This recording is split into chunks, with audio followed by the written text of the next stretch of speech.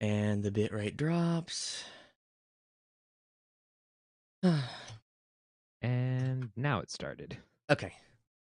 So chat's up. Okay, we've got big. we've got Steffen in chat, and I think we're good just to jump right into it. I say that as I get ready to tab back into OBS momentarily, and surprisingly, no, the bitrate's looking good. So never mind that. Okay. So welcome back, everybody. It's been a while since I've streamed. For those of you who might be new, my name is Harumochizuki. You can call me Harumochi or Haru, or I think somebody's called me Sticky Rice Ball before, which is perfectly fine. But yeah, welcome in. Anybody who might be new, I have with me the best wolf boy in the server. ImJustSteffen. Ow. And we have none other than the master of Sword Art Online, Licorice Recoil. Yeah, God, yeah, yeah. Look, I'm just a guy with a laser sword. Okay, I'm just a guy, laser sword on his back. I ain't no master at anything. Hey, listen, Except maybe my own brain. well, okay, valid, but you're a very cool dude with a laser sword, so that makes it 10 times better. But anyway, I mean, technically. Also, He's in chat at the moment. hey, Kay, welcome in. Yeah. Insert K dead emote here. Yep. Anyway, Always Oh dead. boy. It's so good to be back to streaming altogether, though. I missed this. I seriously missed streaming. Sure. I've been down with bronchitis for the last week or so, and I've been feeling sick as a dog, so it is so good to be back. And I feel like since Kay's in chat, I really need to watch my language. More of that, gotta be kind. Well, I try to be kind on my end of things. I find out every so often if something happens, everything just goes bleh, and then the other side. Yeah, that's Who valid. wants to be kind?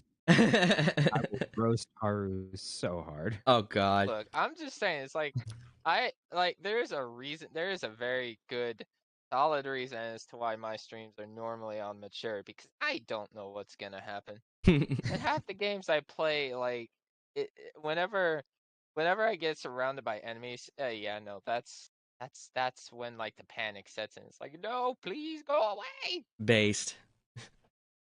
But anyway, it is. I mean, hey, listen, it's fine if this stream turns out a little bit mature. That's perfectly fine. I think it should turn out to be really chill, since it's gonna be mostly like chat, mostly like chat discussion, and like maybe some Q&A if chat audience wants to get involved in, like, like, I don't know, any kind of questions they want to ask. That's a good idea. Kay, glad you're feeling mature stream. Oh, go ahead. Kay, Before we initially start, I hate to cut you off. That's okay. I have to first pull out my bag of tricks. By bag of tricks, I mean my own brain. So. All right. And acquired a bag of tricks. The second bag of tricks I got is probably I mean, you introduced us just moments ago, but I believe maybe a personal introduction to start off might help as well, just to set who's who.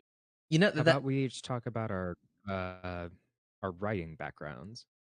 That's actually, yeah, that's a good start. Honestly, I don't really want to take the mic away from you guys, because you guys are just as involved in this as. Okay. To be fair, you guys are probably better writers than I am, so you guys probably need to take the mic first. But real quick, before we do, listen, I know you're playing humble, but no need to put either of us on a pet. Well, maybe Slyfer, but don't put me on a pedestal. Why would I need to be on the pedestal? Okay, like I don't need to be on here. Just look. Give me a sandwich. Give me a sandwich, a cup of tea, and I don't know what comes next after that, dude. I'm Be not, pressing not some gonna buttons say. here. I don't I'm not know. gonna say what was on my mind Uh, about the third thing. That's a little more mature than I think Kay would hope. Anyway, continuing on. Continuing on, yes. Yeah. Before we do the introduction, though, Kay Kamino, glad you're feeling better, Haru. Thank you, Kay. I can actually breathe now, and that means that I can start recording as well. So, yay! That'll be happening again in the future. Tomorrow, I'm probably going to Hey, be back to that's Minecraft, good. though. So, karaoke's going to have to wait just a little while. But let's get into the introductions. A lot of you guys. Okay, I'm seeing 2 concurrent members in chat. So, Kay and either Stefan or Slyfer, I think. It's probably me. It's Okay. probably me. I'm keeping eyes on your chat just in case we go above a couple. So Very much appreciated. I don't know. And I can, for once, be a good mod. I For mean, once, yes.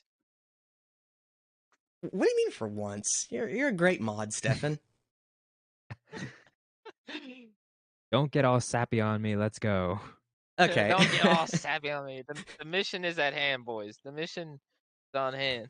Well, another thing I like about doing YouTube streams, I guess more so than Twitch, is like this stream's gonna be up for the longest period, as time to wild out. I mean, hey yo, we can wild out any old time. No, just playing. True. But what I like about this, what I like about seeing this here is it's gonna stay up here. So anything we say here today, people are gonna come back and it's like, oh, this guy said this.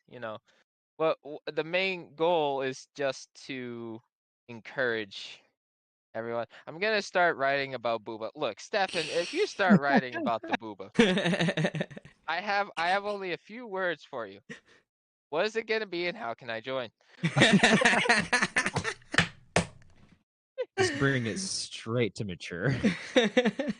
Yeah, I think we passed the wall 10 seconds. Look, I have some you friends to go to introduce you to any if that's the case. I have one particular friend that I met in Kyo's cohorts that I need to introduce you to. You might already Oh, know no, Oh I my him. know goodness. several. No, My it's not goodness. Killer Wallet either. It's not him. It's not him. It's Yeah, not who you think it would be. actually I have not seen time to close my eyes. You're It's talking okay. about death. It's okay, Kay. Don't worry. Don't worry. We're not gonna go into, I mean, unless necessary. We're not gonna go into deep uh deep areas. Um It's okay. She's a weeb. She knows about the booba. oh I you know look, Kay's Kay, equal We're all all I'm parts weebs say saying, so here, and so, sus. So she bro, walks the sus. yin yang kind of balance between say so and yabai.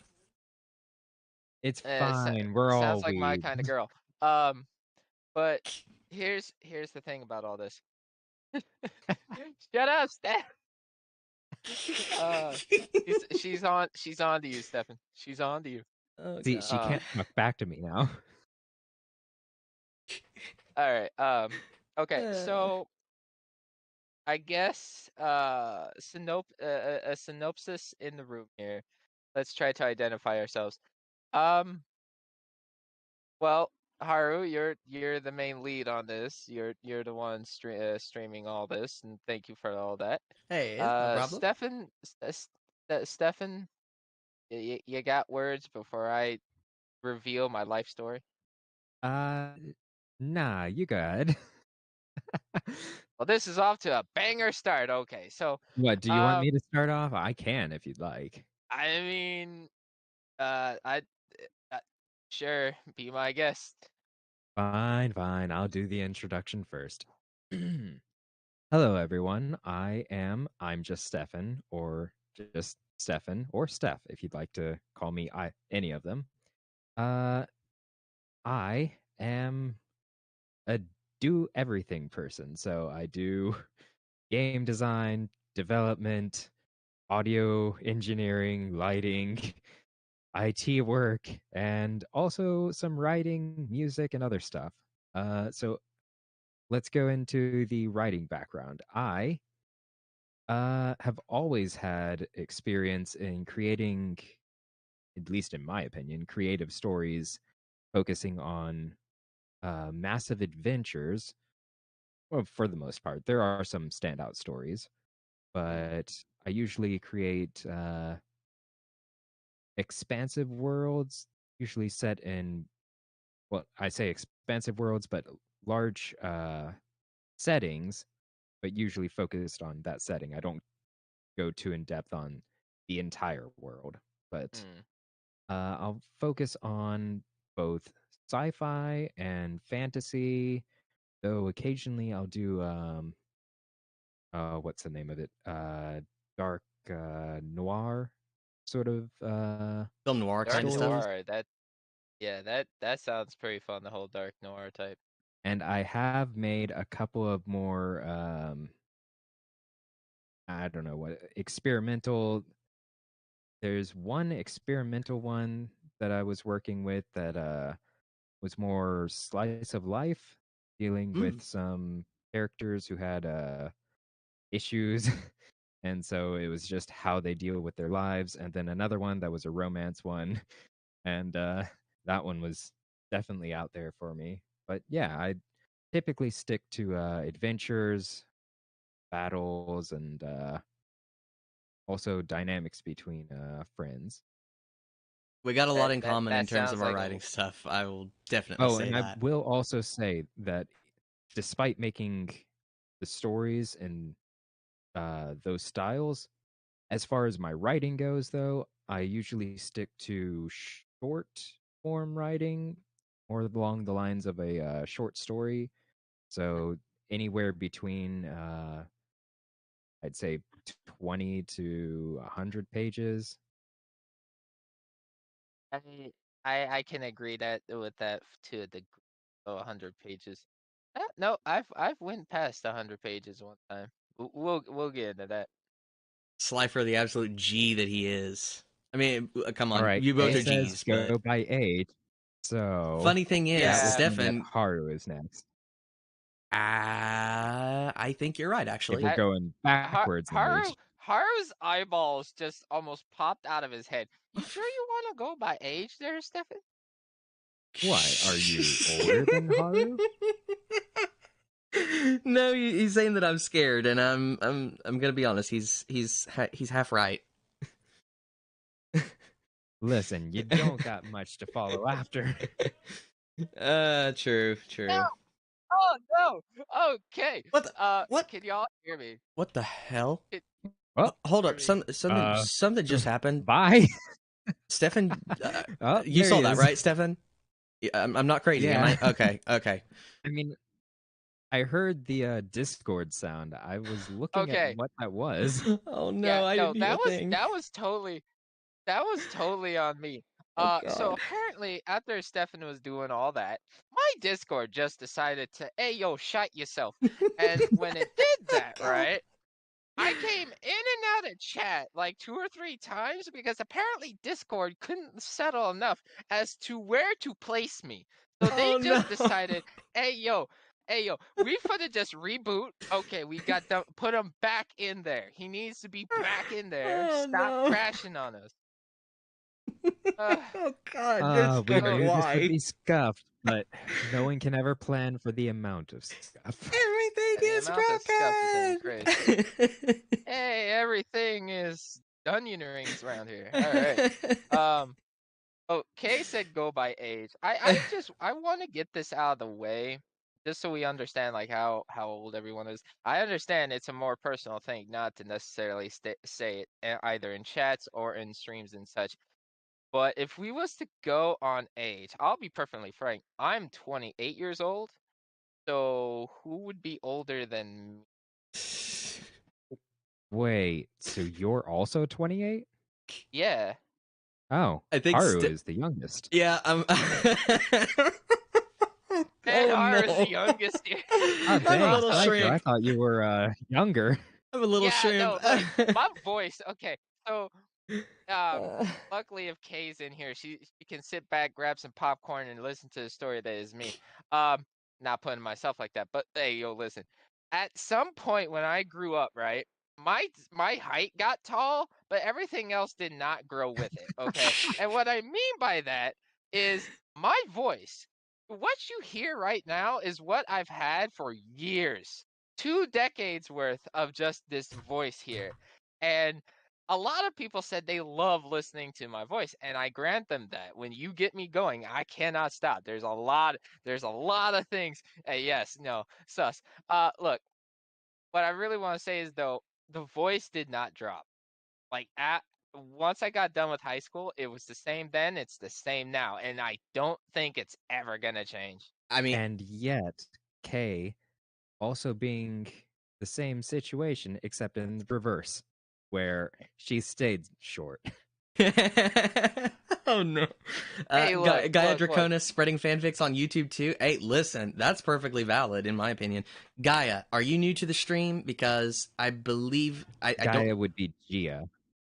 Yeah, Gaia Gia. looks new. Okay, Gia from K's stream. Remember Gia? Yes. I remember. Yeah. Welcome in, Gia. I think you Also, know who I am. Kate, look, what Stefan just said. Let me counter with like, look, if if ah, ah, Kay is man, look, this short. But look, all I'm saying is more to hug. Okay, like look, if you short person, you got a tall person. Tall persons, what we tall people are good for doing is when we go to hug you, like that is pure comfort. You are encased of comfort at that point because a tall person can like literally just like hug everything. Just Uh, hang off you like monkey bars. Hey, listen. Okay, it's gonna sound a little bit. It's maybe gonna sound a little bit cheesy, but I could see that like tall person getting a hug by a short person thing.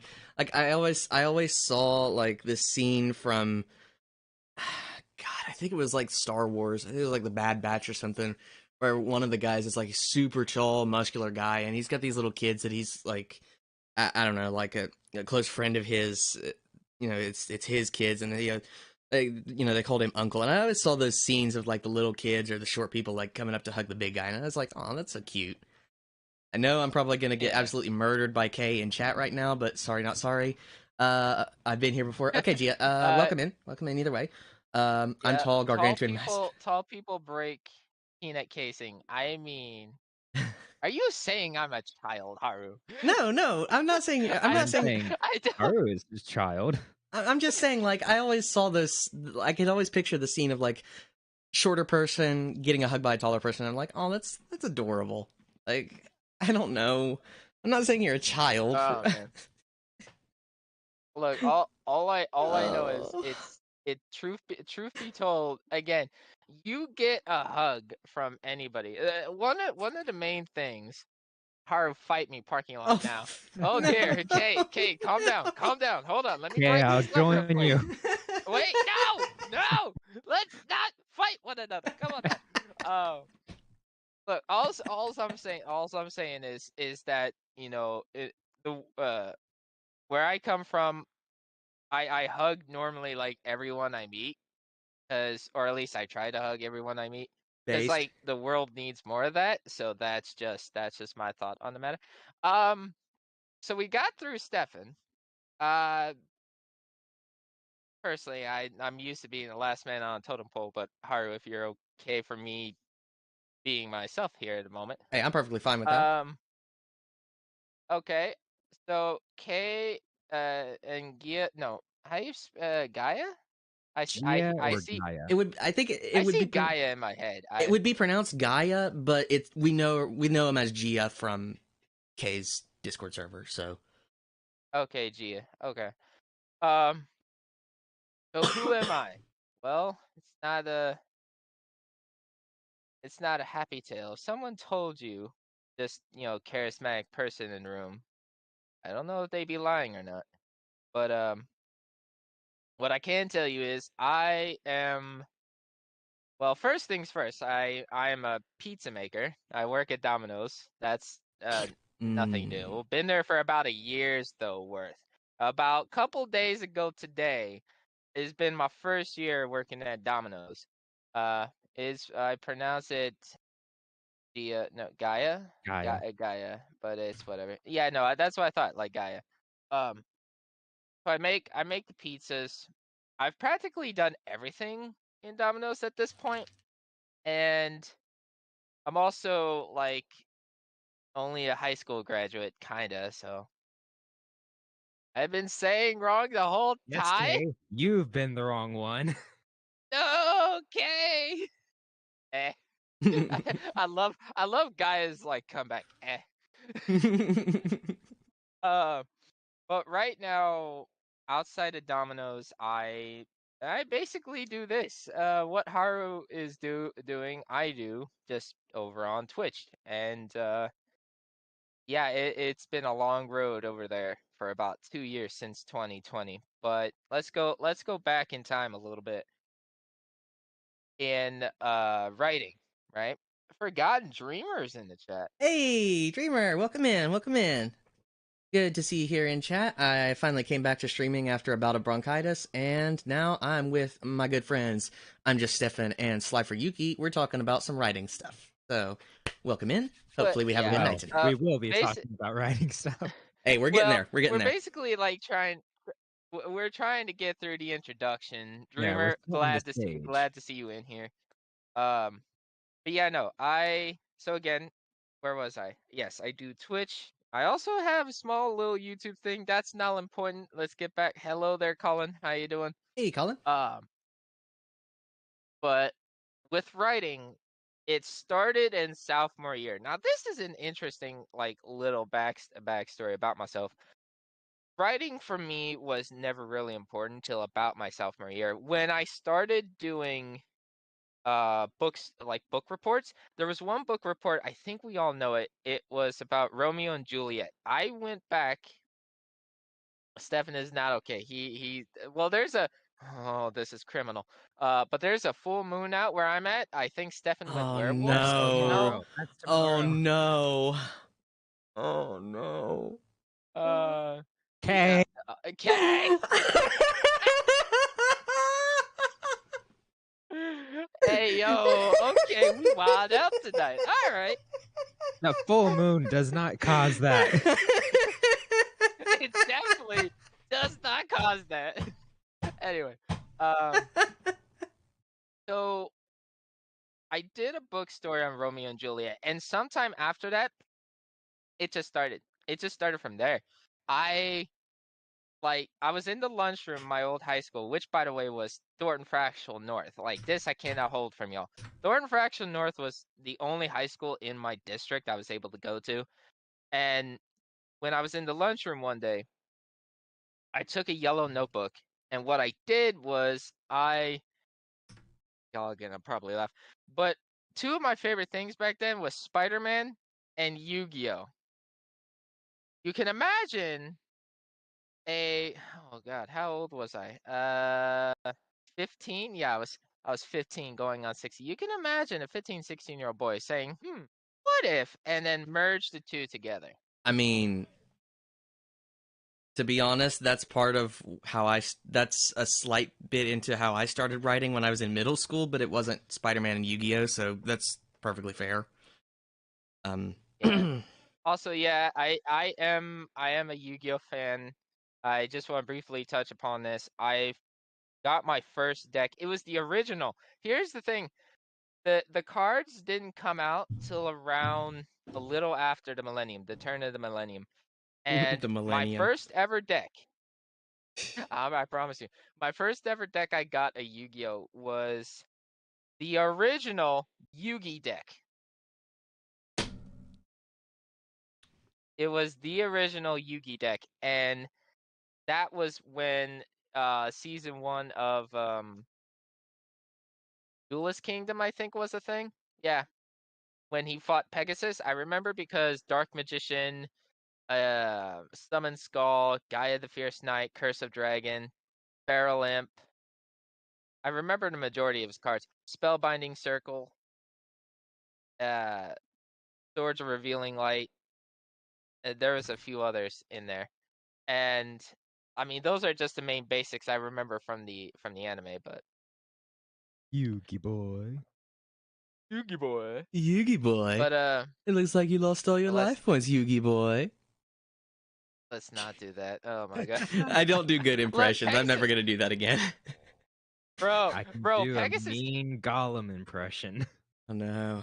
Call him, call him, call him, call him. But yeah, no. So Yu-Gi-Oh was definitely, and I look back at it now, and it was a funny thing then, but I I did not like how I merged Spider-Man and Yu-Gi-Oh together. I'm gonna be honest. Well, no one likes their first stories. Yeah. Hey, Hobbs is here. Hey, JC, Hi, welcome JC. in. Hey, sorry I'm late. The That's okay. TCG has changed. Yeah, Wait a minute. TCG has changed, not for the better in some areas. I see. Hey, Zujin. That would be Confession Code Gaming in the Discord server. Welcome in, Zuijin. Welcome in, Confession. Welcome in, Colin. Welcome in, JC. Good to see you guys here. Since you're just showing up, actually, I saw Colin earlier. My bad. Sorry. But JC, Zuijin, since you're just now showing up, maybe within a couple of minutes, real time, since since my internet connection sucks and YouTube streaming is a little slow. I'm back from bronchitis. Wanted to do a writing stream, and here I am with my good friends Slyfer and Steffen doing just that. And anyway, Slyfer, you were just saying, I, oh God, I was getting through with my introduction, and I think I had a whole like list of things in my brain to start off with, but what I wanna try and get into is what was like the first piece you really tried to like put the all into? okay. You mind if I take this? You mind if I take this this lead on this one, because this actually is kind of gives the background as to how I started writing as well. Um, Yeah, go ahead. okay, so basically, I first started writing just so much as for fun, and it was basically just Star Wars and Halo fan fiction. I know that's gonna sound cheesy as all get out, but when I I got done mean, with look, it, Spider-Man and Fanfic. Yu-Gi-Oh! How deep do Fanfic. you run? at the same time though, when I got done with it, I was like, okay, it's cool. I feel like I'm onto something, but I need to do more. And I started writing sci-fi pieces, basically treated them as a script, almost like I would be putting them onto a manga or comic or something.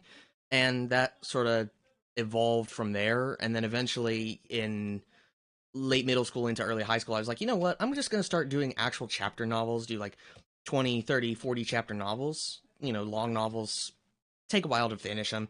And, I've been writing, lately, call it off and on, but I have been writing to some degree ever since. And, yeah, first thing that I tried was, like, actually tried to give it my all with was, it was actually fantasy, kind of, I guess, along the lines of the Lord of the Rings, kinda. I don't know whether to call it like high fantasy, like Lord That of the Rings. It was kind of light, to be honest. It wasn't really. It was kind of soft. It wasn't like hard, super realistic. Well, okay. I say yeah, super no. realistic in the sense Uh of like it focused on magic and such instead of like oh yeah, the for sure. political turmoil that you get with like Aragorn being the heir to the throne of Gondor kind of thing. Oh yeah, no. That uh what I take away from that, and I just remember I have a big book, like all the three books of Lord of the Rings all merged into one, right here on my shelf. Fitting, fitting, fitting. We've had uh that for years. I do not yeah, have but any of those books actually. The only You guys are gonna laugh because I call myself a writer. I say this because I got a lot of my books from the school library. I have no chapter novels of any kind, save for the Harry Potter collection, and I believe I still have it. I think one of the Percy Jackson books. Yeah, okay, I I mean, I've okay. started getting books more often now that I can actually afford them. I I don't mean, oh, sorry. I don't think there's anything wrong with being unable to get many books, if a library is your thing, then yeah, library is a great place. But I will say though, I've been Yeah. stuck in the manga world for the longest time. I was borderline obsessed with collecting manga in late high school, and honestly, like if I had a choice between chapter books and manga, I would do more manga than chapter books, hands down. But I am no artist, so Yeah, that I can actually understand it. Actually, Stefan talked about able to afford books, and hopefully I'm not running into my table because the way I have my chair set up. So I was able to afford books myself, right? And yeah, it's gotten a little obsessive. So I have over here, Stefan, how many like what books do you all have in the corners? Because Haru, you have manga, and I'm looking at my entire Naruto collection. Uh, not entirely. I'm still missing books. And then, what about you, Stefan? What type of books you got in them corners? In my, well, I've been getting more books. I haven't been able to read a Oh, lot of them yet. I've got lots of study books actually. Lots of study books. Lots of Japan books, Japanese language books. that There's bro. some. I have the entire Senko-san manga, hey yo, Hey, okay. or up to the recent release. And Hey, then that's pretty dope. I recently picked up a very large book. I didn't think it was going to be this big. A book called Sufficiently Advanced Magic by Andrew Rowe. And it looks to be interesting. I'm planning on reading it when I actually get some time to read it. Hey, that actually reminded me. So, okay, I have to be honest. I also bought a book on magic one time, right? And my mom was completely terrified of it. No, no, And it's the one I got is a think of it like either Lord of the Rings or Harry Potter. Sufficiently Advanced Magic being a fiction story, not a how oh, to yeah, do magic book. the title's like a yeah, reference. It's like how Fantastic Beasts and Where to Find Them is not just the name of the book or movie. It's also the yeah. name of the in Okay, universe thing. I I got you. I had gotten completely confused because here am I, I'm sitting, it's like, hey yo, wait a minute, actual magic book, hold on. Um, D&D but fans unite. Here, the description is this novel is anime meets D&D meets another anime. wow, that's a perfect description if ever I've heard it. Okay, Um, we're literally like, okay. So in the sense of some of our writing styles, we've got the D&D or fantasy thing down, and we're anime characters, VTubers, PNG tubers, yeah. and we like a lot of anime and manga. We're literally that whole book like personified. I mean, I you literally when you come to think about it, because Haru, you mentioned some moments ago about the whole fanfic of like Halo and whatnot, right? Yeah. Well, I did one of Skyrim. Ayo? And I just now remembering this.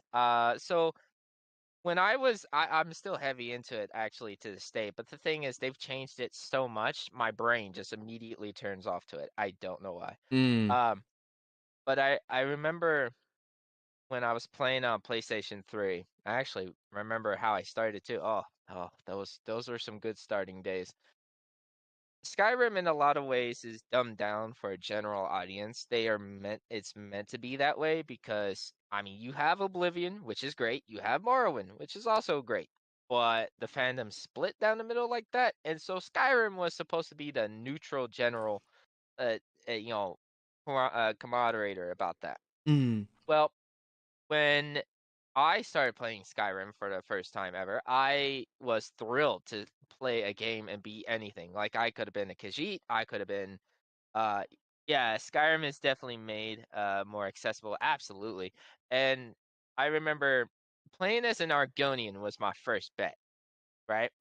And then I played a Khajiit after that, and then just Nords mostly all the time. Although I did have one female high elf, which was like was badass. I'm talking about she come in. Okay, her whole aesthetic, right? She was a high elf. She had a scar on the face. Um, she had like green eyes too. A beautiful high elf. And the way the story went was she was the adopted sister to my main character. Ayo. Um, yeah, the whole idea was her family tried to stand against the Thalmor and what they did. Um, but they were then targeted by the Thalmor. And in the midst of the escape, her father basically like they kind of like separated, right? Because he didn't want her to die. So an off chase led into Skyrim's province, and she got left into the woods. While Oh. doing so, he actually ran off. The father ran off, and like no one really knows what happened to him, except there was a family in the woods, a Nordic family that took the high elf in. They also had a son. The son, mind you, was the hero of the story, the Dragonborn. So I basically was giving like a starting point for the main hero of the story, as well as like some background characters to throw in. And Sylvia was her name, Sylvia the High Elf. She basically had dwarven lightning axes with the lightning enchantment, right? She basically had like the not the scaled armor, but like oh, it wasn't studded either. It was the one above that. May have been scaled. I don't know. But she had that with a hood. And she was just I think back to it and it was a very beautiful time. That very I think very beautiful. Cause bro, so, uh but it took 6 chapters of the Skyrim tale, and I actually left on a cliffhanger. It's right here somewhere. Yeah, here it is. It's right here. It's about 6 chapters, and the idea was it's already went past the main story of the game. I was focusing on Dragonborn, not Dragonborn, Dawnguard.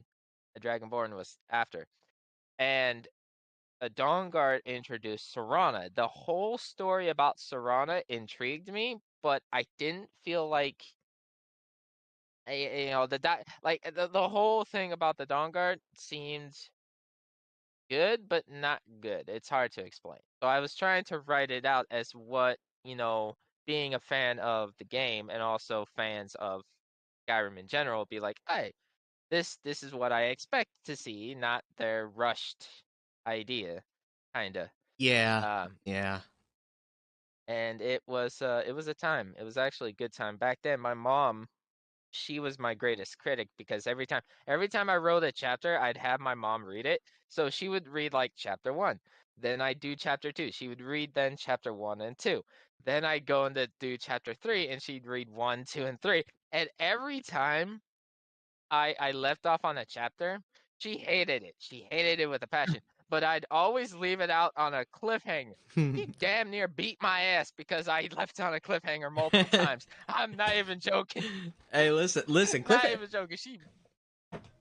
cliffhangers Oh, are, in my opinion, cliffhangers are the thing that keeps people hooked after the fact. No matter if you're doing a chapter of a book, a chapter of a manga. When used in the correct place, True, yes. true, true. But overusing cliffhangers does tend to get a little, I I guess, know. It's fatiguing to the reader. Yeah. Well, I only did it because see, my mom has a bad habit, and personally, I want to address Zujin's couple of comments here. K is being adorable. Um, for the let's norm. see. Oblivion through, I did a play immediately after playing D&D 3.5. Okay. Very much into the min-max character building thing when I got into the Elder Scrolls, which is absolutely true. And Oblivion was very easy for me to integrate into. That is actually a true story to some, considering the fact that a lot when you start playing an Elder Scroll, that is the game you remember right off the bat. You get relatively into. Um, I've heard stories with it with Morrowind, Oblivion, Skyrim, and Elder Scrolls Online, as a matter of fact. But no, my mom has this biggest. It's excruciating. It's the reason why I did cliffhangers to her purposely. She always goes to the back of the book every time. Every time you do a story, she will go to the back of the book to see who did it and then read through it, even though she knows who did it, but still enjoys reading through the story. I'm not noshing her for doing it that type of way. I'm just like, why do you keep doing it? It's just read through and discover, man. You don't got to do all that. It's funny. I've actually done that before. Like I've snuck into the back chapter of the very last couple of pages of a Ooh, book, spoilers. and I've actually done that before. Thankfully, they're not series that I was really deep into.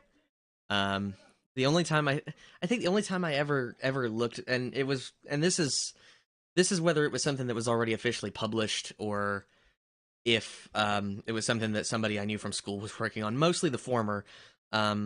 I think the first time that I ever did that actually was, for a book or series that I was really involved in was Young Samurai by Chris Bradford, I think was the author, and it was a young adult novel. And I think the big part of it was because like I had already read the first 3 books of the 8-book series dozens of times, and Oh, I got a hold of books 4 through 8. I think they were actually birthday presents from Mama Mochi, and I was about like, I don't know, maybe halfway through book 5, and it was kind of a slog to get through. And I kind of got bored of it because I knew that there was something big going to happen in book 6.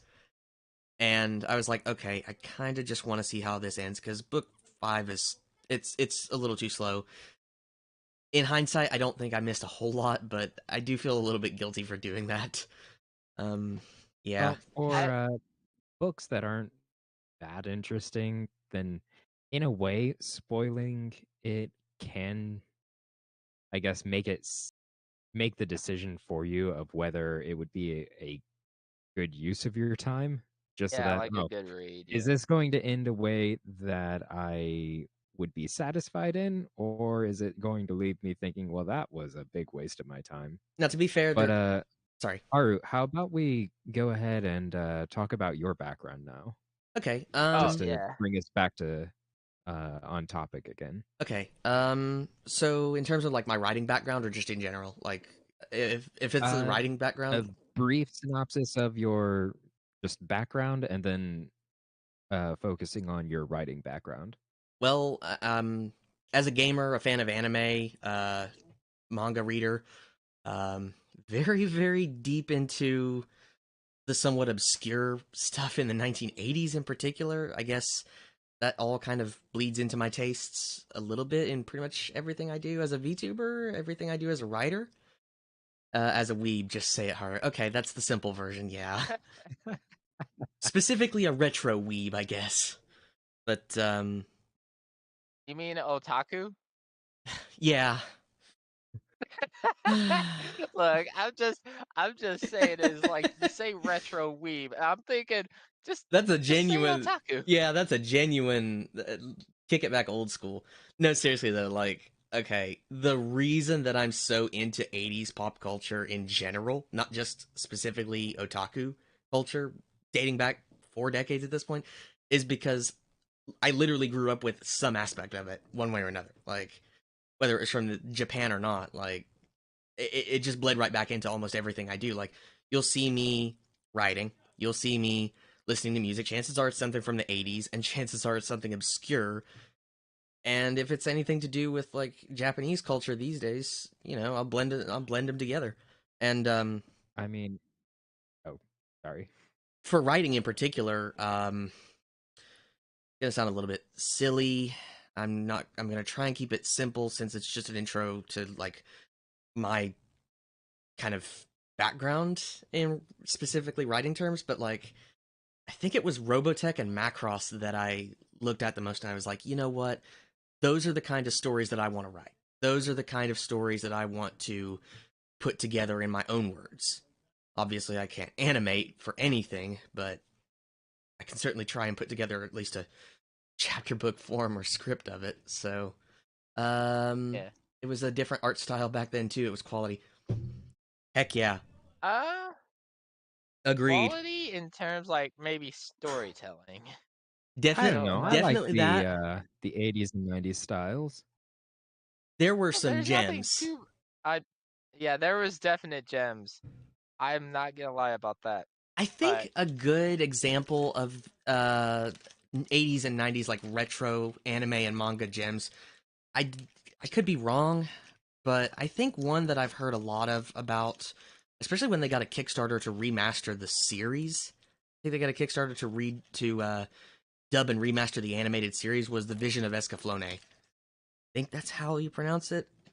If any, I swear, if somebody from the production team watches this and they cringe up at my pronunciation of the names, I'm gonna feel like crap. But you'll be fine. You'll be fine. yeah, but yeah, I've not watched it yet because at the time I couldn't afford to get a hold of Crunchyroll or Funimation. Salty Well, Cat I House, mean, yes, I heard that's the name. they weren't around at that time yet. Oh, well, okay. The dub came out when Crunchyroll and Funimation were a thing, but yeah, Ew, a dub watcher. I used to be. Come now, come now. Look, There, all I'm there's saying, some good dubs. and that's what I'm saying.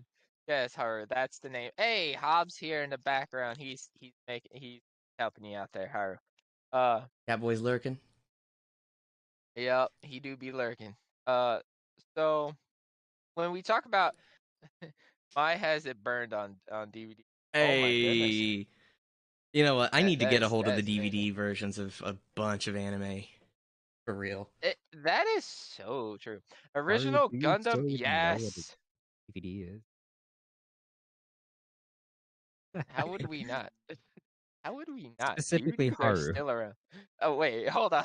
Listen, I will never hold digital streaming completely over DVDs or CDs even. I will never do that. And Bro. you know why? Because licensing is a punk. I'm not going to say the other word that I was going to say because Oh no, we all hold we all we all know we all know you're thinking it.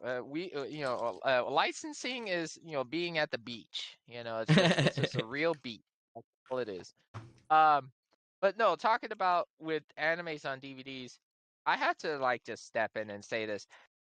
I have given up trying to watch it or like watch any anime on Crunchyroll now, considering the fact that Crunchyroll, like, they really am pushing the whole having a premium, subscription with them just to watch. And I'm just like, bro, on. all I want to watch is Gundam Seed. I want to watch, Lord Marksman of Vanadis. I had to go out of my way. Actually, no, it's not really out of my way. It was actually quite fun. I had to go and get Lord Marksman of Vanadis, and I had to go get Chivalry of a Failed Knight off of Amazon. I also bought, because see, my mom is into anime too, and I had to buy her Maid Sama as well. So, and that was like the starting days of my job. Hey, you know what? Listen, if that's the case, hang on. Crunchyroll has moved to primarily slice of life stuff too. Okay, Gaia. That is one thing I don't like is just going full throttle with like one genre. I really don't like when they do that. But Senko-san. True, true, true. Um, I I mean, mean, there was a cute one on Crunchyroll I was watching for a time, and probably sure get into the whole bulk of while we're all here in a second. But one of the few I was watching and I got into was my girlfriend isn't cute, she's cool or something like that. The idea is that, you got this kid who everywhere he steps, he has things falling on top of him. It's like this guy is just prone for bad luck, but apparently he got with this like cute pink-haired girl, and she's just like a powerhouse of a defender of him, and he just thinks he's like really super cool. I don't know. I got into that one a little bit. I'm just saying. I mean, that's fair. It's just like me personally, I delve into more like sci-fi and fantasy stuff than anything else. It's kind of a I don't know. Like if it's sci-fi, I dig into like the stuff that looks like it was from the 80s and 90s.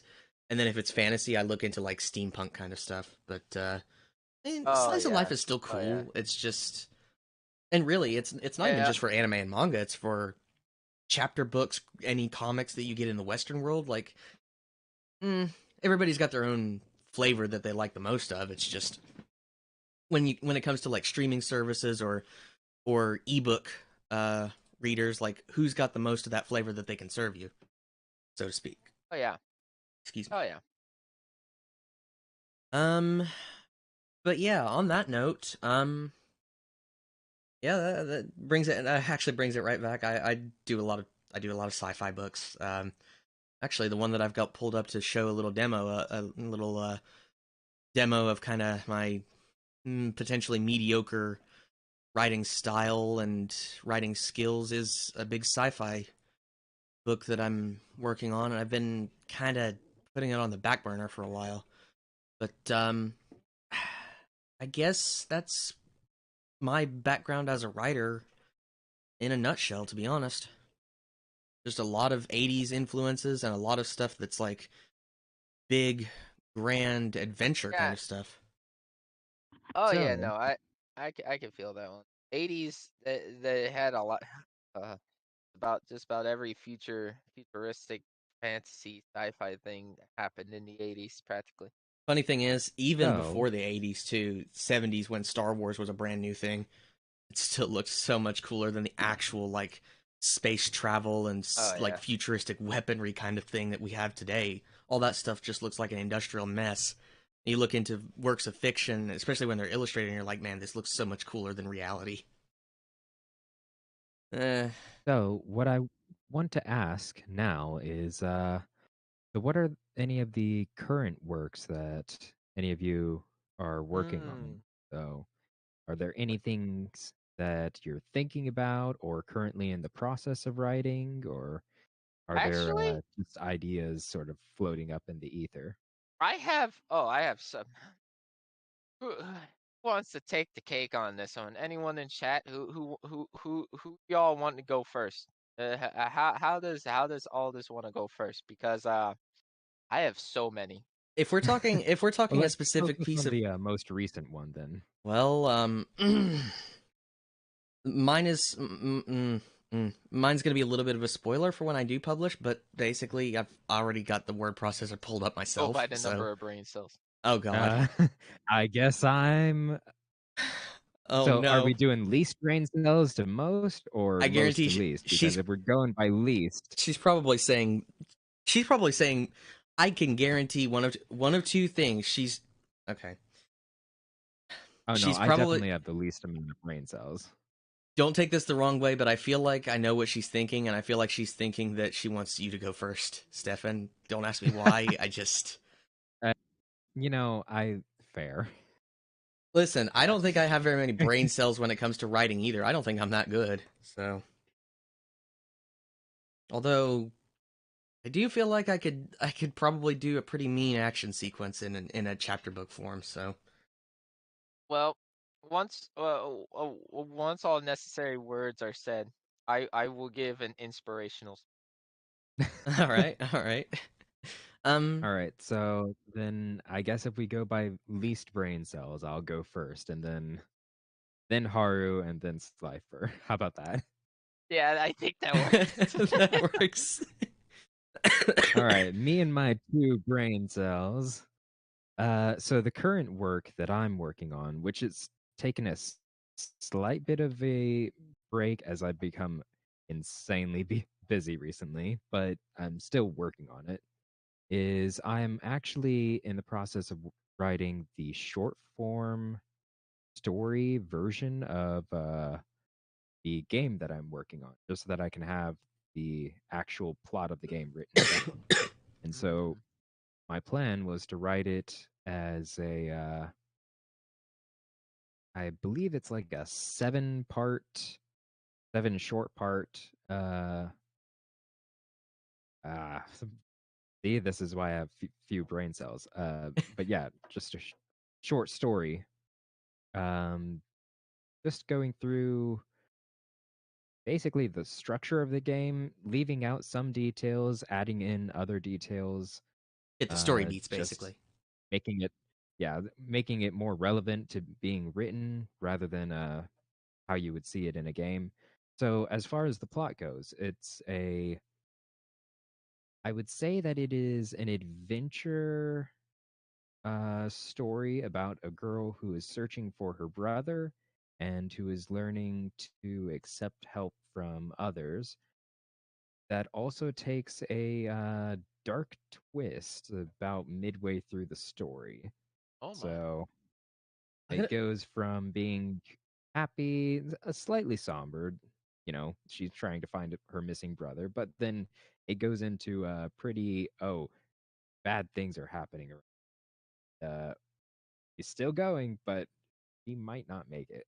It sounds And a little so bit that's like that game that Kay was playing. It's not Omori. And no, I'm not saying you're copying anybody. It sounds like it's taking a little bit of influence from that game that Kay was playing, uh, To the Moon. I think that's what it's called. But it's like that really. plus No, I haven't seen To the Moon, what is but that game called? Kay, help me out here. what, the sequel one? Yeah, that's whatever that game is. That like weird like traveling through memories kind of RPG that Kay was playing on stream a couple of months Oh, ago. Whatever that game is, I cannot remember the title of it. That's what it sounds like, but it sounds a little bit like that plus like Stranger Things. I'm loving it already. Like I actually want to read this But now. yeah, this story has been in the works since 20 either 2019 or 2018. This was originally planned as a final project for one of my game dev classes, and then after I realized the scope of it as I was doing it, I realized, oh no, I've bitten off more than I can chew, I will and definitely so Okay, I would it definitely took a say back burner as I was. To the Moon or Finding Paradise. That's what Kay was saying. To the Moon. That's the one. That's the But yeah, one. Alright. that is my current work, and I've got several other much longer stories that are also another reason that I wanted to do this story was because it was one of the only stories that I've done that is an actual more just simplistic short plot rather than being a massive adventure thing. I mean that's perfectly valid. Sometimes scaling things back to really make it feel what's the word? Not make it feel like it's easier to take in. Scaling, Maybe yeah, scaling down using just the basic, you know, uh, foot, footstones, and then you know, it's like oh, you have a tree, and you know the base of that tree. Now just identify each branch that's on the tree. yeah. Yeah, I'm trying to just get the being able to write the story itself rather than, make it a, I don't know, massively expansive book or Oh, anything. I'm not yeah, yeah. creating a huge world or anything. I am telling a story. Something you Oh could More yeah, take like telling a story to a child for a bedtime story, except this would be a terrible story for a child, or a story around a campfire. I got you. I got you. that's highly understandable. I guess call it more consider it more of a chocolate chip cookie sized thing than a cake, if I could put it to an analogy, I guess. I don't really know what So else. just bake a dozen cookies. I mean, listen, if you make a half a dozen cookie and okay. I th- this in the analogy sense, I feel like baking a very grand, well put together cake is a better idea than a whole big dozen of chocolate chip cookies, metaphorically speaking, but that's my writing style. I try to handle more grand scale kind of stuff, but that is actually really cool though, Stefan. Like, I want to read. Well, I want to read this now. I'm quite curious myself. yeah, my writing style has been to create large, massive stories, but that's why I'm trying to focus more on short stories. I did so for a couple of classes in college, and I found that it does tend to be at least easier for me because I can leave out some details and then some other things up into a few shorter words. I don't have to give every single person's description and everything. I can just get straight to the point, which does help in the speed of writing. Yeah. Um. So, Haru, with the second most brain cells, that would put you at next.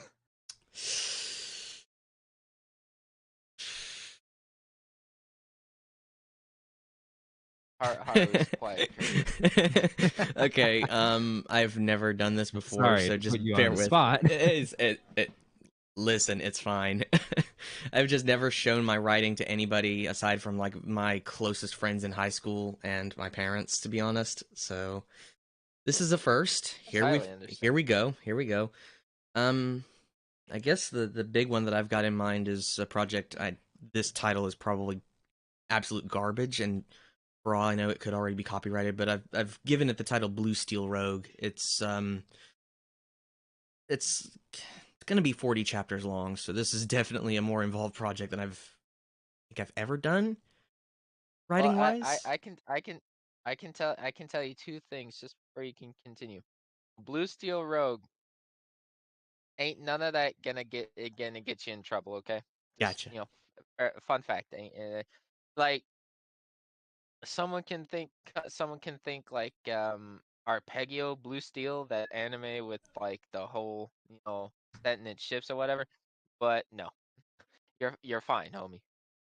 Well, there's an interesting. I don't know how I don't know how I could segue into this and keep it on the level and not go overboard. But there's the reason I picked that title, and it'll become clear when the book is finished. But kind of,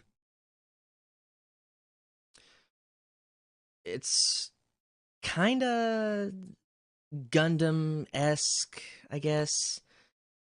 It's not really like straight up Gundam anything. It's got its own thing going on, but I guess it's a tad bit politically charged in the sense of like it's got politics at like the core of it, because anything to do with like space sci-fi, chances are that's going to be part of it, it seems these days. But like, I don't know, there's a lesson to be told in it. I see Stefan saying weeb alert. Oh god. Uh-huh. Weeb alert. Basically, it's this it's about this conflict between, oh, okay, there's a lot of parties in the story that are at each other's throats, to be honest. You've got like Earth's military on one one faction versus another. It's Earth's faction, or Earth's military fighting on one side, kind of overbearing on this like colony planet, and there's this big uprising that's trying to play both sides to basically blow a little revolution, like an upstart like insurrection into a full-on war. And of all people, this orphaned 16, 17-year-old kid from Earth looks at the situation, and he gets caught up in the middle of it, and it forces him to take a look at it and realize this has to stop. Somebody needs to step in and keep this from happening. Somebody needs to say neither side is right. This all just needs to stop. It's senseless. It's pointless. I guess there's a sort of I guess it's the core lesson, the core like theme of the story is that in conflict, there's hardly ever really a a right side or a wrong side. It's just a matter of sides and what happens when Yeah. most of the people involved don't even want to take a side. Oh yeah. Okay. But To me, that sounds a little bit. I can understand the Gundam-esque thing to it now because uh it kind of reminds me a little bit of Seed, where it like midway through once I don't know if we're all familiar with how Seed goes or Mobile Suit Gundam Seed, but halfway through when Kira gets a Freedom Gundam, he takes his own side, meaning he isn't teamed up with the Earth Corps. He isn't teamed up with Earth Federation or whatever. He isn't teamed up with coordinators.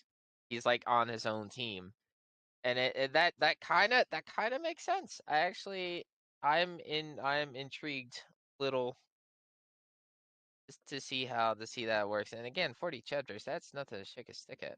I mean, I kind of envisioned it more like I pictured it as like the political undertones of Gundam, but then the sort of like retro kind of sci-fi action of Macross or Robotech, whatever you want to call it, because they're more or less the same thing. Uh, Um, okay, yeah. at the same time, though, I kind of wanted to have the main character, because, gonna be honest, I don't know if this is like a reflection of how I wanted to be when I was in high school or how I wanted people to see me, but kind of wanted the main protagonist to be a little bit of a hot shot, a little kind of, well, a rogue. A maverick. You wanted him to be a maverick. That's what it was. I mean, heck, the second, I don't know if anybody can see it on stream, but the second chapter, for goodness sake, is called Daredevil, so kind of gives a little bit of a hint as to what he's like. Um, but yeah, that I've had this on the back burner since spring semester last. Okay, not spring of this year, spring 2022. I've had it kind of on the back burner since then because when I started as an actual streamer, I kind of put more of my attention to that than writing. But now that I've got my foot in the door streaming, I feel like I could do this on stream as well. But Oh yeah. um, yeah, that's honestly just one of 4 big projects that I've got in the works right now. But that's the one that I definitely want to publish first, and hopefully Blue Steel Rogue will segue into a bigger fictional chronology, bigger fictional That universe. that can only as far as you take it, my friend. And on that note, we'll have to wait and see how successful it is, because if it's not very successful, I might have to take a step back and try something else. But hey, it's writing. Ah, It's fun.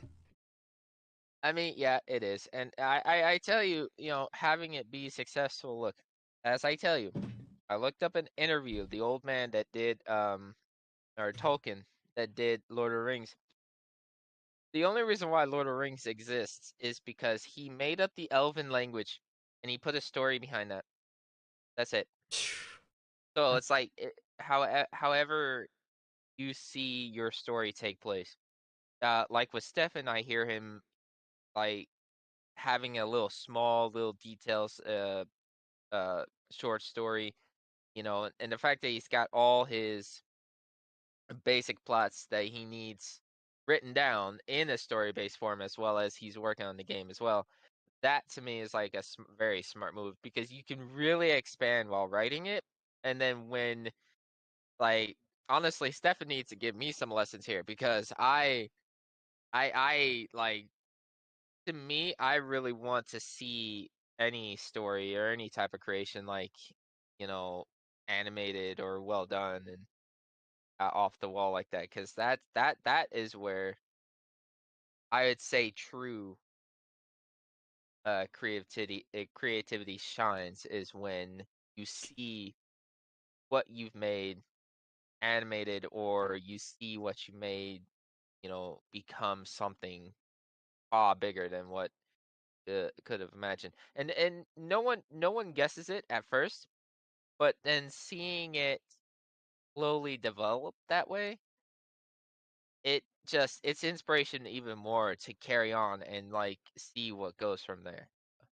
Yeah. Yeah, Well, I if can't wait to see what happens. if you want a really well done story, you've come to the wrong place. Ah, well. Also, Slyfer, real quick. I'm not trying to make fun of you or anything, but I just saw it as funny when you kind of got a little bit tongue tied there when you're trying to speak, and it almost sounded like you said something else that Kay, I don't know if she caught it, but she probably would have been calling you sus. When you said creativity, it kind of stumbled just a Look, little bit like I yeah, would have, no, and it sounded like a different word. no, I know exactly what it sounded. Look, I've been at this streaming, and video gig for about years now. Okay, uh, and honestly, there isn't a time where I don't get tongue tied. It's one of those things where it's- I've looked up some videos on it, and it's like write down before you do stream or video. My dumbass is just like, oh, we finna spitball it today, and, and it just works. It works. Yeah, half of the brilliant things I've said over the years is from me literally spitballing because I can literally sound like a philosopher if you let me. So I mean, honestly, same. Only except, I think okay, admittedly, I think for me, it's not quite as much tripping over my own tongue, as much as it is actually losing my train of thought. Kay, coming out, I'm say so right now. I have no clue what you're on about, Heart. Okay, let's just leave it at that. That's a lie. By the way, though, last thing I will say about like my writing stuff, I always listen to music when I write, which may not sound like a big surprise. I think, Steffen, you listen to music a lot when you write, if I'm not mistaken. Yeah. So if you ever see me doing a writing stream and you see notes like this, chances are that's whatever song that I'm going to be playing when I am working on or reworking that particular part of the book. Kind of a set the yeah, mood kind of thing. And yes, it's from the that eight. is fantastic. It's all from the '80s. Don't judge me. I'm old school. I grew up No one's with old judging. school No parents. 80s one's no city one's pop judging. is great. Right? I mean, Look, if anyone's getting judged right now, it's definitely me. Okay, my red fire hair may be, brilliant to look at, but trust me, I'm anyhow. okay. Listen, Red Firehead. That's perfectly fine. I think a lot of people are gonna be. I think a lot of people would be attracted to that. I mean, I'm pretty sure a lot of people liked Hinata from Haikyuu, so that was probably reason number I one. mean, well, don't Yeah. sell yourself short, Haru. Everyone likes a blonde bimbo. Oh my. Oh, son, son of son of a gun. All right. Slifer, we were thinking almost the exact same thing, but I was gonna go into a more aggressive territory. Steffen, I swear. God. Yes, Liberty Gibbets. All right. Hey, I am just here to derail things. Yes, you definitely derailed in half there, my brother. Okay, I'm just you went so far along as like blonde bimbo. Here, I'm thinking, oh, you son of a gun. Okay, you know I what? told you there would be booba here. Okay, guy, he's blushing all. Yeah, yeah, I am. Slifer, you might actually need a little explanation. He called me that after I called myself stupid or dumb or something on modded Minecraft stream before I lost all my progress. So that's that story.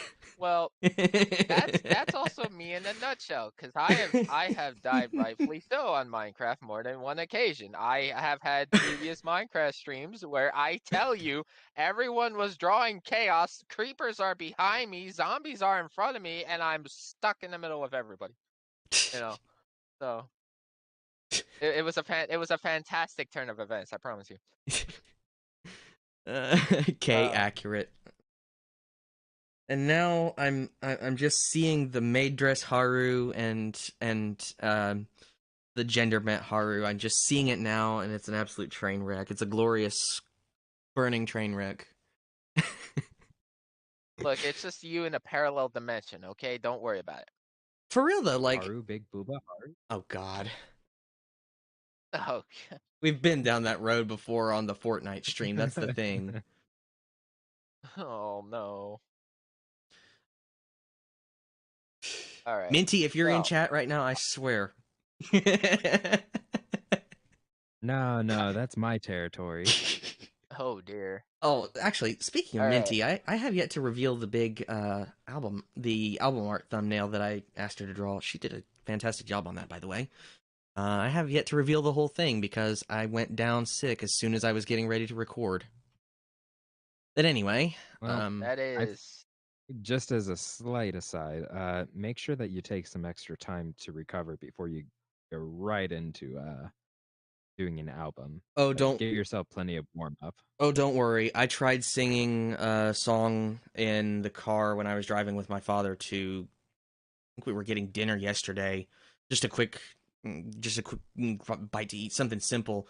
And I tried basically singing car karaoke, and it wasn't even something too intense. It was something that I would normally be like with perfectly within my range, and my God, was it bad. I was so out of practice by day 4. Oh God. Wow. This takes some more time. Yeah. Now Slyfer, All right. your turn. Yes. Maximum brain cell. Oh. Maximum fiery haired brain cell. Hold on. I need to do this for everyone. You got this, bro. Hold on. Brain cells expanding right now. Hold on. I'm sorry if I'm sorry if One. I sound like I'm putting you on the spot or being rude. I'm just Oh, trying to have a actually little not. fun. See, look, brain cells 110%. Okay. So, uh, yeah, stories in me have gone way back as the moment I gotten into any good story. A lot of times a lot of the fill-in after I left not left high school, after I graduated high school was just filled in with anime.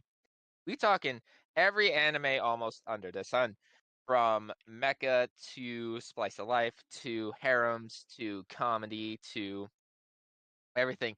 Senor Senpai, hey, welcome. Lucian, my last 3 brain cells died my last 3 brain cells during a test. No. Yeah, no, that was me in grade school. Uh, but no, after getting so used to seeing multiple different stories and then advocating like short stories or little fanfics here and there, I had notebooks upon notebooks of just ideas.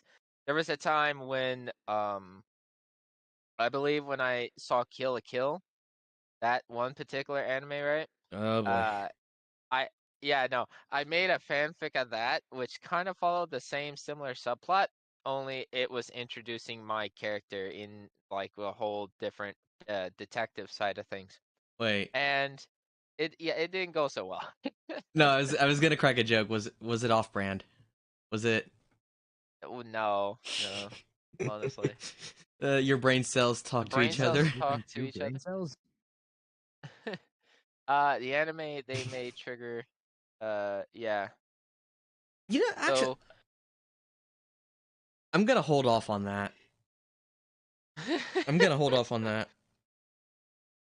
I could say in terms of knowledge nowadays, my stories are there's one particular big thing I am doing. And apart from trying to remember I talked about that Skyrim stream just not stream, that Skyrim story just moments ago. My mom has told me a time and time again to get back to that, and I want to.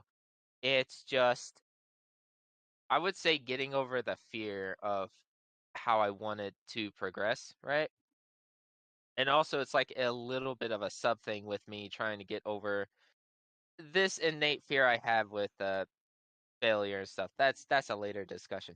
This is not about that. This is about in like telling each and every one of you out there that you can and should be able to expand your imagination to the wildest dreams. I'm actually quite curious as to what everyone's gonna come up with in the future. But with me in stories now, there's one I'm working big on, and I'm with a group of guys that actually are fans of this genre, and that's Dragon Ball. If y'all don't are unaware or are familiar with Dragon Ball, it is kind of a big name now in both stupidity and fandom. I And what do I mean, mean by the stupidity is the zaniness of it. Yeah, and the fandom is, well, The fandom. transformations are best for a ghost story. I love it. Uh, I just love yeah, it. no, Akira Toriyama and his group, like they do their best in some of the movies they've come out with. Like Broly was good, Superhero was good. It's just falling after Super tend to get a little downtrodden. But we're working on currently this whole Dragon Ball verse ourselves with all our characters, and the number of characters I have are spectacular. It's a far cry than what I used to do back in the day. And there's currently a few story ideas I have like put on a back burner because a lot of times, who doesn't know Dragon Ball? Indeed. Um, there's a lot of times where some of the groups I've talked to before kind of like fell out, and so I had to shelve the idea. And basically a one-man crew. I can't really do it all on my own. That was the whole SAO story, which is still here in my sub list. But the Dragon Ball verse is my character Tora at this current moment is just we follow Xenoverse 2, the game, and he's a time patroller who was raised kind of similarly to Goku. Now it's entirely memed on the server I'm on that's doing this that he is like a copy of Goku, but he isn't. To a degree, he really isn't though. I mean, Um, listen, canonically, Planet Vegeta was outright destroyed by the guys who were in charge of their military, pretty much. So I'm sure Goku is not the only yeah. survivor. So it makes canonical sense.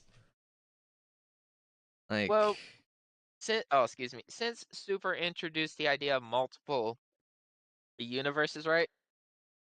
We've pulled our characters from or basically we base them in that set universe. Like Goku and everyone is from Universe 7. You have Universe 6 that's been revealed. You have Universe 11 from the Tournament of Power and the Tournament of Power arc from Super Anime in general. And so my characters, a few of them are from Universe 8. Tora is a Saiyan from Universe 8. And the idea was to basically get back to the emotional roots, get back to the story plots, get back to what made Dragon Ball to begin with. And that's where our entire crew comes in. We make these little side bit stories here, and sometimes we piece them together, and it's an actual, fictional thing that could be put together. But what I'm working on is basically Tora's adventure, and it's not really about Tora technically, because the group of people he gets to know is about um all the way different. I mean, there's a couple Earthlings in there, one named Yoru, the other one named Charlie. You got a Namekian in there by the name of Flute. Um, you got and see the thing about my Saiyans is they're named after big cats. oh, okay, I got you. I got you. Okay. So and I couldn't find any other different term for tiger in Japanese. All I came up with was Tora. All they came up was Tora. So Tora is tiger, and my other ones, Orion is a lion, as well as their fusion is a liger, which is just it, a liger. And I have a few other there called Panza, which is panther, and then you have Puma, which is just puma. And the entire storytelling is it's a lot of things merged into one. I believe there was a little sub story plot that I did that had elements from Bleach, from well, mainly from Bleach, but like from Bleach, Naruto, um, and other different areas of like just the emotional said triggers onto the psyche and whatever. And it turned out really nice. I was actually quite pleased. But there's a lot more stories out there that I have in mind. The SAO one, and roughly finishing up with the Dragon Ball one, it is getting a little bit too out of my control, which is why I want to try and start working on like where the base of the tree is and start sprouting slowly outward with the tree. Yeah, that, And that's why the whole like first part of it is just gonna be about Yoru, because Yoru is a human girl who she's only a time patroller because she lost her brother. Her brother went missing and no one knows where he is. No one's able to find him. The idea is that she wants to find her brother, so she becomes a time patroller. And in the midst of becoming a time patroller, she comes across all these many people who are all different time patrollers in their own right. And that's kind of corresponds to where she meets Flute, where she meets Tora, where she meets, because the whole premise is Time Patroller Academy, which we've all set up. So it was actually a great fun time. And I believe there was, oh my goodness, I had a list here. The Skyrim story, I talked about that. I had a Pokemon story idea one time. Don't know why I didn't go anywhere further with that. I And mean, then there is, okay, like I'm not saying that this is a bad thing that you chose to do like a Pokemon story, but I'm just saying it's Pokemon's a little bit tricky because there's only really two canonical sources of Pokemon like canon writing and oh plot yeah, in the sense of like yeah, the old series and movies, however they work together, however they fit together in the puzzle, and then there's yeah. the new one from what was the Pokemon series they put on Netflix? It was like the brand new one. Like they had Score Bunny and a bunch of the new Pokemon, all as like the main cast alongside Pikachu, Ash, and others. I don't even know if Misty and Brock were even in that one. I'm not really like a big fan of Pokemon, but like from I what I mean, know, oh yeah. Senior Lucy in the anime that made Trigger Big. I mean, they're definitely Big now, and now that they've slapped some of CD Project Red's guys over Cyberpunk Edge Runners down a rat's nest, they're notorious Big now. I don't know if anybody knows that story. I did not, but that is for another day. Yeah, Um, um, yeah, that's definitely for another day. That's good. Okay, I don't even know if we should get into a topic like that on the stream cast because that could get into some hot territory. But Yeah, well, I let's mean, just we're stick with the writing for now. yeah, let's yeah, just stick with the writing stick for with the now. writing for now. Um, I guess to sum it up with some of these ideas, I had another like correlation project I had, which was actually it comes off the fact of playing Fallout 4, right? So Skyrim and Fallout 4 both made by Bethesda and to me are both good games to a degree. And Fallout 4, I wasn't quite interested in that type of genre of a game. You know, the whole wasteland nuclear apocalypse whatever type business. Like post Then I nuclear got apocalyptic into thing. Yeah, yeah, that's or wasteland apocalyptic wasteland whatever. And uh, I got into the lore of Fallout recently. Not recently. It's been over the last couple of years. It's interesting. It's interesting what Bethesda basically put together on top of what literally the guys from Obsidian had done. And after looking at all the sources and everything, I did a little bit of a Fallout tale, which I still have means to write it down. But the general premise was we are introduced to a raider camp in basically a feud with a rival camp.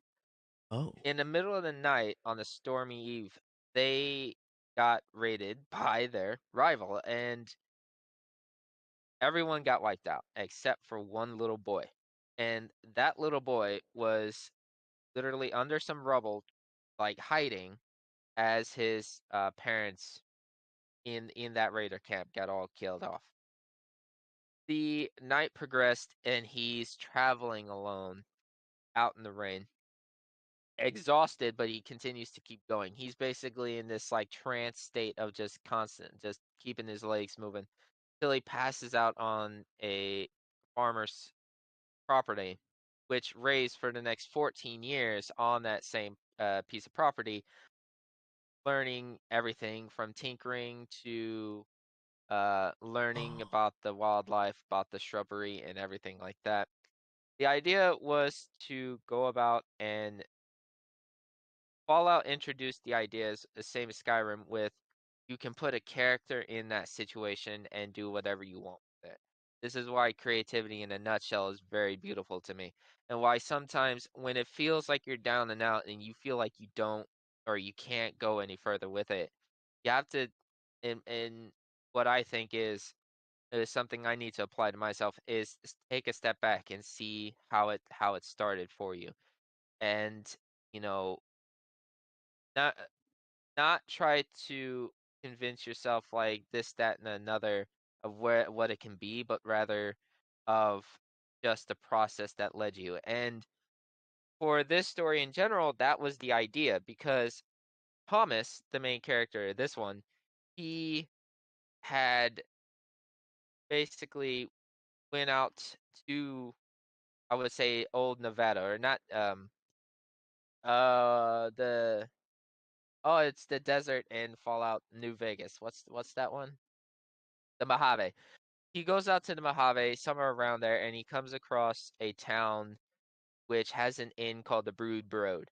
And in that little inn, he valley staying the night, several nights actually, because the neighboring wildlife is not only filled of the insects and the shrubbery, but also death claws. And to him, he's fascinated with the death claws to an extent, mainly on how they live. And he's not the first researcher to do so, but he takes an accurate depiction of what he thinks is, where they came from. Because it's Oh. always been it's always been like said about like what is the death claw? Where does the death claw come from? So he tries to identify that. Now I've seen a bunch of lore on the matter, so I'm just using what I found or what I've heard as just the base, and then Thomas comes up with his own distinction. And playing it like that in the Brood Broad, he meets a ghoul, a female ghoul, who's about like technically when the bombs fell and she turned into a ghoul. She was like in her 30s to 40s. She was going to like late 30s into 40s there. And every time you mention her past life to her, she freezes up because the last thing she can possibly remember is the bombs falling on her used to be normal life, which Mm. is not so normal anymore. And she's the head innkeeper of the Brood Broad.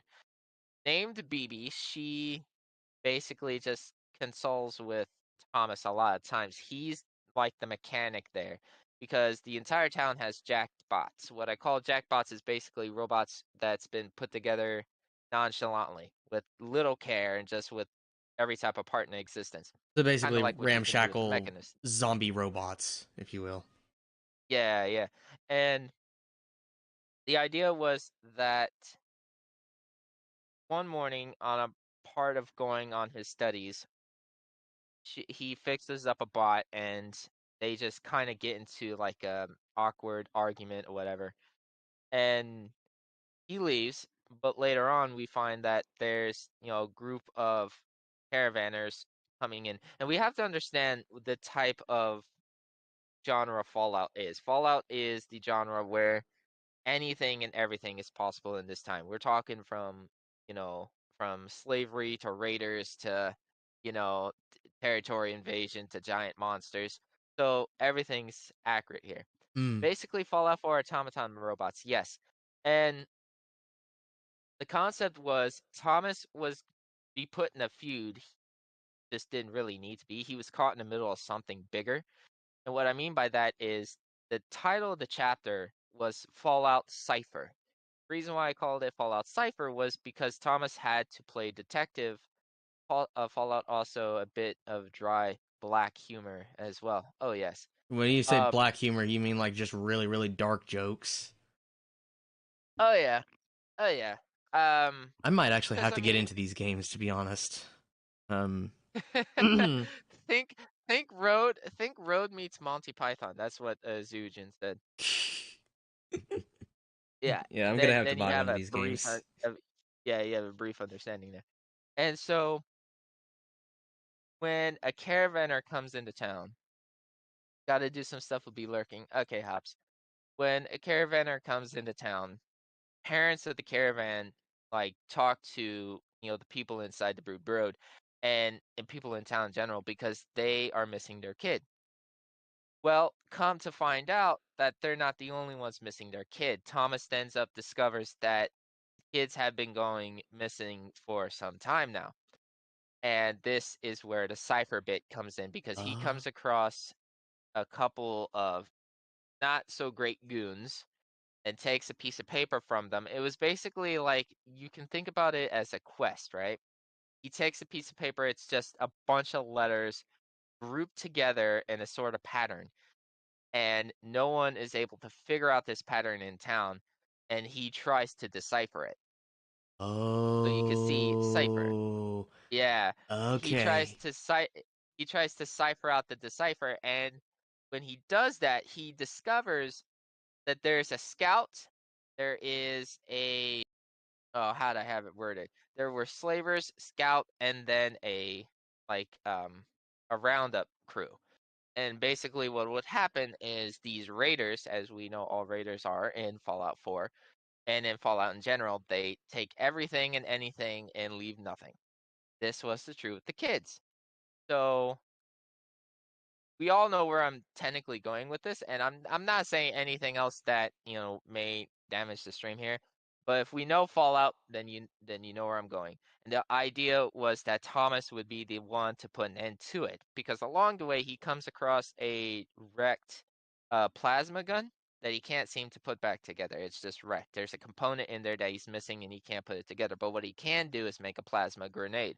So he makes a plasma grenade out of the plasma rifle, and he keeps that as a keepsake. It's like something he can use for later. Yeah. Turns out it is something he can use for later, because after he figures out the cipher and avoids basically a poorly done assassination attempt by rogue bandits, um, he follows the trail of breadcrumbs into their den and manages to basically by the end of the chapter, he manages to save some kids as well as take out the main slavers who was doing them harm. And by the end of the chapter, a lot of parents was happy about him doing this. And again, this is a guy that is just he's passing through. Happened in New Vegas 3 and 4. I think Fallout 1 as well. Yeah. God. So it's practically everywhere. To be fair, not the first time that kind of thing has come up in Fallout. Oh yeah, it's absolutely true. And so, but that was his like encounter with it. So basically, everything that Thomas encounters is written in the book, and that is where he also comes across his assistant, I believe named Jasmine, or is it Jessica or Jasmine? No, it was Jasmine. His assistant named Jasmine, who is basically that was the second chapter, but the sneak peek at that one was she's just a lone scavenger, and so she pulls this like thing behind her to get like these random bits and doodads off the ground and puts it in her sled.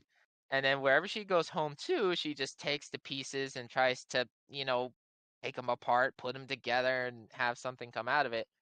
And sometimes you got even like a mercenary or two looking at her sled and then pulling out a random piece of junk, giving her caps in return for it. So that one in particular is like a sneak peek as to what would happen there. I didn't know how much farther, next time you guys hold a writing workshop together, let me know. I used to love writing. Oh yeah, for Heck sure. yeah. We could actually invite if Zuijin, if you want, you could be part of probably not tonight, but next time we can probably bring him into the chat room.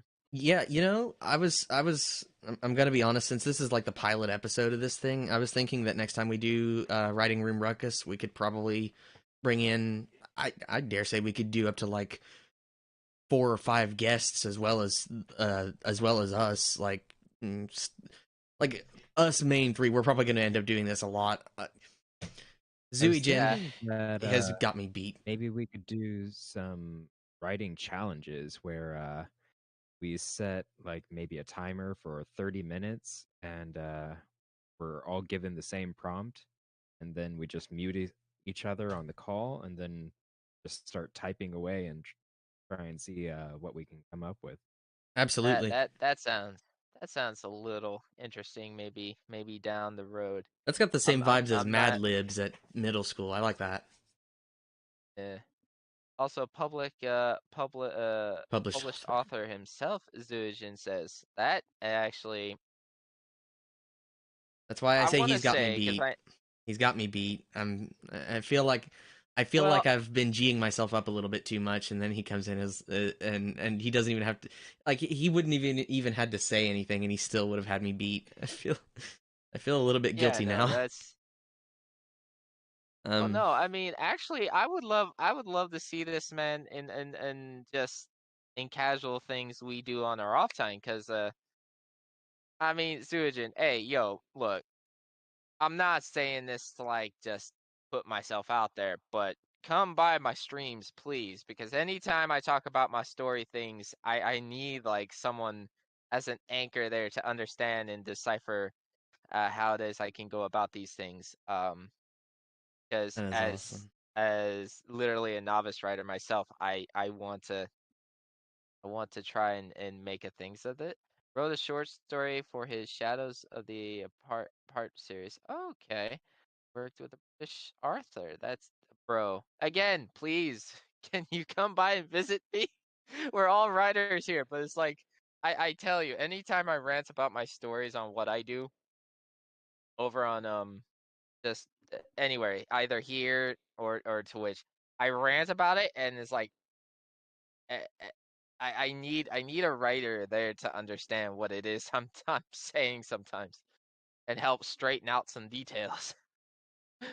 Haru, give me this man's link. You know what? I'm gonna do just that. I'm gonna have to mute Twitch as soon as it pops up. Mute site. Okay. I'm gonna drop his Give link me in. his info. I'm gonna drop his link I love in this man chat. I'm gonna already. drop. Okay, I'm gonna drop 2 links in chat. One for you, Slyfer, and one for you, Steffen, because you guys' streams are awesome anyway. You guys got me beat. That's for sure. Absolutely not. And it's like absolutely not. No. He was so DM deadpan with it. It wants actually to Nice caught me off 0 guard. followers. He actually caught me off guard with that. He was so deadpan with it. yeah. I really gotta go though. But I will definitely be back. Okay. Please, I beg, DM me on Discord. I really gotta go though, but I will definitely be back. Okay. Probably still gonna be streaming for a little while longer, so I'll probably still be I will here. have to head out soon because I do have to get to studying for the A+ exam. All Okay.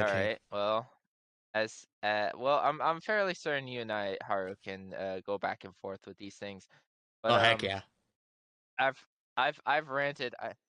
Do it. Do it. Promote him. Hey, now wait, yo, this wasn't No, about stop. promoting. This wasn't about promoting. Listen, okay. I don't know what type of segue this is leading to right here, but let me tell you all something, please. This is coming from my personal heart of hearts here. I am not doing anything to try and promote myself with. This is not my case. Anytime I go to someone and I'm in their chats and I'm in, in the servers or whatever, and I'm listening to what they got to say and I'm trying to tell them what I have to say, I'm listening to their opinions. The bottom line is everyone is creative somewhere. Somewhere deep down, something sparks you to the point where you want to aspire to be something bigger. And at first for me it was do it. At first for me it was the pinnacle of just where my imagination could take me and how can I take my imagination with it, or like how can I use it and how can it take me to areas that I've never been. You have to understand, since the moment I've done Twitch, done the streams, done the videos, gone into servers, talked to different amounts of people, I have met so many people online over the span of 2 years than I've had my entire life. Going from just into high school and out of it and coming into doing what I do now, so many people have been touched by me and I've been touched by them. And the understanding here is understand where your dream flies. Understand where your dreams can carry. If you are a creative person, if you find yourself to be someone who is very creative out there and loving doing what you do not stop. That's the number one thing I want to say. It doesn't matter, like, you can be a game designer, like, not game designer. You can be someone like Stefan here who, is love doing the whole game scene, making a game, and having a little side book to have a subplot on, referencing that and making his game a reality. And Haru here, who may be a little timid at so much touching. Uh, Haru, which I'm not putting you on blast, Haru, but just It's fine. a little timid, but it's all right. Everyone's timid at first because everyone's scared. Everyone's scared of the fact of, what's gonna happen the day after tomorrow when I do a thing, when I create something, how I create that thing. And what I tell you personally, as I'm talking with you right now, don't think the overthink. Don't let yourself be burdened down by the end product of what you have. When you have a solution, when you have a plan, when you have a goal in mind, if the plan doesn't work initially, change it. The goal is still the same, but the plans differ. Try to achieve that goal. And what I'm telling you now is no one can tell you different how you want to create something. Everyone has an opinion on how they create it or how to tell you to create it, but you see an image in your head. You see an image in your heart. You see an image of something that has you going far beyond means to want to make it a reality. The work is hard. The work is hard and the work is stressful, but the bottom line is you can get through it, even if you think you're alone, because you're not. You're not alone when it comes into creating something. I should know this because I have felt alone multiple times, and I'm sure these guys here, they've at their times, yes. But when have a thing to drive you, it continues to spark. It continues to ignite. When you think you're down, your chips are gone, it will spark back up and it will ignite what you had done before and want to keep doing. Because when you like something, in good reason, in good standing, when you like something, even if you think you're falling away from it, something's gonna spark it right back up, and you're gonna want to get right back to it. And it's intoxicating to think a little bit, which there's some balancing to be done here, but still, Yeah. I'd love to be alone. I'm never left alone. Oh, Okay. aw. Hey, Anyway, a little bit off topic. This is a little bit weird. I am not seeing your channel on my followed list. Haru, did you follow me? I swear I did not. Eh. Well, Twitch, that's what what are I you was curious. doing? Yeah, that's what I was curious about because Did it uh, I'm actually gonna be. if it unfollowed you, I would not be surprised. Like if it just went in and unfollowed some people, I would not be surprised at all. This is Because weird. recently, it's something that I caught myself in, is the fact that Twitch, I think, has done sometimes does a thing to where it will unfollow someone and you don't recognize it till after. Because I tell you, I was like 407 some days ago. Now I'm 405, and I don't know if it's Twitch defollowing my people or it's just like they said to themselves, I'm fed up. He doesn't talk too much. I want him to talk more. I don't know. Well, I guess whatever the case, it's still showing that I followed your channel, but for some reason or another, I'm not seeing it on the sidebar. That's okay, that's just bizarre. Maybe I've just followed so many people that it's not showing everybody. I don't know. Let's search up his channel. I just did, and Yeah. it's showing that I've still got him on my follow list. I don't know what's happening. That's weird. I don't know. Maybe it's just a bug. Probably just reload the page and it'll be fine. Probably.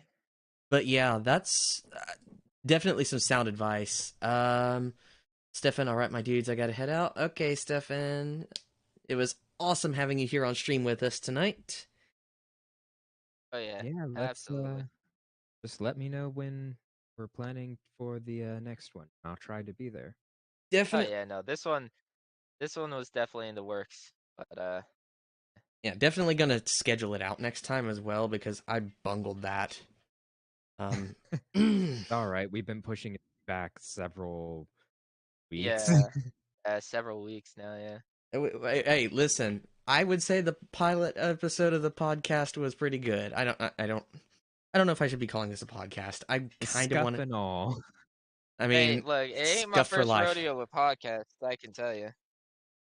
By the way, if you don't like the title, Writer's Room Ruckus, we can change that. It's No, perfectly fine. I like it. No, that's fine. That's fine with me. Little alliteration there. Figured that might some poets might get a kick out of that one. Yeah, no, yeah, I like it. Also, Kate, yes, I did notice you did follow, and it's okay if you totally forgot. Dang, the It links. happens. I'd forgotten myself. Uh, Copy, but I do appreciate the follow. paste, But all please. right, Thank you. I will. You better stop that, Haru. I see what you're doing. Well, I'm not doing anything. That's the search. Well, I got the Too close to search. the search. I think.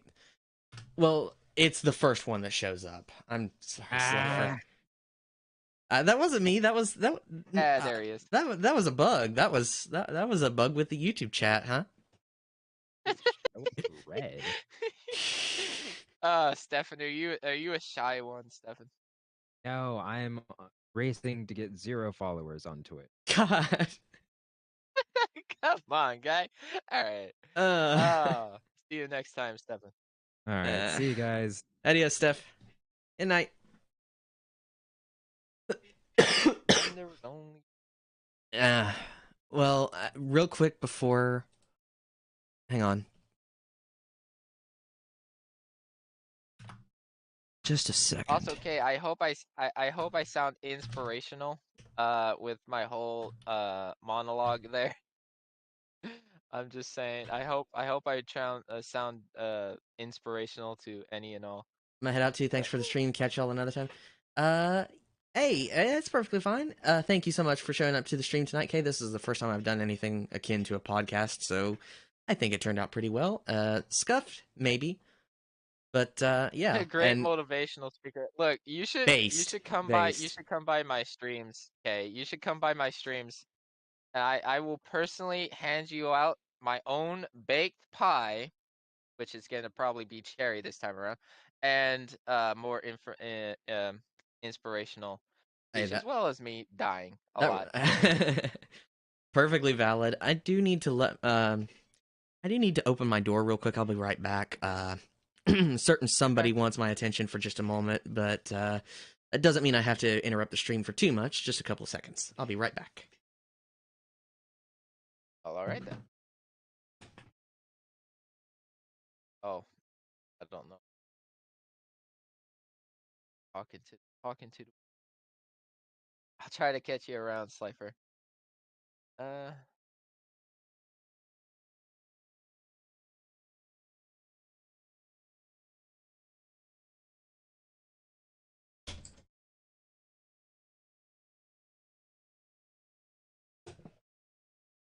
Okay, I guess my cat decided to leave it be for now. I didn't catch him in time.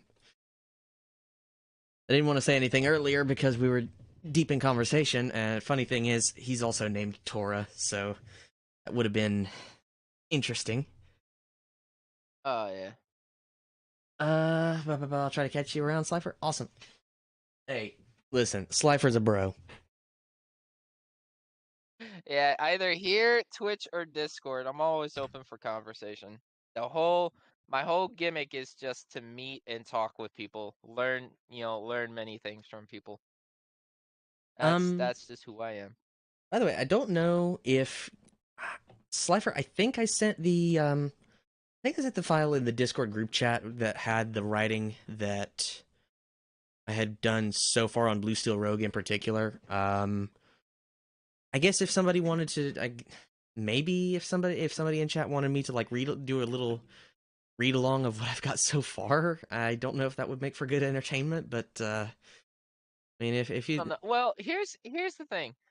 I had always had the idea of basically I have video ideas as well as stream ideas where I take one of the books behind me that I've purchased and read it out loud to the viewers in chat. And that kind of got a little debunked because, this is all like branded by other people. So if I was to do that, I'd definitely get hit with a foot, if you know what I mean. yeah, And but here's the thing though, if it's your own written work, then you're fine. Especially if it's like something you've come up with that you've put out there that you've, took time in creating yourself. Then these knees, have all out. I'm just like, I want to do that too.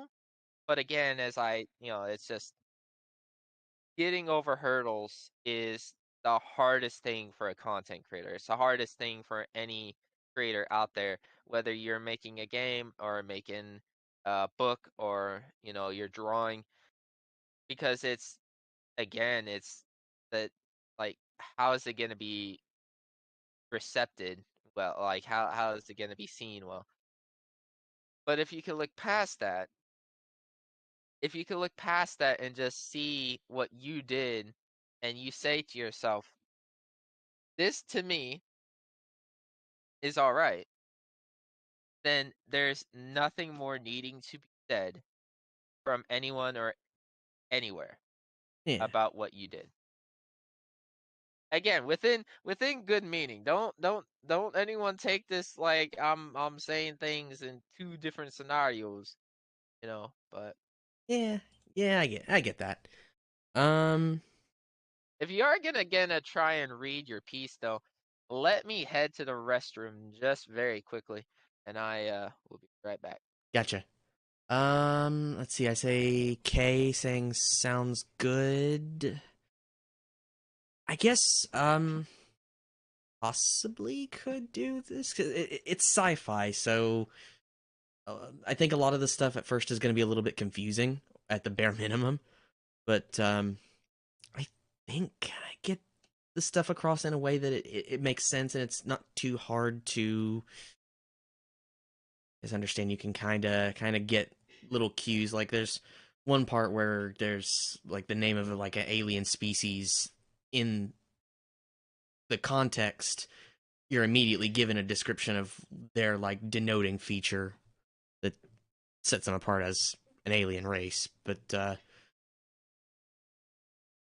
I'm gonna skip the little pretext thing because that's a little. It's something Might spoil a little something. I'm still working on it. It's pretty bad if you don't even get to the first chapter and you end up spoiling something. That's why I say I'm probably not a very good writer. Also, I don't know if this is the same for everybody, but I've been told before that people love hearing me read things aloud, so big reading time, I guess. Chapter 1, Mayday Call. The transport ship shuddered as energy blasts shot past it. The ship had just come within a few dozen megameters from planet Earth when they zoomed past, the ship that fired at them yet unidentified. Here we go. First two sentences in, and I've already tripped over my own tongue. A woman in a silken dress of white and silver entered the bridge of the ship from the main hallway. Her cat-like pecory ears were perked up, signaling her panic. 2 guards in white ceremonial armor followed her, rifles in tactical carrying position. The ship-wide alarm was sounding off, and there was a second beeping on the pilot and co-pilot stations. "What's happening?" the woman asked, terrified. "Who's doing this?" "Unknown, milady," the pilot replied. "It seems we were followed." "How many?" The pilot turned to the co-pilot. "Lieutenant?" "Working on it, Captain," answered the latter as he worked nervously. He typed in some commands on his console and brought up the rear camera display. 5 Xi-9 Kyoru fighters, 2 Chi Theta Type 201 patrol cruisers. They snuck in from behind somehow. The woman in the dress was terrified. The pilot grabbed his headset microphone and spoke into it. "Mayday, mayday. This is the transport shuttle Syaru. Priority transport to Point Balboa Spaceport. We're under attack by unknown assailants and require immediate assistance." The ship shook violently again as another blast screamed by, this time even closer to hitting it. "Milady, please, come back to the hallway and strap yourself into a safety harness," said one of the guards. "Is Narai safe?" the woman asked. The second guard, a fair bit younger than the first, stepped forward. "She hasn't left her quarters for some time, but I can check on her if you'd like." The woman nodded, and the younger guard turned and bolted down the hallway. "Transport Shuttle Syaru, we've received your call and are dispatching ships to assist you. Remain on your current course and await further instructions," said the voice of a Vanguard officer over the communicator. "Good, the Vanguard are coming," sighed the co-pilot. The pilot shook his head. "Don't assume they'll welcome us, kid," he stated flatly. The 7 ships continued to gain on the shuttle. The fighters' wings swept forward like claws waiting to pierce armored hulls. The 2 larger ships, the light cruisers, each with a crew of about 20 strong, merely kept pace with the shuttle, taking aim to fire a plasma bolt every few seconds. Craft all had basic gray hulls and fuselage with a few icy blue lines on the wings and noses of the fighters. One of the Xi-9 fighters swept its wings back and pulled ahead of the shuttle, then reverted to its forward-swept form and kept pace while the other 4 followed close behind. The cruiser stopped firing. "Attention, crew of the Syaru," announced a voice over the lead interceptor's communicator. "You are ordered to return on your course. We will escort you back to New Avalon immediately." "Contemptuous fool," snarled the co-pilot. "Unidentified combatants, we will not comply with your demands. The Syaru and her crew have been granted clearance to land at Point Balboa Spaceport, unless you can confirm your affiliation with the Chankai Royal Militia Navy." "We're not associated with your militia navy, nor are we friends of any other New Avalon monarchy. You'll come with us, or risk the destruction of yourselves, including Empress Helena Aviara." The woman, Helena, the Empress, shivered. They knew. Another voice, that of a gruff man in his 30s or 40s, suddenly overtook the channel.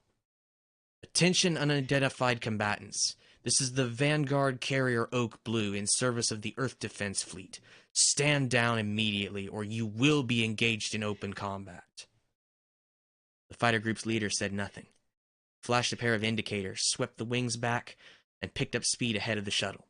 The other 4 followed suit, making a beeline toward the huge battleship ahead of them. Helena, the pilot, the co-pilot, and the old bodyguard breathed a collective sigh of relief as they watched the fighters' thrusters flare to life and speed away from them. "That does it. Oak Blue, this is the pilot of the Syaru. I'm accelerating on course, en route to Point Balboa. Requesting escort craft for defense." The officer from earlier replied. Request granted. The Oak Blue is already scrambling escorts. Hold tight. The bridge of the VS Oak Blue had suddenly become havoc. Officers' chatter overlapped while the sound of the ship's readiness alarm sounded off. Captain Cyril Faulkner sat on his command chair, uniform sleek and black with the patriotic blue trim of the Vanguard Armada catching a sparkle in the bridge's low light. He wore his wheel cap a bit snug, and he looked out the bridge's viewport with a stern look on his face. Of course, stern looks were nothing new for a man who practically lived all 53 years of his life, either aboard or around Vanguard bulk ships. Status report, he ordered. Lieutenant Carmine Dawson was at the helm, lacking a hat of his own like many other officers, but his blue trim still shimmered just the same. He was quite a bit younger than Captain Faulkner, though no less serious about and dedicated to his job. Ensign Denura? Jaron Denura, a young officer from Ormu with wisteria skin and short indigo hair, responded. Sir, 5 fighters inbound at high speed, attack formation. What types? The captain inquired. All 5 are Zi-9 Kyoru light fighters. Standard armaments, plasma MGs, unguided rockets under the wings. No significant modifications. What are the bulks? 2 Chi Theta Type 201 light cruisers. Standard armaments. 1 forward plasma bolt cannon. Commander Dawson turned to the captain. Well, sir? Faulkner stood up and thrust his hand forward. Scramble 3 interceptors to get those Kyoru fighters. Deploy the forward plasma cannon. We're gonna teach these punks a lesson. Never mess with Chrysalis Squadron. Aye, aye, sir, chorused the officers.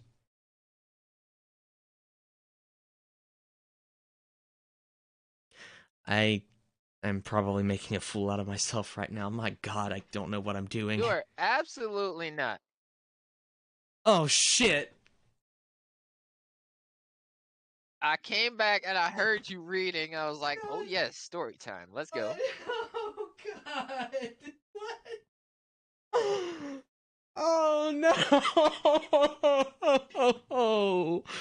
Oh, God.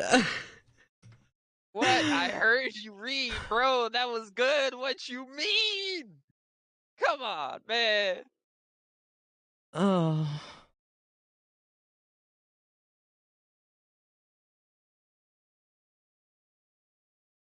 Hang on a second. You all right there, guy?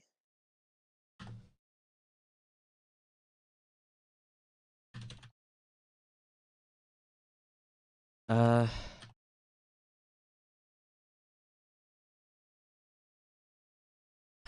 Um.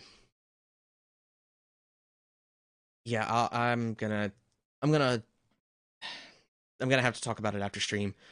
That I was not expecting that. Oh God.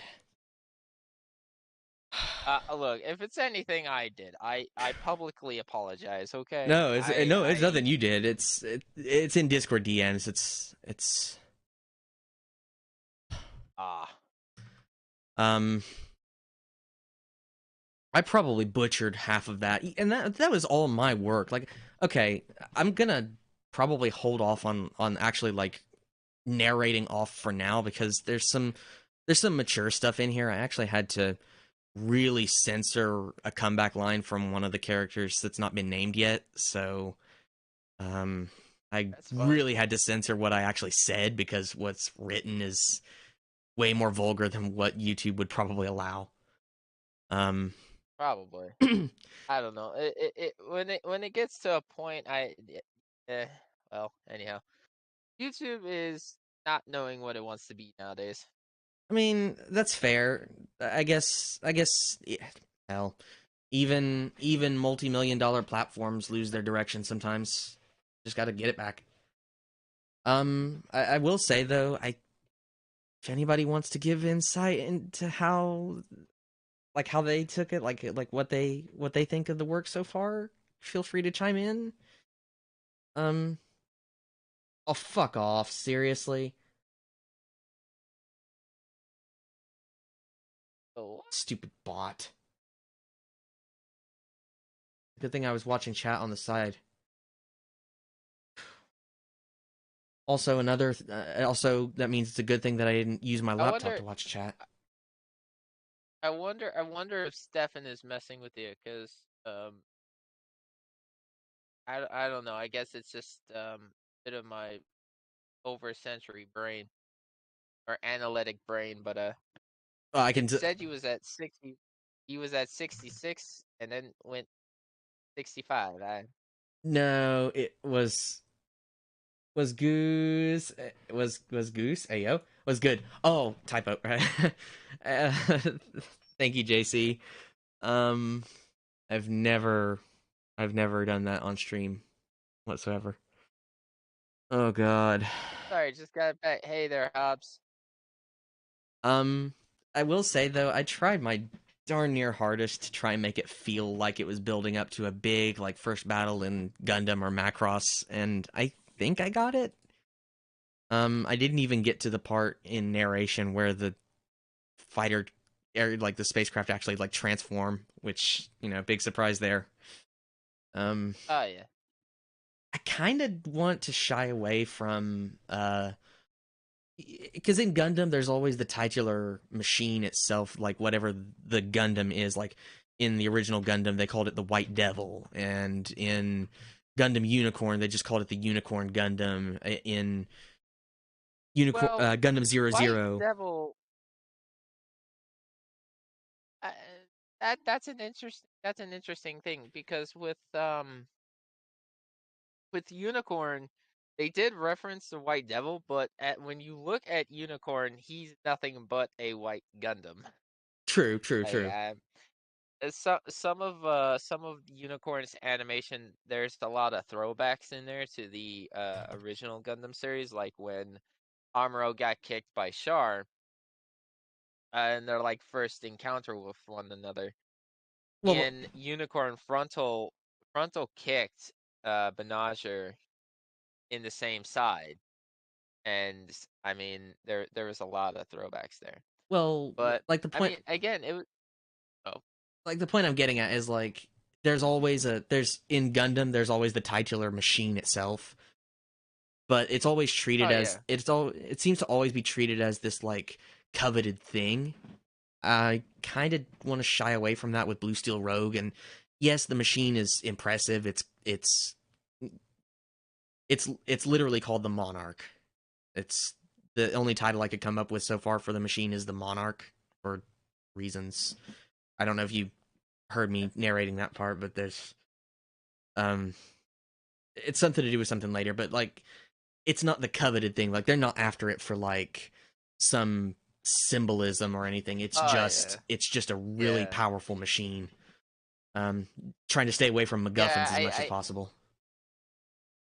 Yeah. No, I mean, that's true to any bit of storytelling, is trying to stay away from what may trigger a path to, Group A to find Group B led by Group C, like What I will say or led though, by Group A, however it goes. I feel like in writing the MacGuffins, or what I simplify for anybody who, if anybody doesn't know what a MacGuffin is, it's a thing you're after in a story, especially for like kids shows, simple, straightforward movies. It's the chase object, and Yeah. I feel like those can be used kind of well if you do it right, but Oh yeah. there are seldom any shows that I know of off the top of my head that do it right. Except for, I think the only one that I could say does it right, and it's because of the fact that the MacGuffin also happens to be the means of the main character even participating in anything that goes on in the story, is Gundam Unicorn. Oh yeah. Yeah. Because it's not only the thing that they're after, it's the thing that gives Benager Lynx his means of fighting.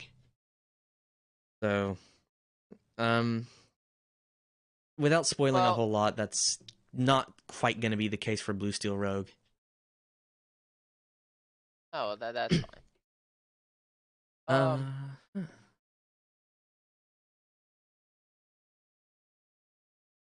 see. Anyway, JC, welcome back. Kay, if you're still in chat, I hope that wasn't an absolutely ridiculous, embarrassing display of mine. Butchered my own Hey, writing. uh, I think head out. Looking back at the comments, she says, "I'ma head out too. Thanks for stream. Catch y'all another time." So, Okay. I mean, it's gonna be on your channel for a period of time, unless you get rid of it yourself. So, I will oh, say, oh, why is it? It's been on live chat this whole time. I've been missing things. It had been on top chat the whole time. I hadn't had it on full live chat. I think I've been missing things. Let me. Can I see what the other statistics are, oh, please? I'll be right back. Okay.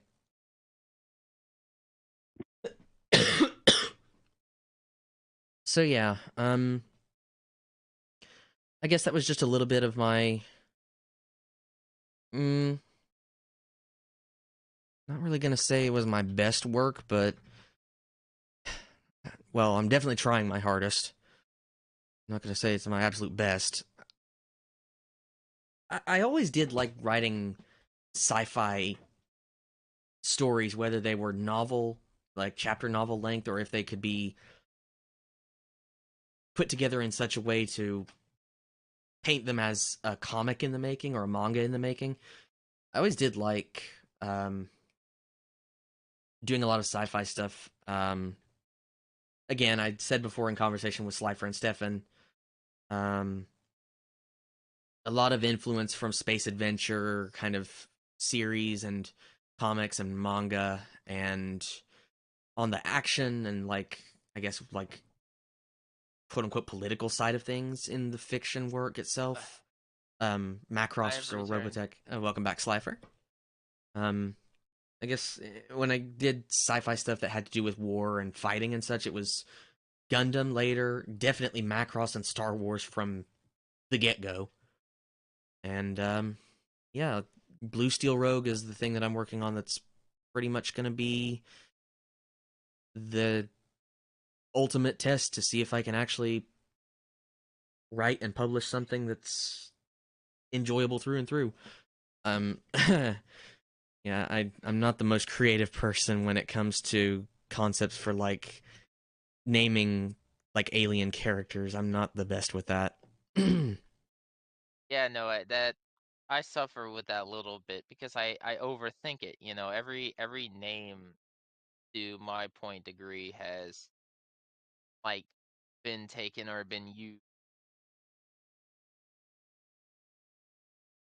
Like I'm gonna be honest, like the main I guess I could run through just a really brief explanation of like the four main characters in the story. Because you do get to meet them by the time chapter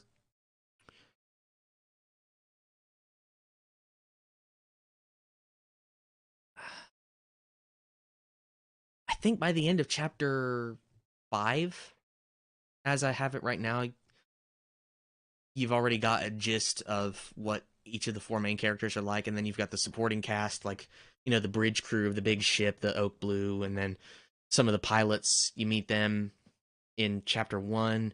But the main four characters are these three orphan kids from San Francisco on Earth, and one girl, I gave her the name Narai, from this colony planet, this I guess contested colony planet known as New Avalon. Um, Oh yeah. not so creative name there, probably. But yeah, Christopher's the main protagonist, and he's this hotshot, kind of roguish daredevil kind of character who, you know, he would have been pretty carefree to everything else around him except for cheap thrills, and then all of a sudden when he meets Narai, he's like, wait a minute, there's something I'm meant to, you know, there's something I'm meant to do here that's bigger than me. And Oh then yeah. his best friends from when he was a little kid, because they're orphaned, because this story takes place after dozens of like minor conflicts from planet to planet, and then a big conflict between two like interplanetary warring factions. So this story takes place like centuries after that. So they were pretty much all orphaned during smaller conflicts. So Christopher's friends, one of them's this boy from this planet. He's got these bird-like wings on his back. Think Albedo from Overlord, more or less. The kid's name is Gedry, and then another human friend of Christopher's from Earth, Hannah. They're all just kind of fending for themselves for the most part. They're orphans. They've got nowhere to go. And when Narai comes along, she's from this wealthy family of nobles and monarchs, and she's trying to make a change, and it kind of drags everybody else into the conflict. I've actually got some of that kicked off by chapter 4 or 5, but I don't really want to spoil a whole lot in detail. I probably seem like I'm overshooting everything. Nah, you're just fine, man. Hang on a second, I'll be right back. Oh,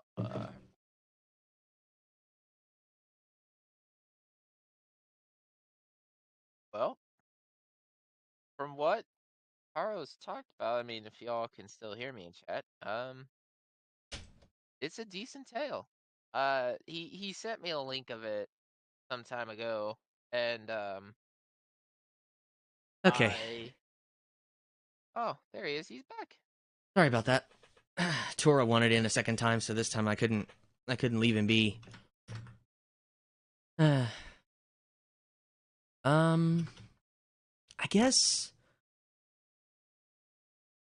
guess the other thing that I could talk about, you mentioned before not to go, when it comes to anything writing, not to go overblown with like explaining stuff and keep things subtle to give the audience a hint of what's implied or what's actually happening. I guess that's something that I've kind of gotten better at, I think. Like here's an example. Like this, I don't think this will spoil too much of the story, because this happens after. This happens in the story after a moment that is a little bit tense. This one in chapter 5, the council. I'll skip just a little bit of it. But basically, it's Narai and her mother, the guards. They're on their way to this big government facility for this big meeting or whatever. You should have called Yuman and me as soon as trouble started, berated Helena as she rode with her daughter and the 2 guards in the back of a rather expensive taxi. Zenvez and Narai sitting together in the back seats while Helena and Yuman faced them in the front seats. The quartet were on their way to the IGC consulate for their first session with the other representatives. Nightfall was coming soon, and the meeting would start promptly at 7 o'clock. After the incident with the thugs outside of the old shop, however, Zenvez thought it was best to return early. Helena was, to put it mildly, not pleased at all. "This is why I worry for your safety whenever you venture out on your own, Narai," the Empress continued. "You always seem so nonchalant when you do so, never thinking about what troubles could be lurking around the corner." "Empress, with respect, I had the situation in control. Well, mostly," Zenvez added. Helena looked at him, puzzled. "Mostly? How so?" "A bystander took the first thug down and recovered the handbag while the second thief and I tussled." "That isn't anything to rely on, Zenvez," the Empress looked at her daughter and continued. "Bystanders will not always be so courteous, you know." Narai wanted so badly to detest her mother's blunt judgment. What could she say? Did she change the woman's mind? "No, I can't change her mind on the matter," she thought. "I was lucky to convince her to let me come to Earth with her." "I'm sorry, Mother," said Narai solemnly. Helena sighed as she turned slightly to look out the window. The cars appeared to pass by them slowly on the left side of the roadway. Silent tension hung in the air within the taxi. Zenvez and Yuman simply sat across from one another, patiently waiting for the vehicle to reach its destination. "Coming up on the exit ramp to the consulate viaduct," announced the driver from the very front of the vehicle. "About 5 minutes for arrival." Thank you, said Yuman. Helena looked to her daughter once more.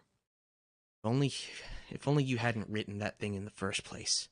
We could have dealt with the matter privately rather than having the eyes of the universe watching us. Narai felt a pang of guilt.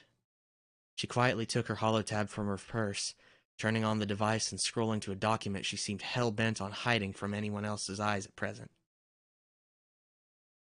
Her eyes grew heavy as the daylight continued to slowly fade and the taxi drew closer to its destination. At that moment, she came to realize that she was in a rather precarious situation. All from a single poem. Now, keep in mind she's the Empress's daughter, so she's got a lot of influence somewhere. But in the context is, well, okay, context in the sense of like lore is not the important part here. The line here, if only you hadn't written that thing in the first place, we could have dealt with the matter privately rather than having the eyes of the universe watching us. So let's see if I've got this right. You can kind of get from that, like, she spoke out about something that's got a lot of eyes on her now. You just don't know Right. exactly what Yeah. it is yet. Obviously. It's not outright explained to you. Like, does that kind of seem like it works, or does it seem a little basic still?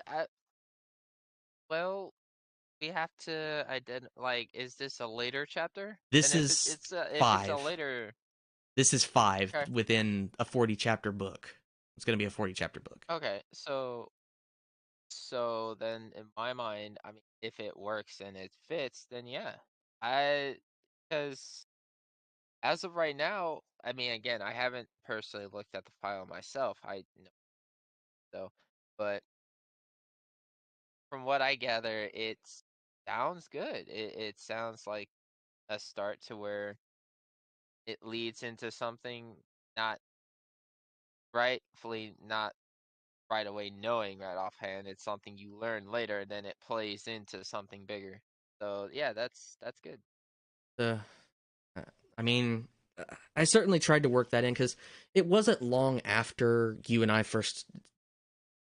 And anybody in chat who's a little confused, Slyfer and I have been talking for actually quite a while longer than I've been streaming. So like a couple of months Yeah. at the very least.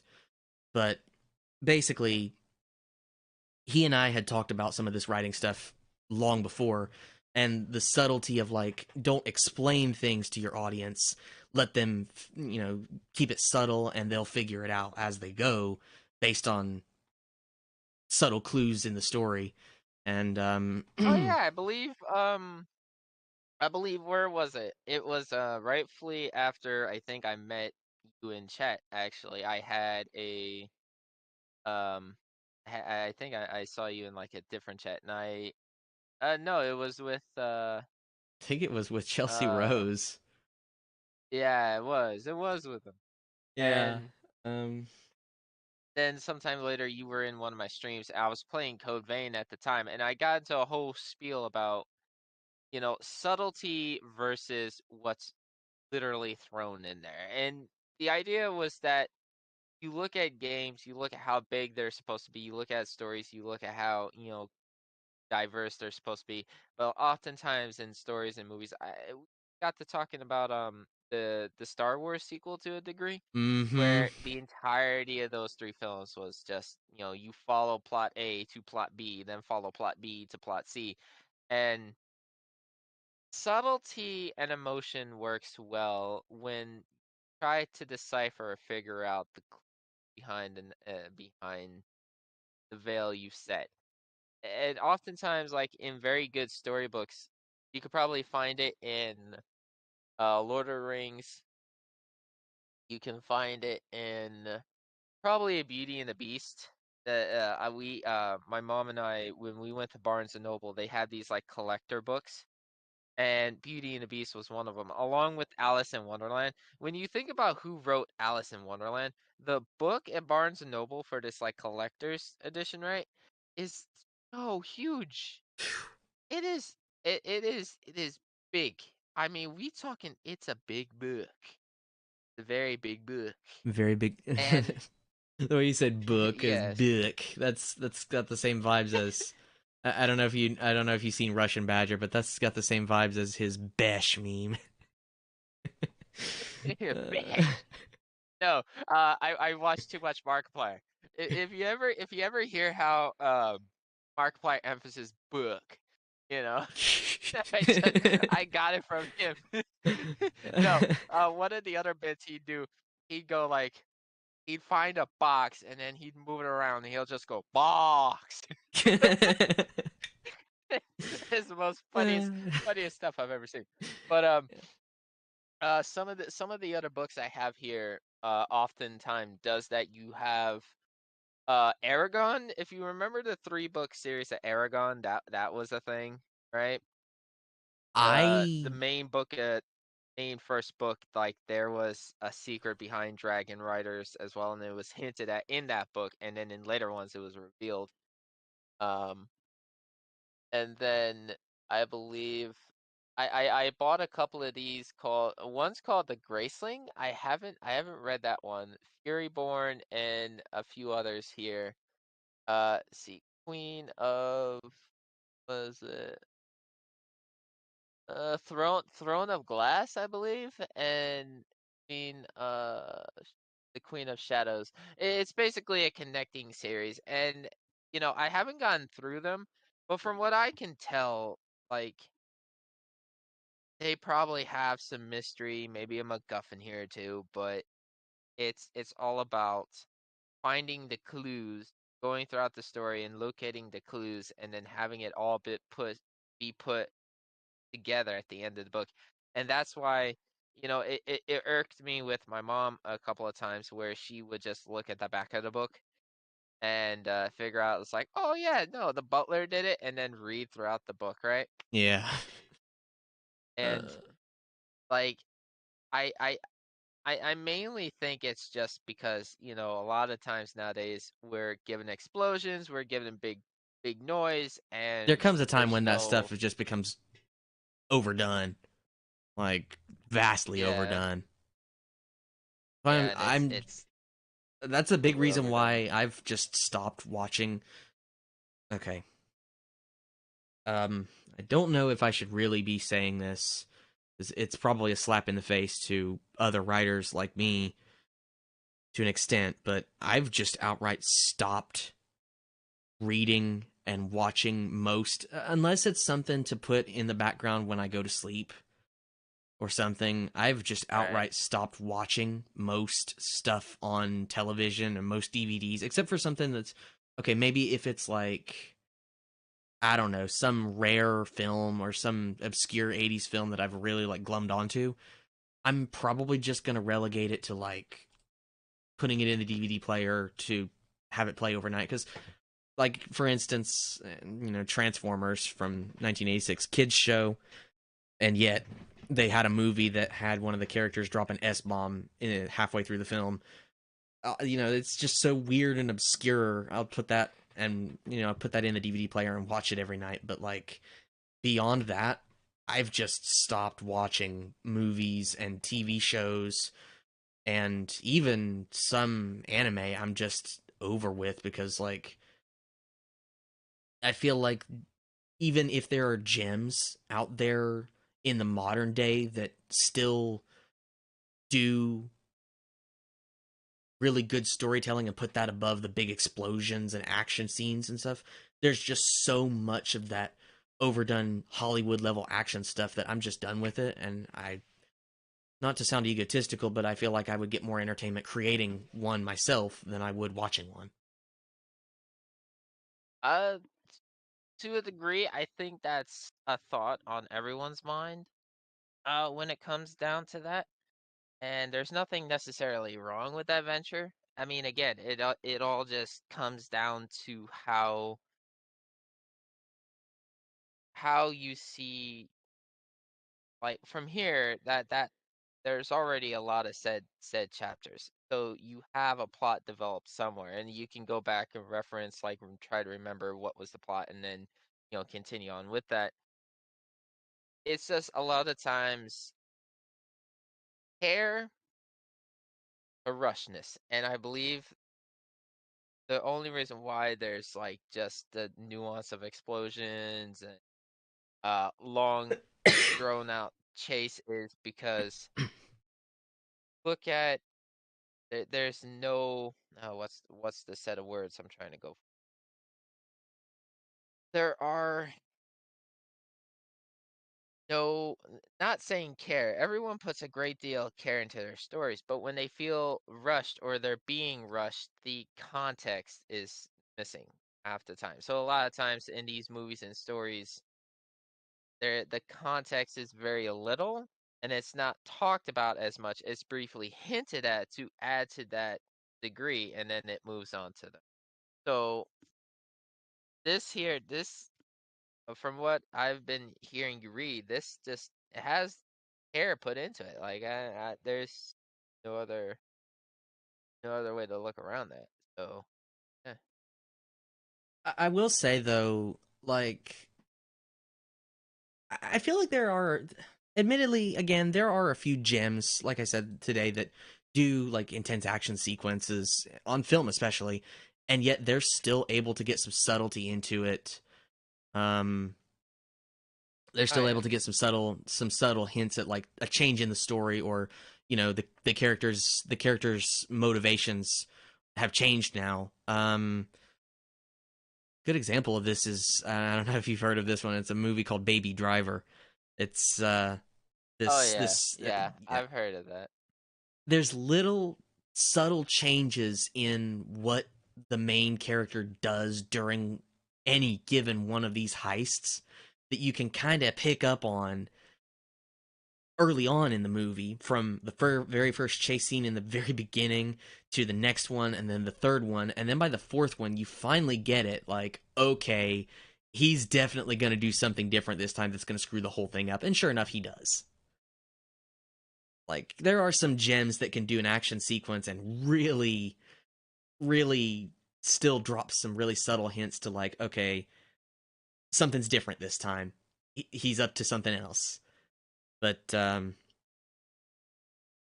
beyond that, I don't really just care too much for Hollywood action anymore. And then in terms of books, I just grab whatever piques my interest. Colin whistles by into chat. Hey, Colin, welcome back. Slyfer and I still chatting about some writing and storytelling shenanigans. Ayo, Colin. That is Kitty Senpai in Discord. Oh, well, welcome. Sorry, Colin, I had to address it since maybe a little bit confusing for any newcomers that might be here. I see more than 3 or 4 people in chat now, and Colin was number 4. I Yeah. think Everyone JC. started to come back. Yeah, I think we might have some newcomers too, because well, they probably haven't showed up yet in chat, but I'm pretty sure that I've been getting some new people coming to stream, which is nice. I Oh yeah, no, freaking love that. probably. I just want to branch out a Prob lot, because it's not a matter of making fame or fortune out of anything that I do, whether it's music, playing games on stream, or writing. I just want to reach a lot of voices with it. We got a friend that is acting like Yuri from Doki Doki. Oh no. Oh no. Oh no. Um uh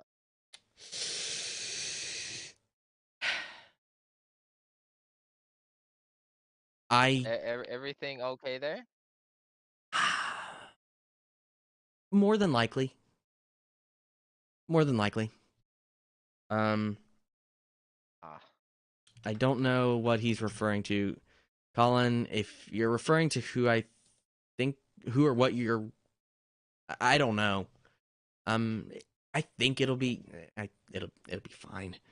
We got a friend that is acting like Yuri from Doki Doki though. That's the frightening part. I've not even Yeah? played DDLC, and I know how that plays out. Ops is just confused.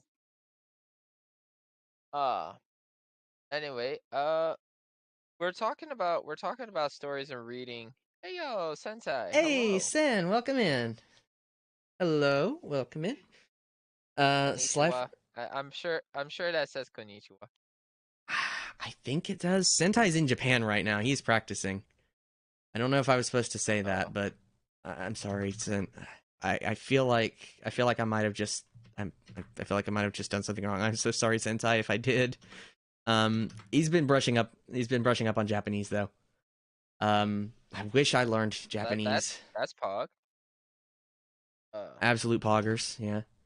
Um, Hopefully the trip is going well or has gone well. I don't know if the trip is over yet. Shh. All right, all right, all right. I'm going to assume that means something along the lines of it's good or it's going well. I seriously Yeah, need to learn a Japanese. thumbs up. So, well, I can try and translate that with Actually, yeah, no, wait, hold on. It gives me a thing.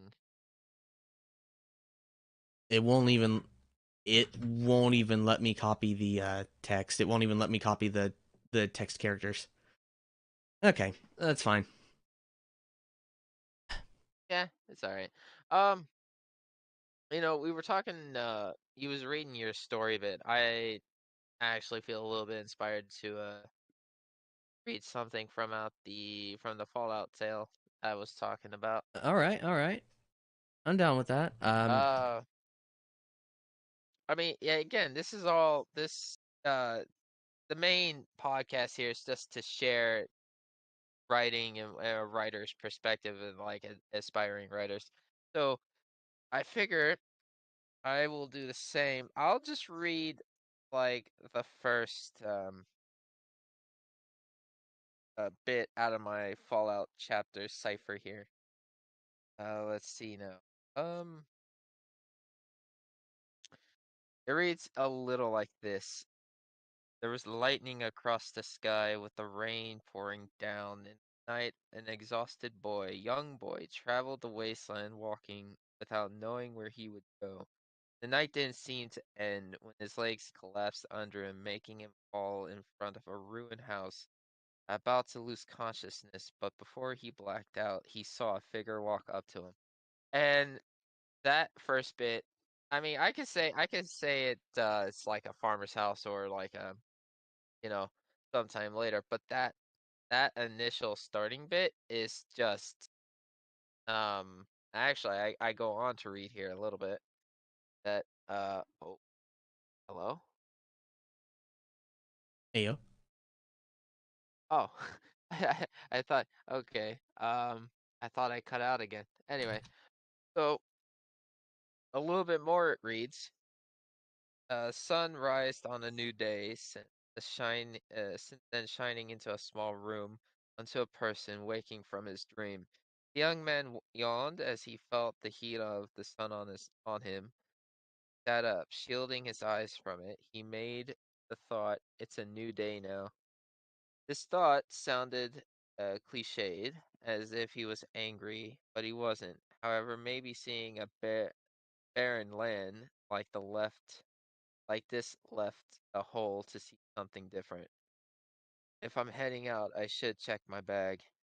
And it's mainly if you get just from that first piece, what he means is to the left of him, he can see a window out to the wasteland. Hmm. And if you think Fallout, if you think what it goes on in Fallout, then yeah, 9 times out of 10, what you're just gonna see is a barren wasteland. And again, it's based off the Fallout series, and that character who is basically just helping go along is Thomas, and Thomas is waking up from a dream he had when he was a young boy. The dream where, as I had mentioned earlier, he managed to get out of the Raiders. The basically is a destroyed Raiders camp, but nevertheless manages to get out of there and then collapses in front of a ruined house, which is the home to farmers technically in general, because just about any ruined house you go to in the Fallout series, their houses are ruined. So Yeah. Wait. Excuse me. I'm yawning, and I'm not at all actually tired. yeah, no, that's fine. I might need to go and grab a hot drink or something to wake me back up, but I'm still I here. I'm made still me. listening.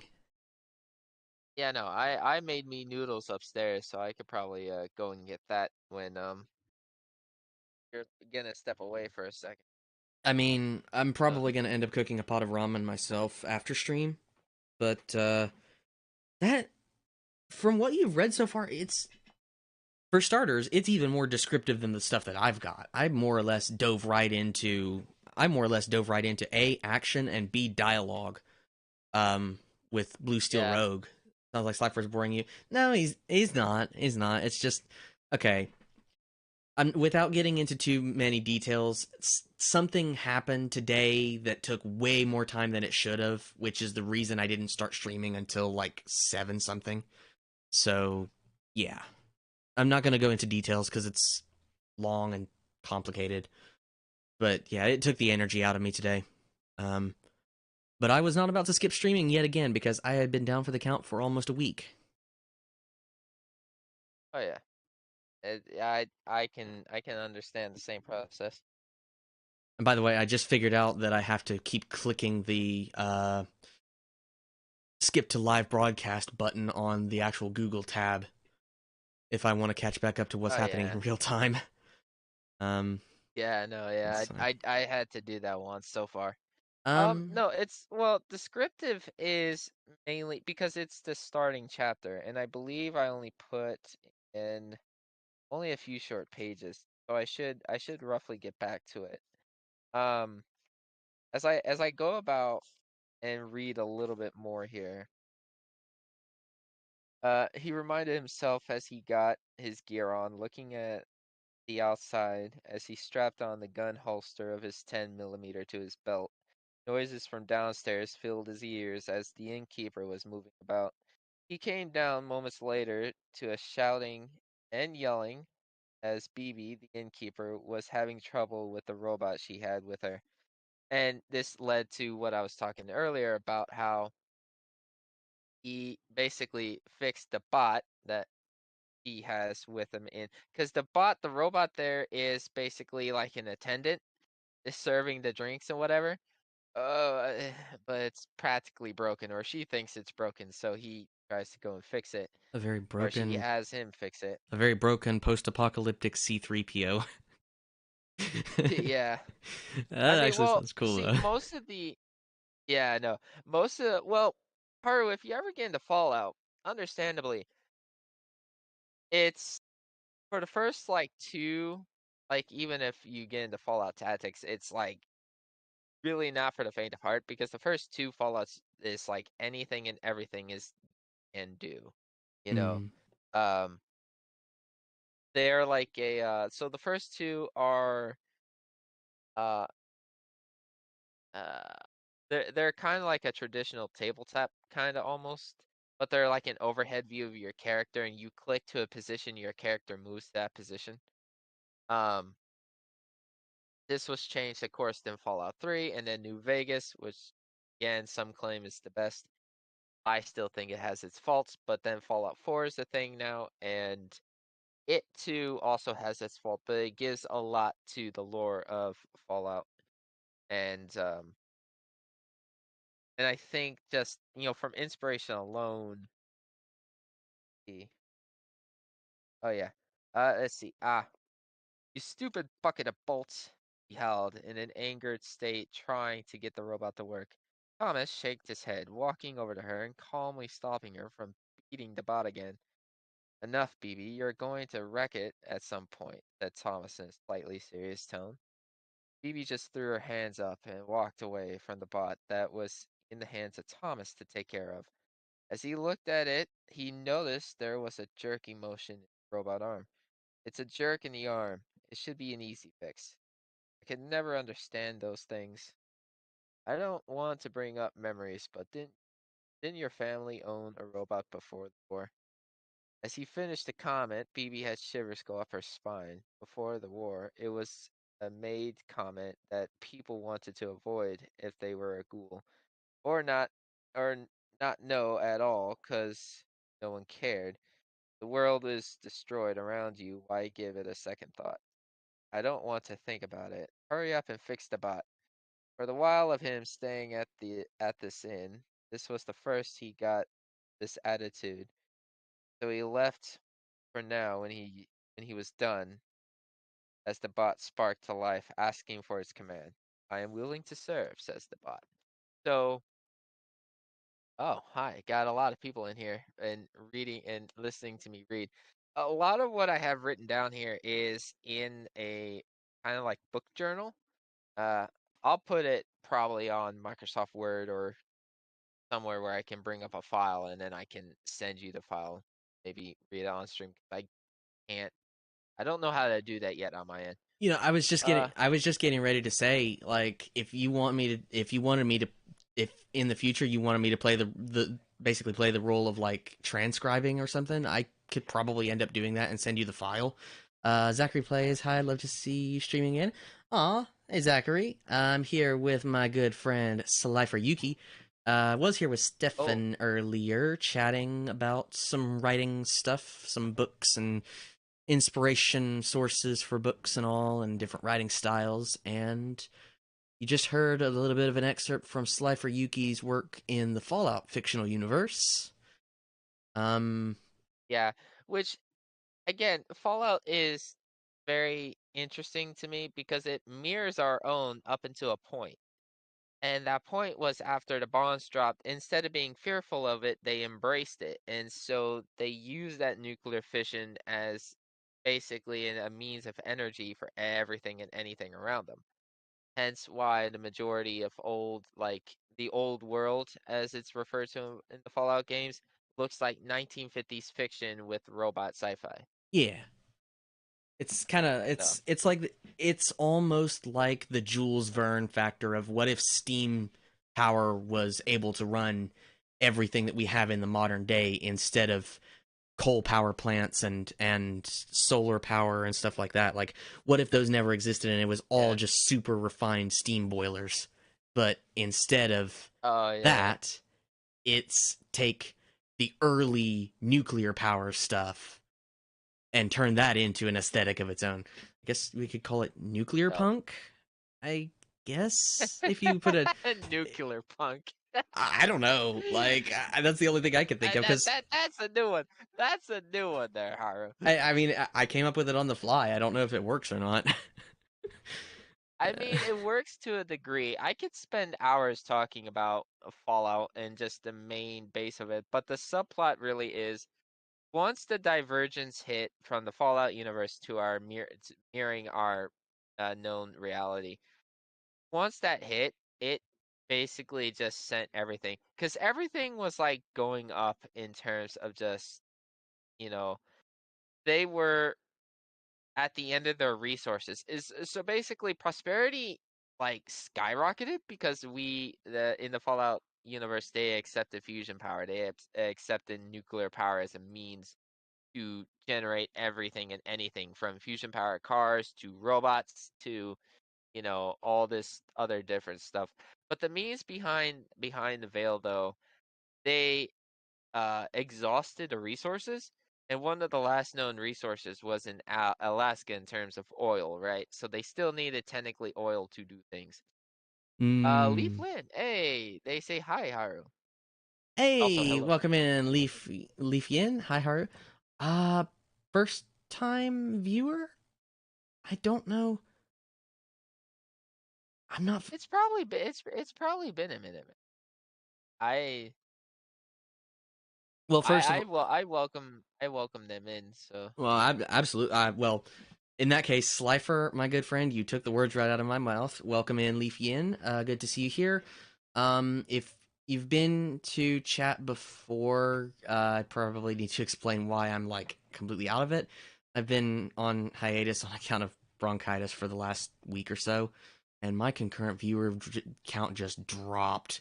YouTube, why are you doing this? I know for a fact there are more people in chat here than two. Oh well, maybe it's just my buggy internet. Eh, But anyway, welcome in, Leafy Inn. Good to see you here. I've just been for the most of the night just chatting with Slyfer and Steffen was here. The Wolf Boy himself, ImJustSteffen, was here maybe an hour ago chatting with us as well about some writing stuff yeah, and it's yeah, been a hot minute. he Of course, they had to like leave on account of studying. Which again, I'd love to sit down and talk with Stefan because oh boy, that man's trying to do it all. the man is a jack of all Please give me some trades. inspiration. Difference Please give between me some inspiration because difference between me and him, hands down, is the fact that while I'll probably end up being the master of none, he'll be the master of probably a lot of them. I mean, you can't really. I don't know if you can sit there and say that you're not your Haru because like this. I can I so I mentioned before that this isn't my first time at a podcast, right? And I tell you that if this is going to be like a thing, like a starting thing to a dedicate thing on the channel, it could probably carry. Um, because I have been part of podcasts before, and it was fun doing them, and it's fun doing this, and I'm glad to be here.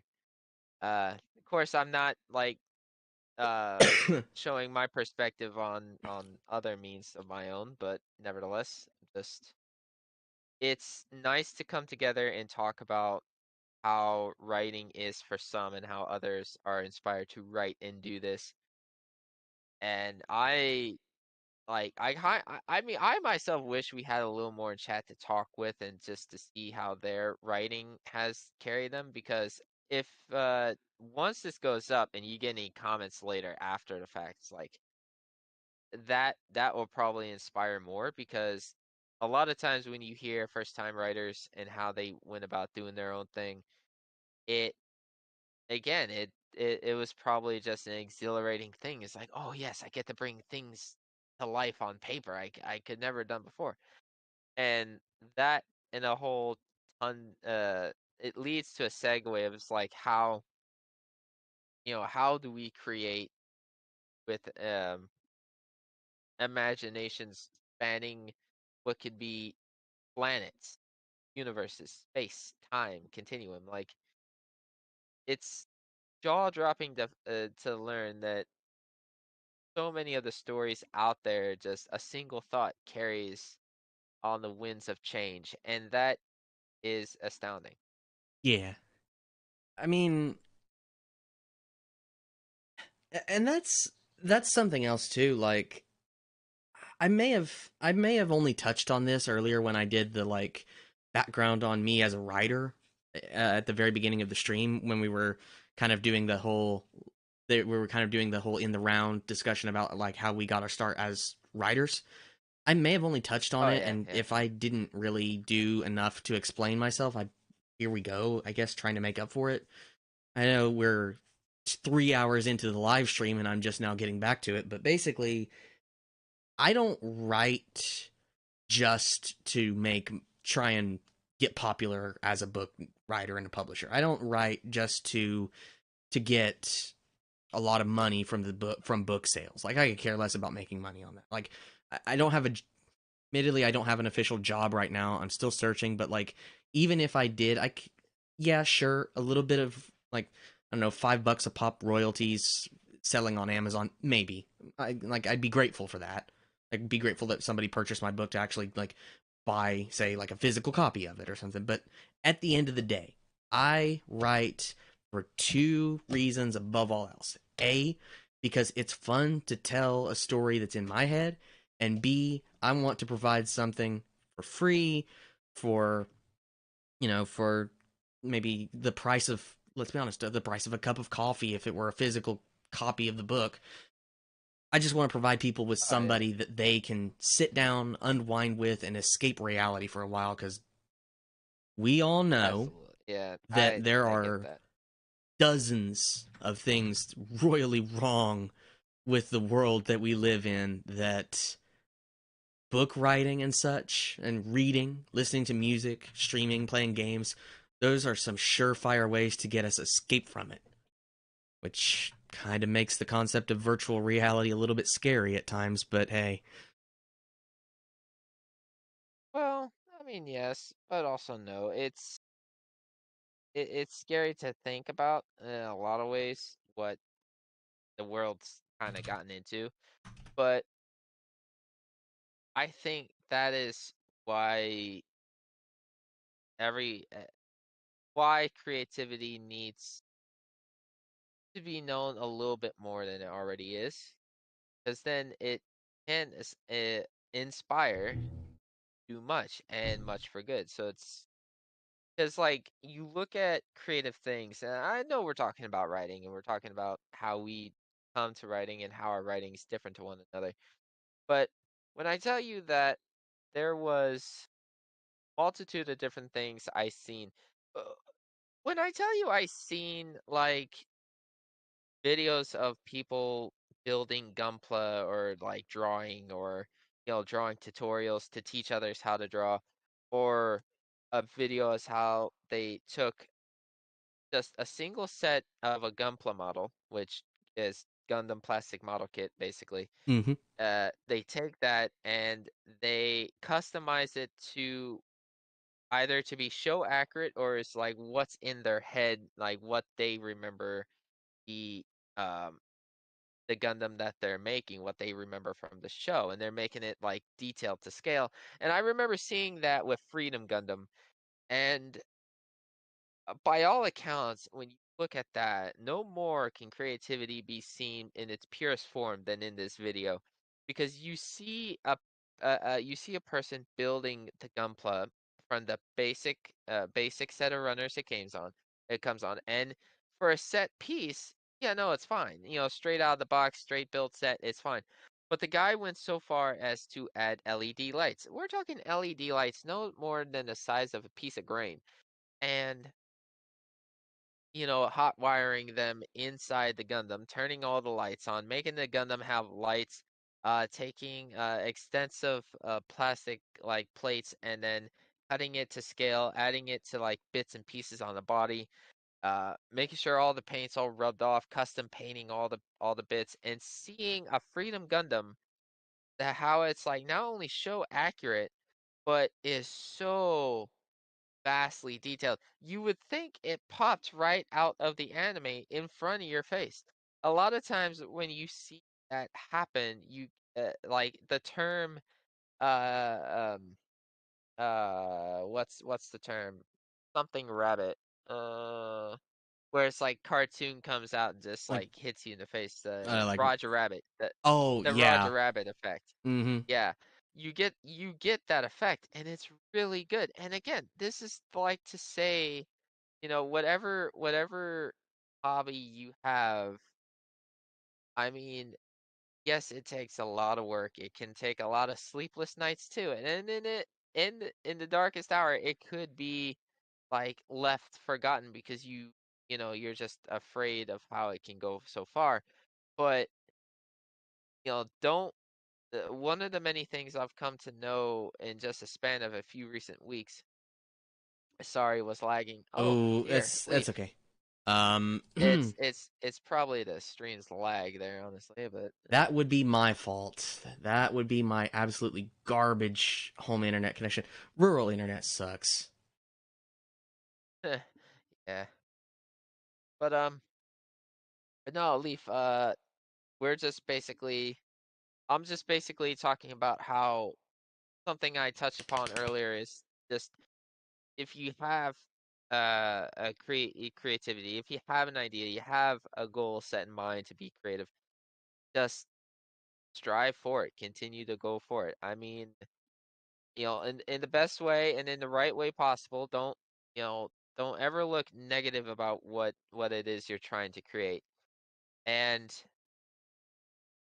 just I mean, the term be original is kind of an offshoot at this point because when I heard Haru talk about this book and then I read from my book, everything's based off of something.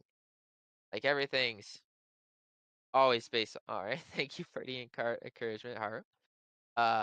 I'm not Haru. I'm Slyfer. But Haru is here, and he can agree with all the sub points that I'm talking about. I I mean, okay. Two perspectives you can look at that. Either Leaf was talking about like what I said about me not really caring about making a whole lot of money off of what I do, just bring something for people to enjoy, just to escape reality. Or the other Oh perspective, yeah. talking about what you're saying. Either one, I think, rings true. And Slifer, you basically you okay, oops, sorry, thank you, Slifer. That's okay. Honestly, though, I 100% would agree with everything that Slifer's saying. He's way more of a motivational speaker than me, honestly. It's not by choice. It's to a point to where, these are things I have to consider each and every day.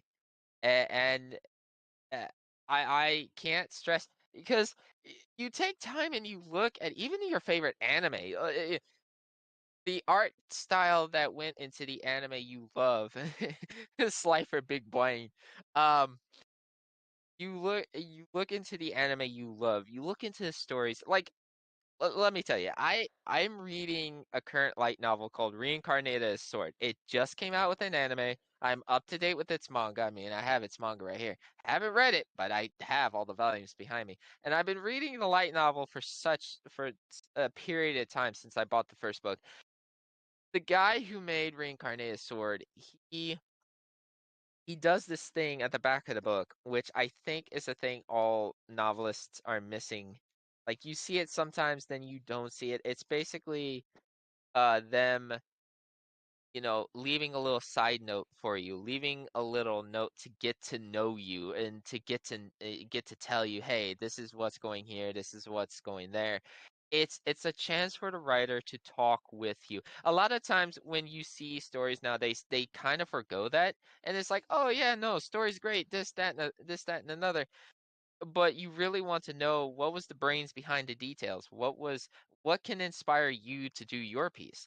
And oftentimes I love artists who do, tutorials on how to draw, because it shows and teaches others, their perspective.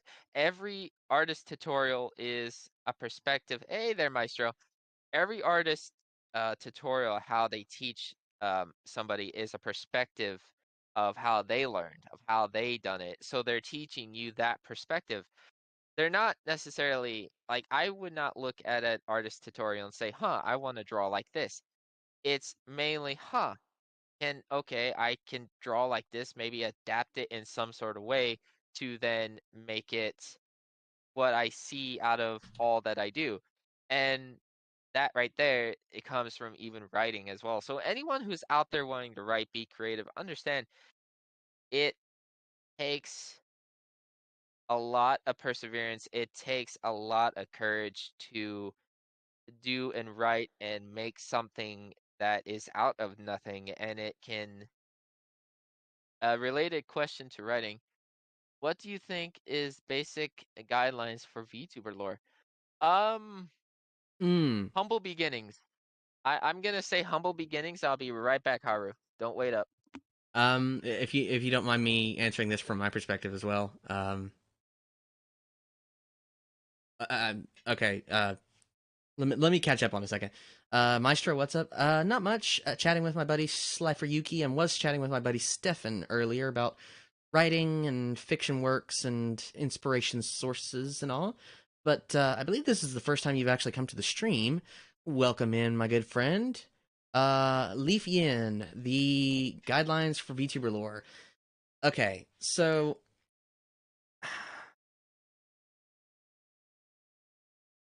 I think I should probably recall simply relaying something from a not really a very close friend, but some acquaintance from a Discord server that I'm part of.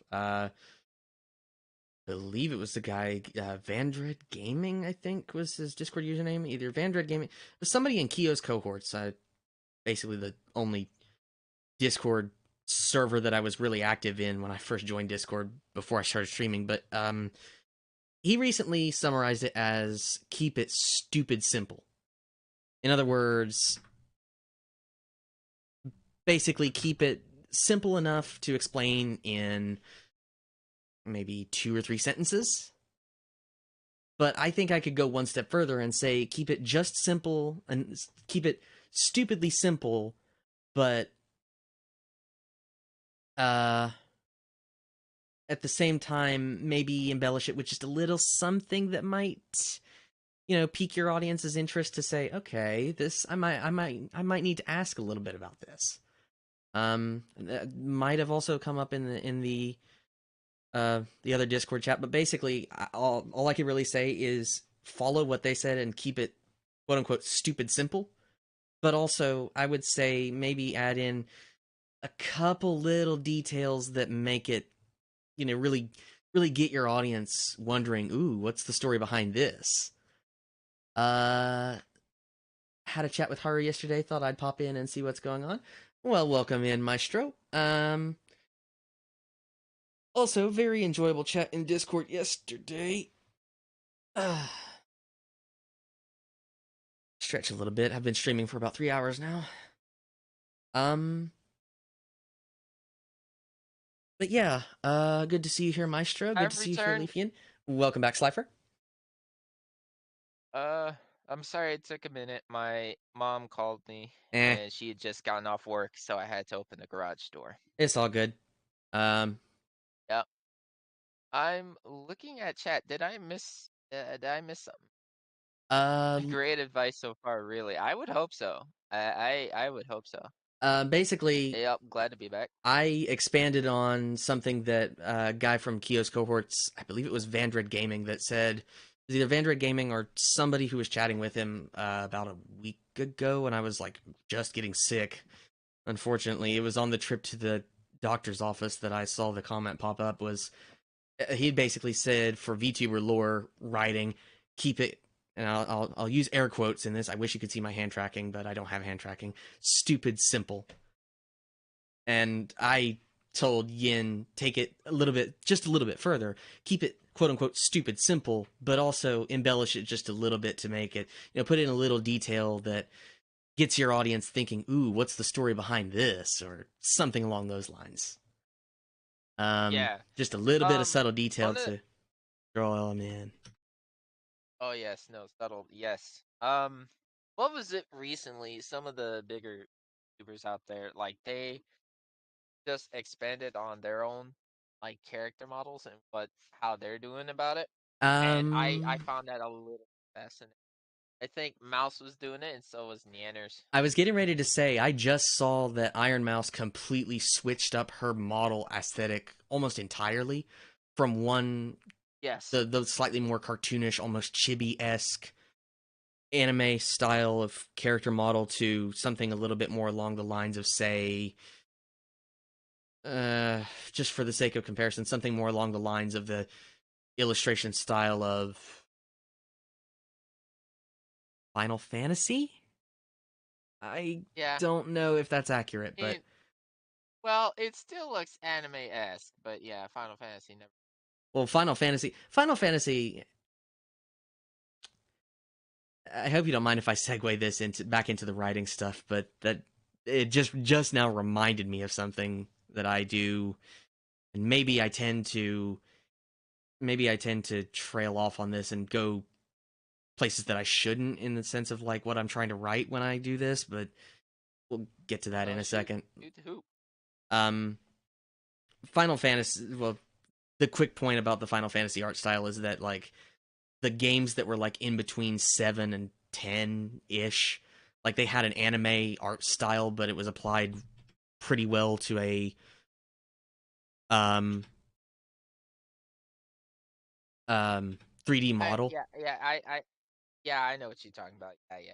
But beyond all that, on the note of writing, I do end up doing that sometimes where I'll just glom onto like an art style or something, and I'll try to apply that art style to, that art style, whether it's something more gritty and realistic looking or if it's something cartoonish, and I'll like apply that to a certain kind of scenario for like a short story, and I'll see how that plays out in my head. Like it could be something as goofy as like, if it's something like I don't know, maybe take like a picture like a giant fighting robot with like saw blade hands and stuff, and have that drawn, like I could picture it as drawn in my head as like really cartoonishly squashed and stretched.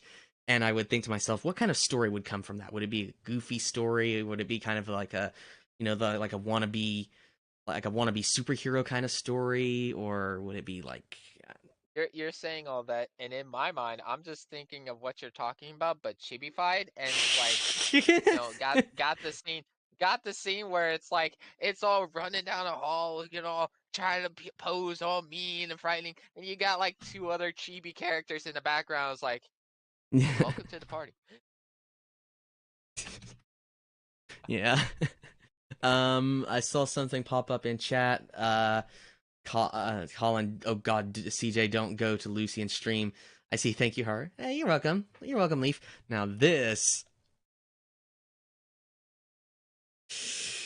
I'm tempted But to do something. I'm tempted to do oh no, something. oh no. Are we allowed to stream raid him? Like, are we allowed to raid him from one platform to another? Because if so, I want to do this. I don't know if that's uh I don't know if I could I don't have no facts on the matter, so going in. What is he? Wait a minute. What is he streaming? Let's see. Did he post in the Discord server? Hang on. He didn't post in the Discord server. Oh, he did. Okay, so what is he doing? Don't know. Let I'm me concerned, let and me I'm mute just this. gonna stick to story writing. Let me mute the site real quick. I might hold this off to do during the wrap up of the stream. But if he's doing what I think he's doing, I kind of want to Leaf yank his says, chain. don't think you can, don't think you can raid on you.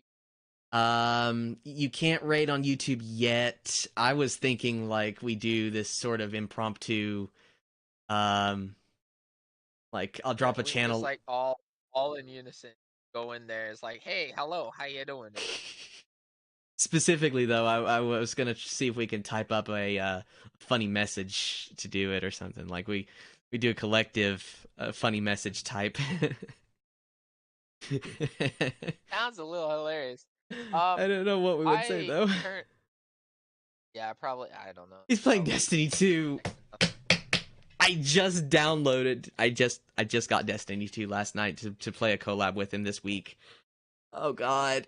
Oh, it's a Wait, oh. is Destiny 2 cross like It cross platform? is. It is. I just asked him about it yesterday evening. Well, that could be fun ideas on a later day. That's fine. But anyway, reaching back out to you guys. Um, what more can be said? Like I'm fairly certain touch based on everything here. But if there's any like questions now that anyone wants to ask, I think actually no, I know we Sour Patch Kids anyone. I mean, they're a very tasty snack. I'll take a Um, blue one, thank you. I'll take a red one. That's just me. You've literally got the colors of either my model or the colors of like your model and like the back wall of the background image, both red and blue. A fun fact: the photo that like blinks whenever I talk on your stream. That character was made thanks to Sao Fatal Bullet's character creator. I was getting ready to say that was from Fun Fatal Bullet, right? Not Licorice. fact. Yeah. I was gonna ask about Licorice that like it earlier. yeah, no, so that actually brings up a good segue as to like okay, so we all know You've how literally built lore, a big set of lore out of the Sword Art Online game stories, which is awesome because I I can't do that. Like I don't have the skill to work it in. I really have. When I look at my character, by the name, see his name is Slyfer, but the avatar's name is Slyfer, not the actual character name Slyfer. Give Slyfer and Haru some Sour Patch Kids. Yes, please, thank you. Um, the entirety lore of SAO, like, I mean, again, it's a story in and of itself, but SAO is one of those areas where you could add your own character into a subplot all to itself. Any realms of fiction, calling it fanfic is an idea, but also calling it like uh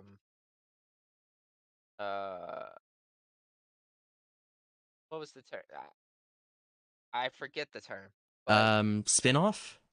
Is that? yeah, like a spin-off. That's it. That's what I'm looking for. A spin-off. It's basically, taking a base idea and the base core constructs and then making your own thing out of it. And then that spin-off just gets you going.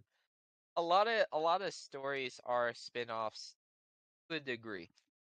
You think about it when you think about your favorite anime or your favorite story you like to be a part of, like Lord of the Rings, I think has had this a couple of times with the fanfics and spin-offs. Um and there's nothing necessarily wrong with that because it can lead to bigger pieces. It can lead to, bigger ideas that don't want to have overgrown immediately. So what I'm basically talking about is something growing too fast ahead of you.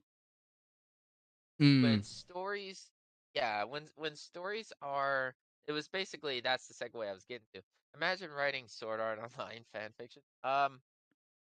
Quote unquote, I have. So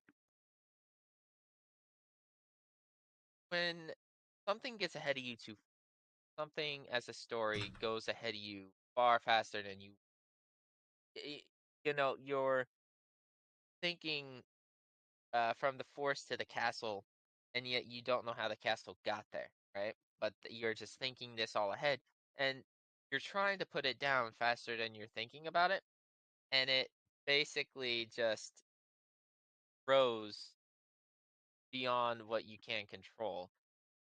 The whole aspect of what I'm saying is when you start to write and think of all these new ideas that you can add in, every little detail, every little thing, add this, add that, add this, add that. That's what I mean by it growing too fast beyond you. And where, you can take a subtle point, which is what we talked about earlier, is about subtle point in whatever story you're writing, and work on that first, branch out after that. Know the tree before the branches.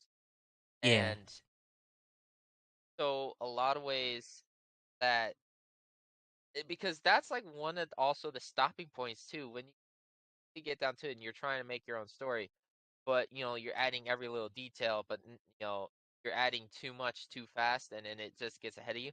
It can then you take a look at it and it's like, whoa, what happened?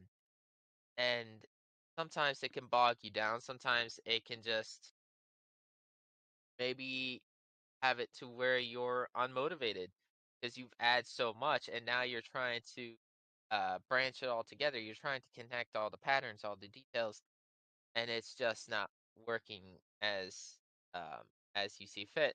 One of the videos I seen on YouTube was something about how the idea of story making, and you know, you're basically the person was basically talking about how start with a simple idea, you go forward with it a little bit, little by little, and then there's some details out there, some rough edges handed out, but you note those for later, and you recognize that you can make areas of explanation there, or areas of whether dramatic or exciting scene, and understand that once you're done with the initial thing, what you wanted, the initial end plot or the initial goal, realize then it's like, oh, there's all these other little bits you can go back and and know that you're very excited sitting down and writing all these people. So it's little encouraging steps that basically just goes a line and to a grander scale, and it's that notion that that's just like, huh. this is it, and that's also a good. That's also you know, understanding the little steps I was and, just and thinking. and just little steps. Sorry, go ahead. Oh no, I was just what my end thought there was basically like knowing the little steps. Don't like jump leaps and bounds, but take one step slowly in front of the other every time. And that's something interesting too, because imagine Haru and Slyfer writing lore together, dude. You know what? I'm just gonna flat out say it, Slyfer. How would you feel if? I know I'm probably getting ahead of myself, but screw it. I'm ambitious. If Blue Steel Rogue turns, I may have said this before. Leaf, CJ, Maestro. I don't know if you were in chat at the time, but basically, Blue Steel Rogue is the thing you're seeing up on the left side of the screen. That's the thing that I've been working on more in terms of writing. That's the thing I've worked on the most recently, and the thing that I want to publish first. But Slyfer, if this turns out to be a success, and it could be spun off into like different series and different like branch books in the same fictional universe, how would you feel about writing together and doing like the lore for the stuff? Because I don't know, Um, like I don't. I would not necessarily be mad at it. Because as I said earlier, it was all about I'm with a group of guys who is doing entire like background lore for Dragon Ball characters, our own made Dragon Ball characters from the game Xenoverse 2, Dragon Ball Xenoverse 2. And I would not necessarily be mad at like making the lore of things. Um and there's nothing necessarily wrong of teaming up and trying to do it together. I have no idea how it would go. The reason I Just ask don't get is just don't give me a time restraint no, because no, no, no, no, no, no, no, no time restraints. It's it'd fine. be digging my brains. It's fine. No time restraints. I wouldn't be worried about it. Like at the all I would really be asking you to do is like keep track of like, hold on, you've gotten this, like say go into a second book in a series in the same fictional universe, and maybe keep track of just a little bit of stuff as I write. Like, hold on, this contradicts what you wrote in this earlier book. These are like in direct conflict Oh with one yeah. another. Because dovetailing what you said about starting at the starting with the trunk of the tree before you get to looking at the branches, that's something that there's one example of lore writing in games. Let's sort of tie it up as a streamer, because I'm a VTuber. We're all live streamers. We play games on stream, but this wraps it up in a nice, Yeah. pretty little bow, in my opinion. There is one franchise of games that I think has just barely been able to scrape by with not really cobbled together lore, but lore that was only retroactively applied to branch together, and that was Five Nights at Freddy's. I've not played it. Oh I've dug yes. into all the videos. Oh yes. Anybody who knows Five Nights at Freddy's as the name of a franchise knows that this game and the franchise as a collective did not have the best lore put together from the get-go. In fact, it didn't have any Really lore didn't. until Game 2 onward, and it got to the point where even Matt Pat from Game Theory was outright saying when game number 5, official game number 5, sister location was released, he was saying, okay, this game at first looked like it was going to be a reboot of the franchise because it was literally getting crushed under the weight of its own lore, because it was Yeah. retroactively applied. Let's be generous here. It was only retroactively applied to the game that there was some kind of story that connected all 4 of the original 4 together. And Leaf, thank you for that comment about the writing lore together, because that's what reminded me of that, to tie it all up, Well, because keeping track of lore for something that expands beyond 1, 2, or 3 books, probably the smart idea is to have some help with that. I can guarantee this.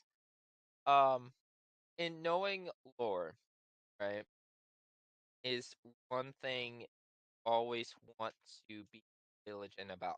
Okay. Uh, if possible, shortening rant incoming. Lore is something that cannot be. I love this team. Lore, thank you, Leaf. We're here all day and night on most of these days. Catch me on. Never mind. I won't do that to you. Better yet, I'll just put the No, updated Discord link in the chat if they want to join and chat around. No problem. Thank you for being amazing. Hey, you know what?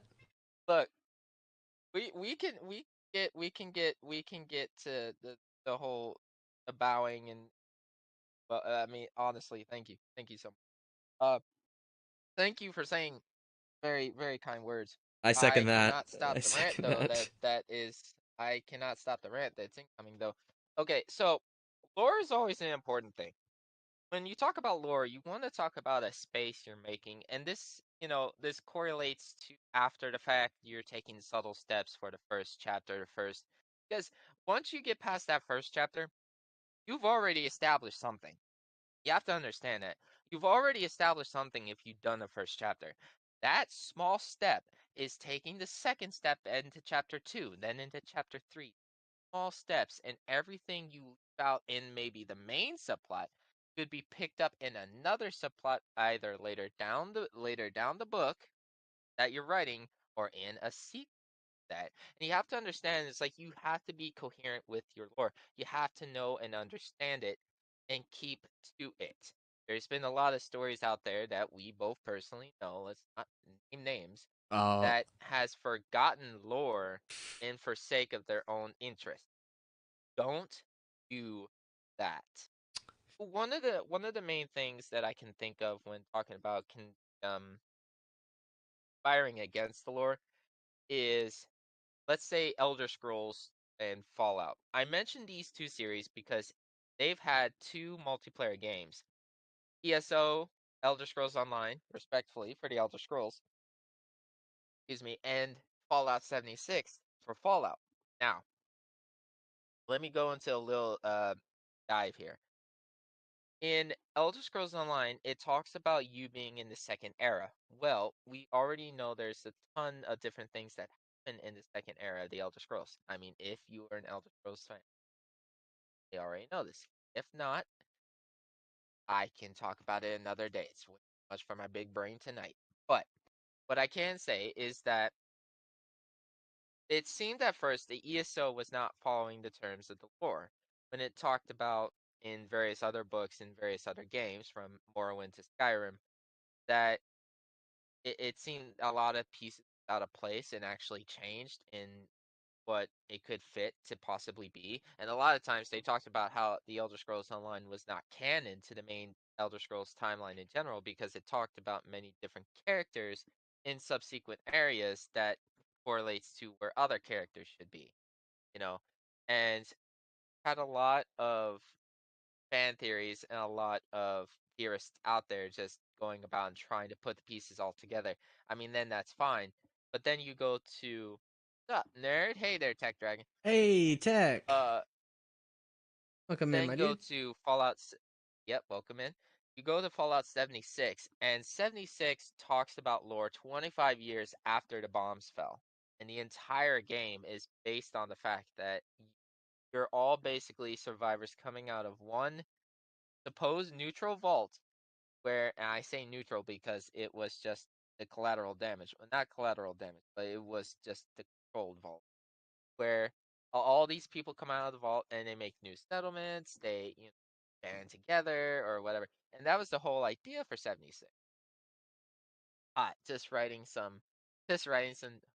Just writing some notes down. Hey yo, no, that's fine.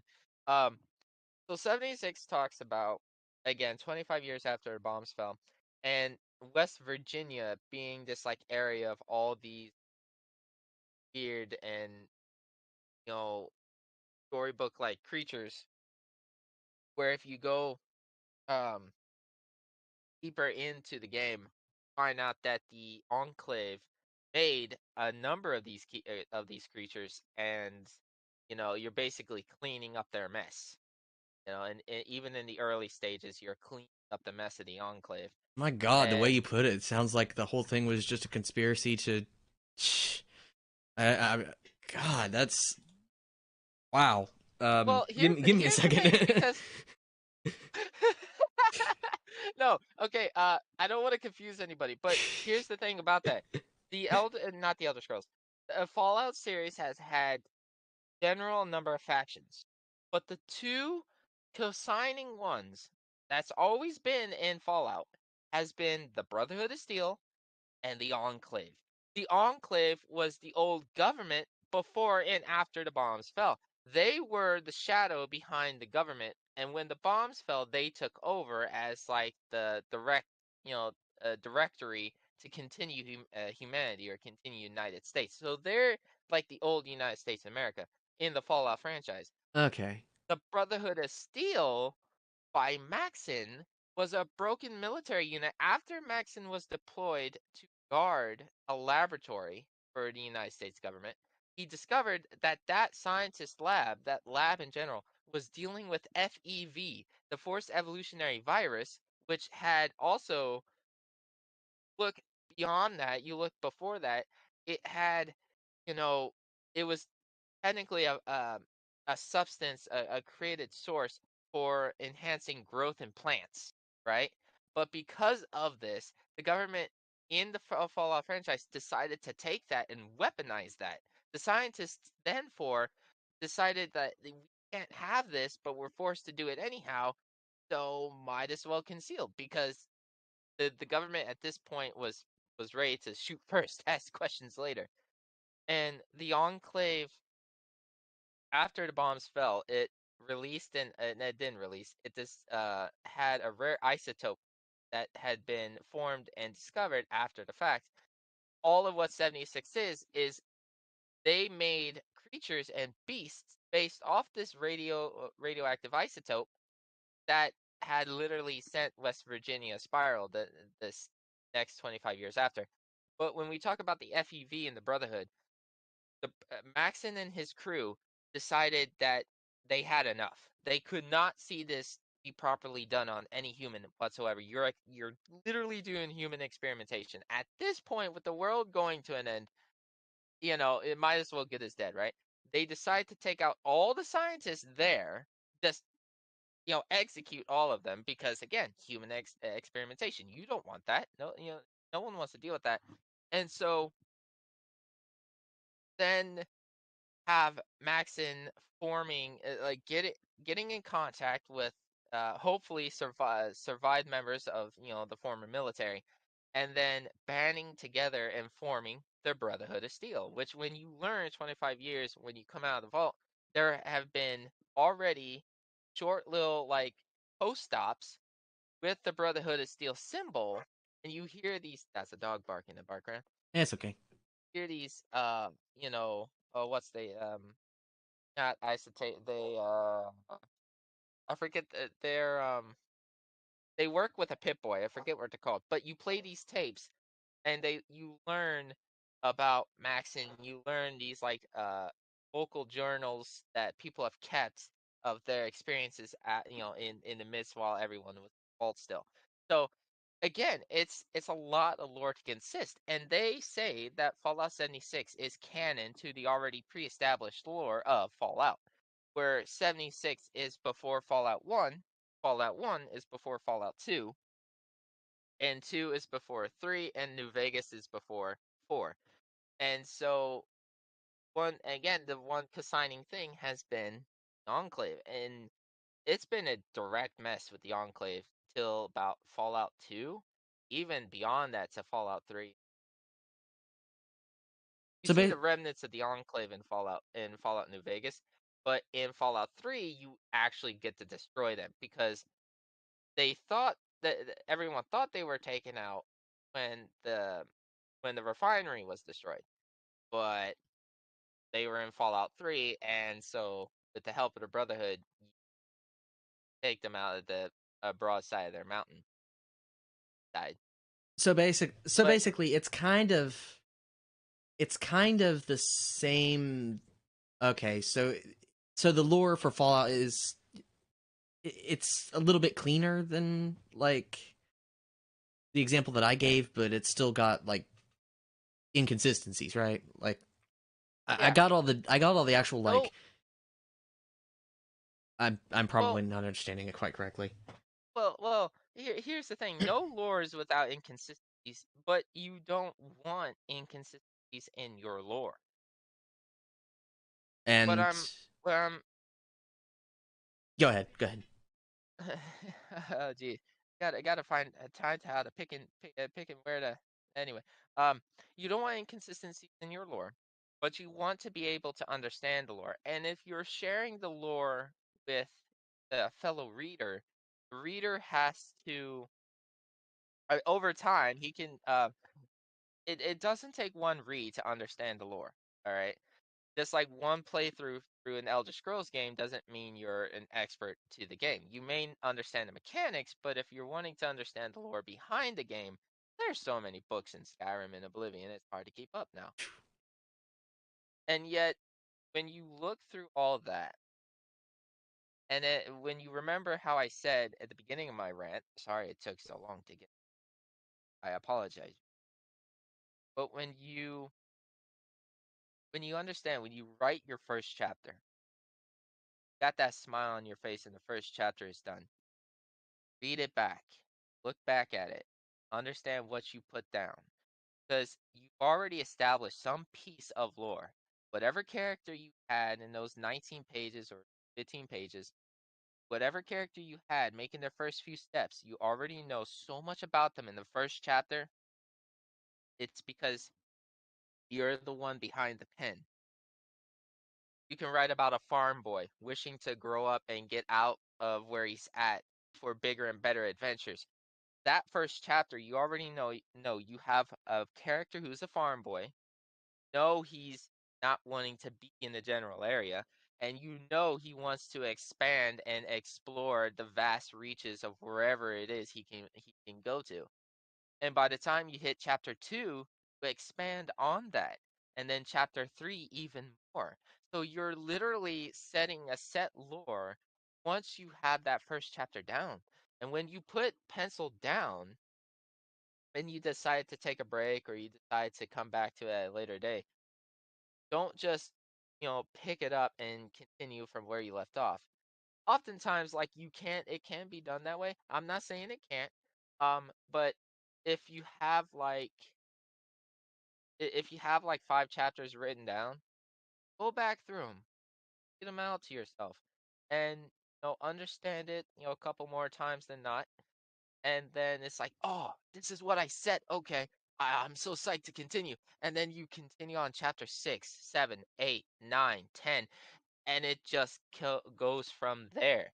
It continues if like because if the writing put down when you're inspired to write, and then the writing inspires you, and then you're inspired to write more, and it continues to inspire you, then what you're doing and how you're setting it will probably, it's like Haru said, you could probably make 10 over 5 to 10 books and still and know that the reader is going to be inspired because he was inspired. Haru, you want to catch this? I Uh, didn't. I switched. Leafian, another question about lore. Do you think that lore should have everything out all at once or slowly pump out pieces of it at a time? I'm pre- I I think I know what How do Slifer you would want to say to answer? this. I think I know what Slifer would say to this. If you're writing something for if you're writing something for a novel or the script for a movie or the script for like the story component of a game, comic, etc., probably slowly. Probably not reveal all the lore all at once unless it's a mm, I feel like yeah, I Well, think a good there's two example. ways. I hate to cut you off, but there's two ways you can actually approach this detail.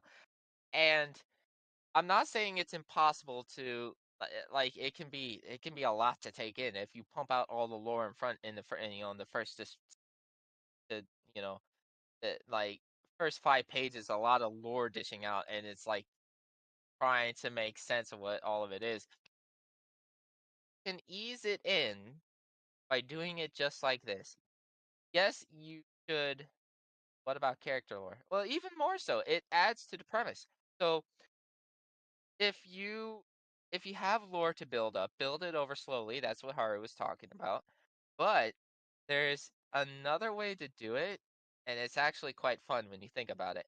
It's the idea that have a character, your starting character, read something about an old set of lore, have them read something out of that book, and then when, talking about character lore, that character closes the book with a smile on their face or, maybe a frown, maybe a serious tone, and they look at something and then they henceforth go on and try to identify what it is they're wanting to know so much about.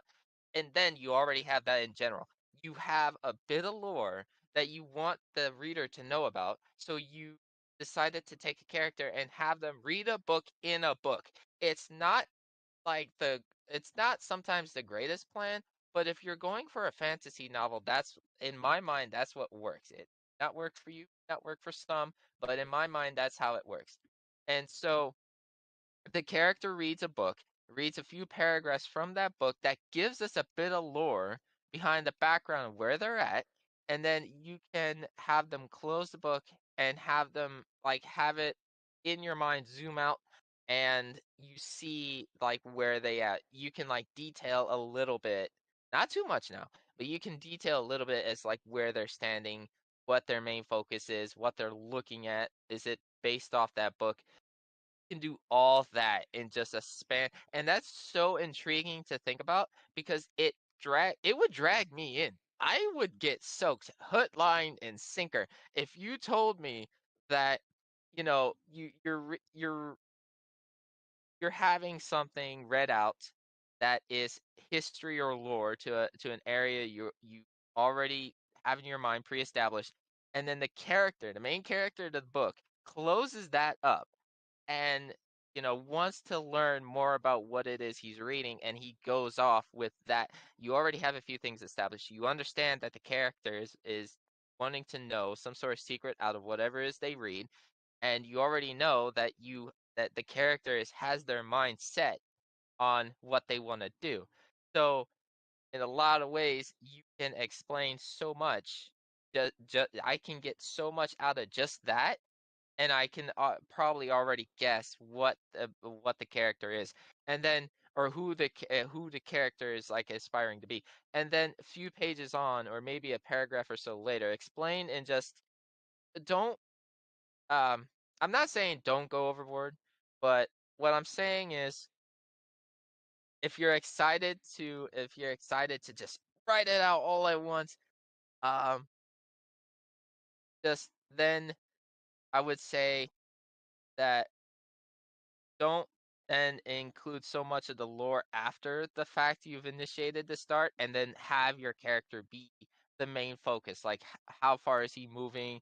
Have him explain to the reader in his thoughts who he is, and let that be the starting narration as to who the reader is knowing about in just a few short pages, because then the reader already has a few things going for them. They already know a set piece of lore. They understand that the character wants to know more about the lore and is trying to seek it down, whatever it is they're wanting to find. And you already know that the character is an inspiring, maybe adventurer or an inspiring novelist themselves, going after an ancient old tale and wanting to write down the experience of what they find, 1,000 years after the fact.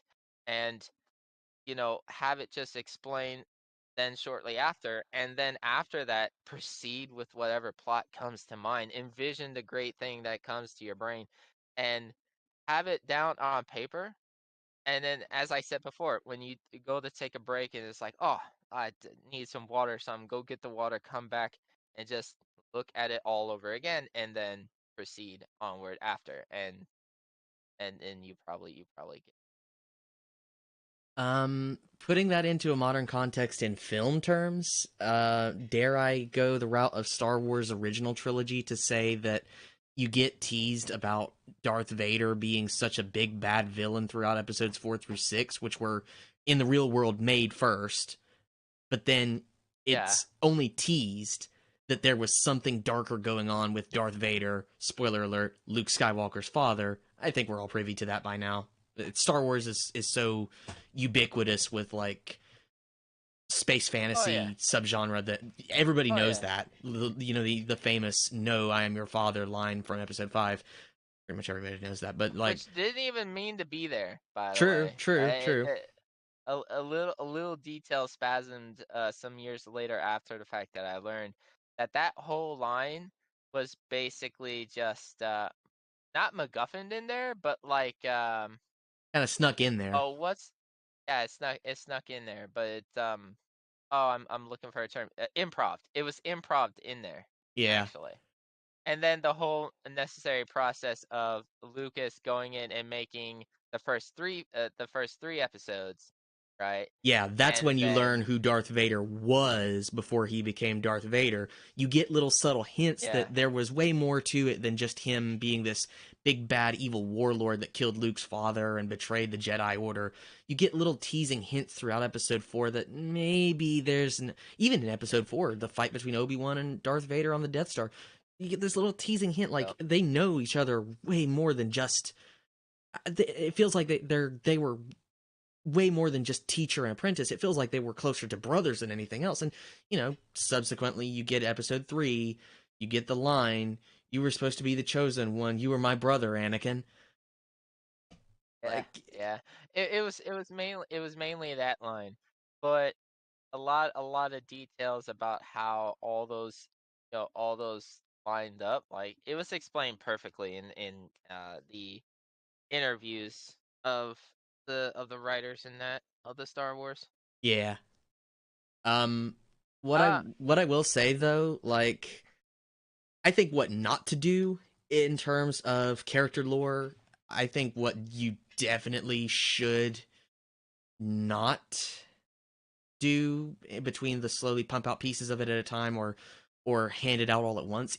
I think if you do hand it out at once, I think a way you could still make that work and still keep that character interesting is go the route of have their motivations in the present day change over the course of the story that's being told. Maybe. I could be wrong about that. that Like, that that that's yeah, that's an idea. I mean, it kind of talks about how I was just talking about too, where it's like, okay, now you have a character wanting to know more about something.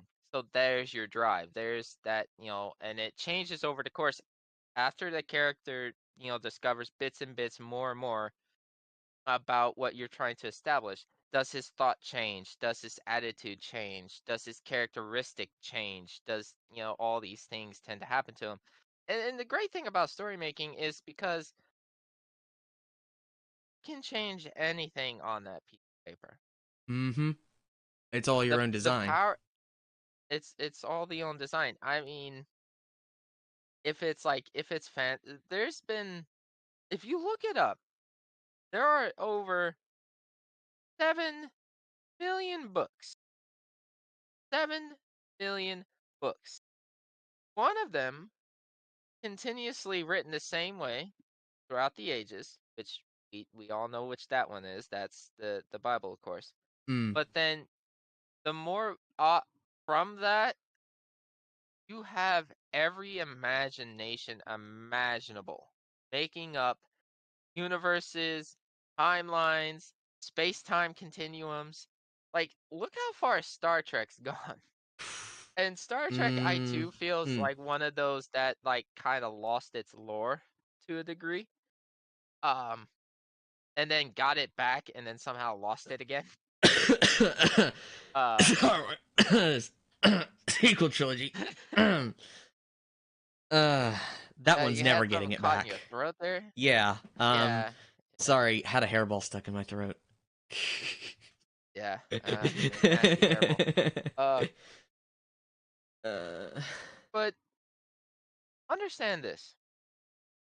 Correlate all of what we've talked to today.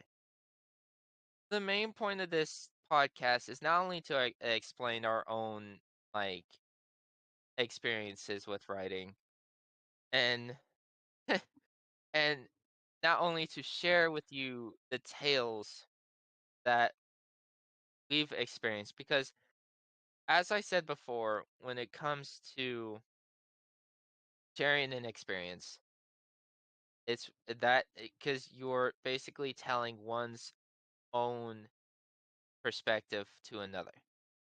But this Mm, doesn't necessarily mean it should change your perspective. yeah. And, you know, your outlook, how you see your story, isn't influenced by, someone else's thoughts or someone else's ideas. And the main point of what we're trying to bring here today is that we've all had a period of experience with writing at some form or fashion. Your Haru, I see here, has done it in like a chapter book type sense. Middle column, going down the row, numbering off the pages. Me, um, like I said, in my sophomore year when I was inspired to write, I took on a Romeo and Juliet play type style, and I was like writing it in like play form. Before like understanding is like there's more to it than you know, um, just writing it out as a play. But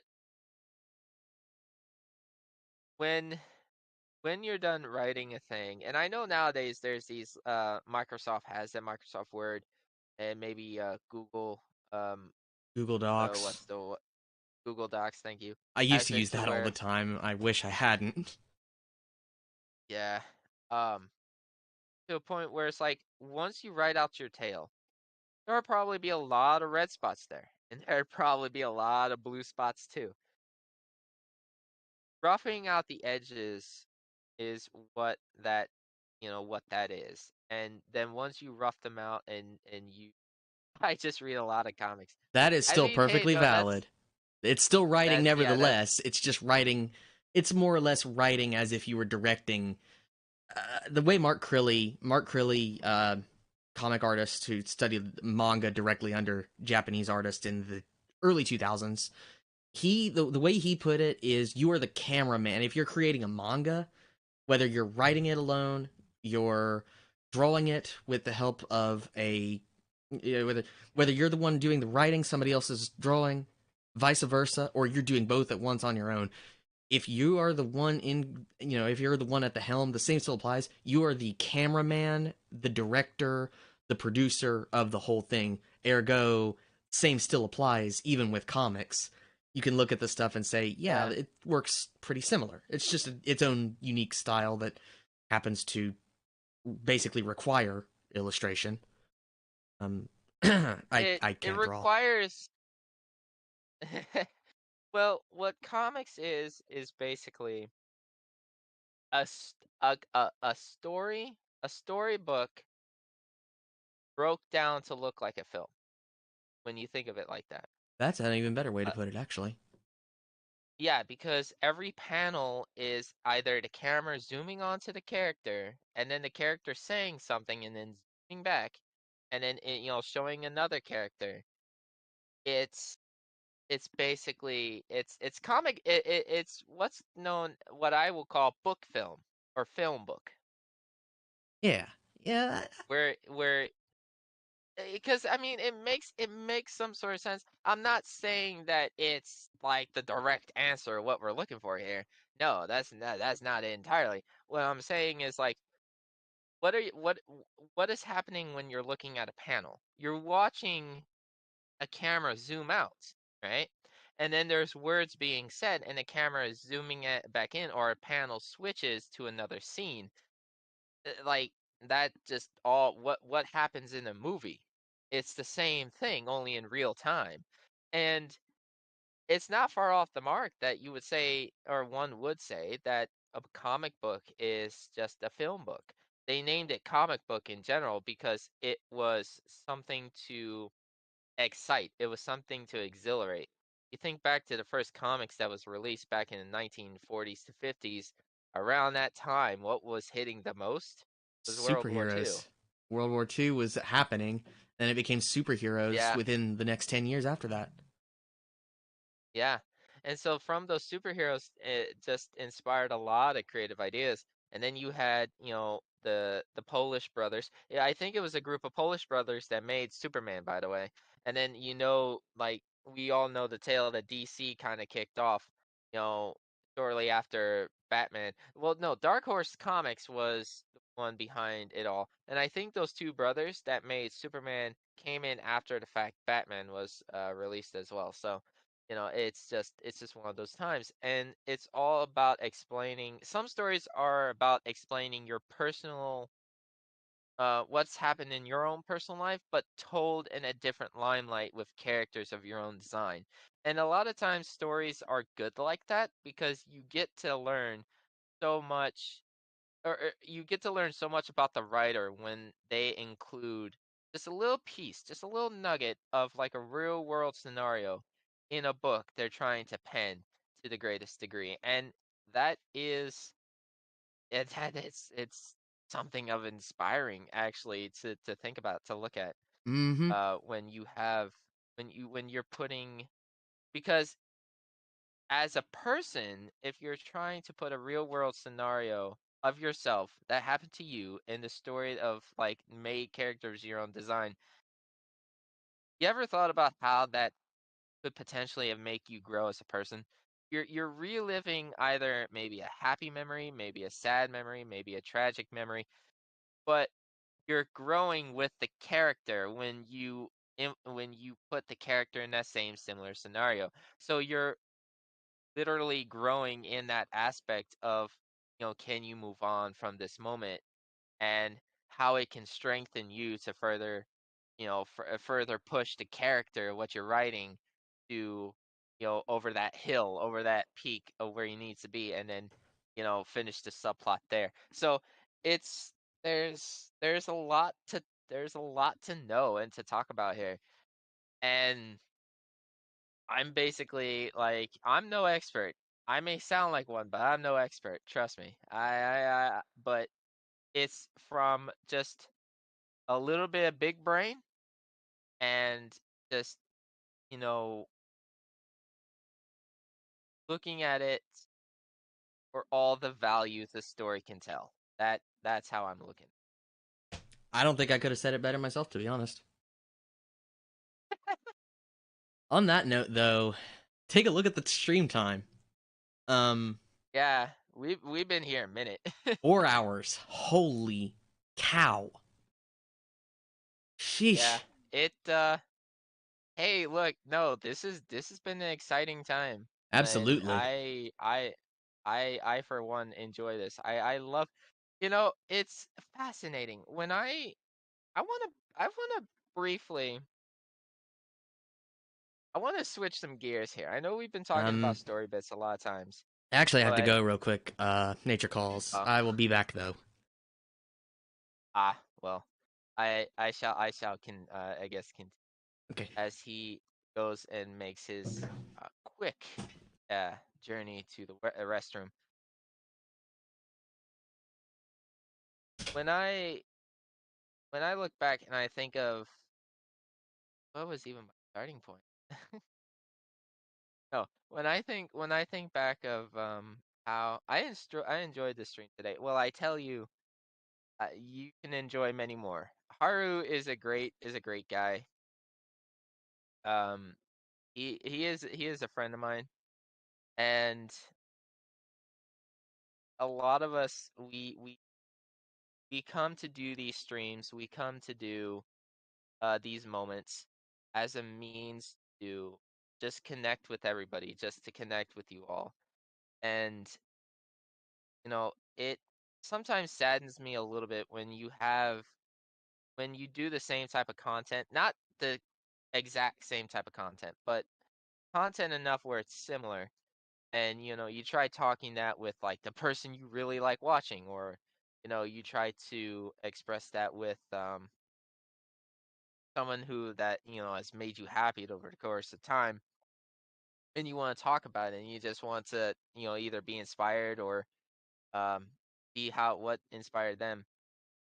It makes me somewhat a little disheartened when it's like you can't really like say a lot of certain things to another, either who streams or who makes videos sometimes. Because I mean, it's, for I guess for security reasons, but it disheartens me a little bit because we can all grow as a community. We can all grow as people who can come together and share their own similar experiences uh with just doing YouTube, with doing Twitch, and with doing this. And on that note, it makes me wonder if like podcasting is a thing for me. Like I Okay. I don't want to. Oh, hi. You're welcome. Welcome back from the acrylic throne there. Sorry. Uh, Leafian, I enjoyed the stream today. Oh, that's good. Leafian, oof. I'm planning to become a VTuber soon. Hey, all right.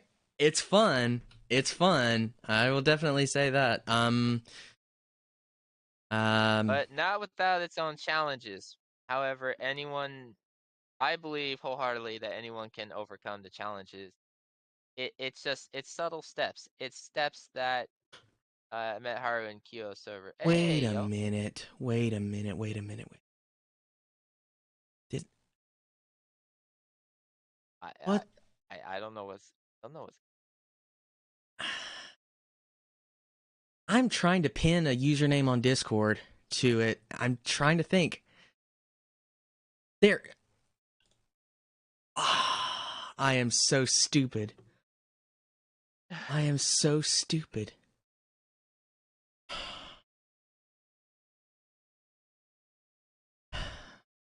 It's okay. It's okay, Yara. Yeah. I said Yara. It's okay, Haru. Yin, I just saw. I am so sorry, bro. Oh god. Oh man, I completely it went right over my head. I was chatting with Yin earlier this week when I was still only about halfway through bronchitis, and we were chatting about. God. Oh, that's Well, embarrassing of glad me. to meet you there. Glad to meet you there, Uh, Yin. Glad to meet you.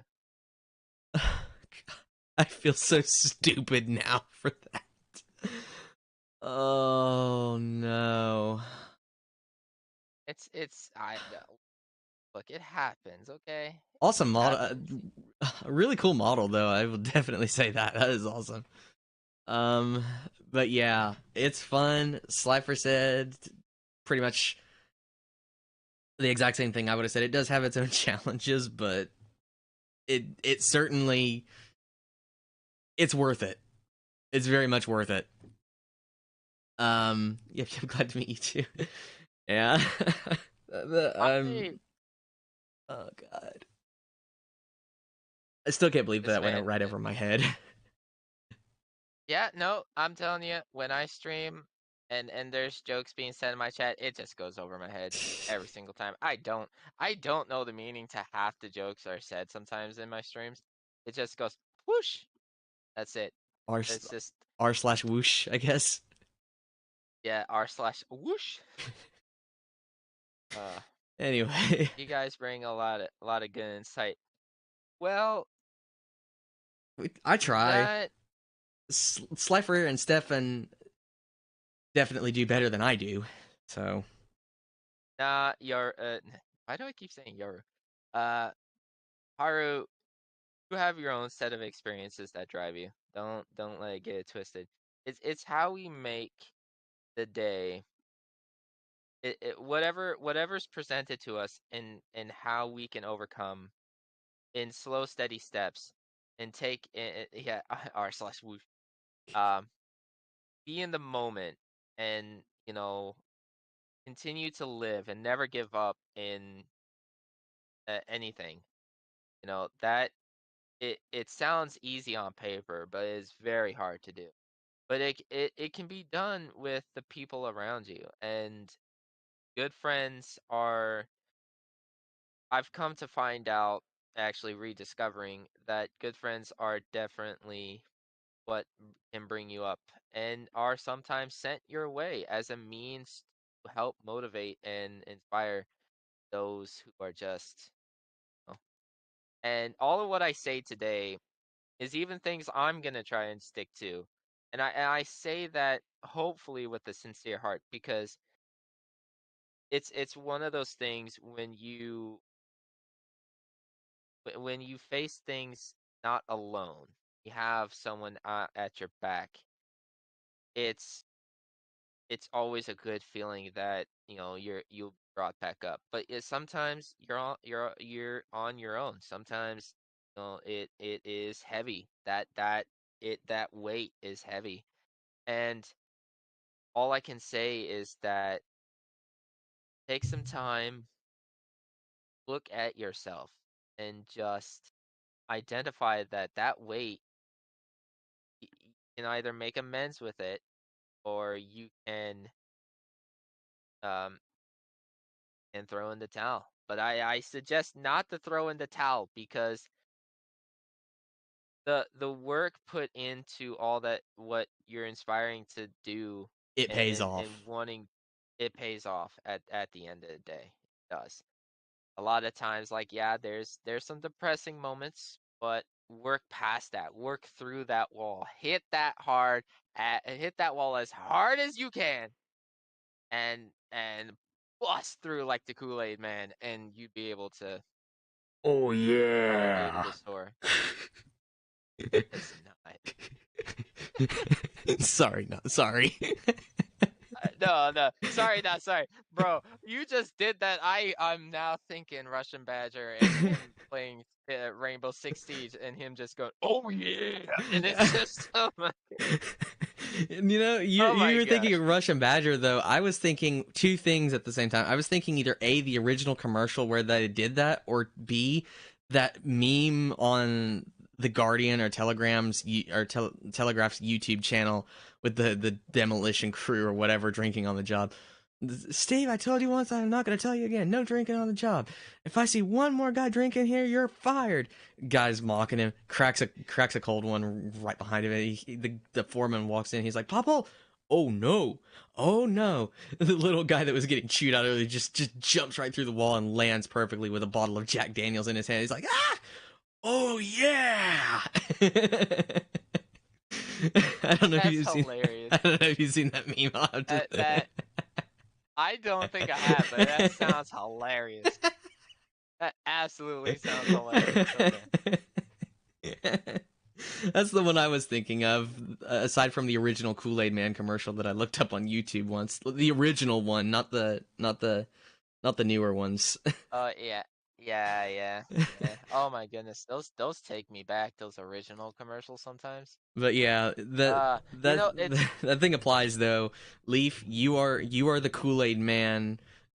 Just break through that wall, smash those bricks down, and don't even bother. You got this, man. You got this.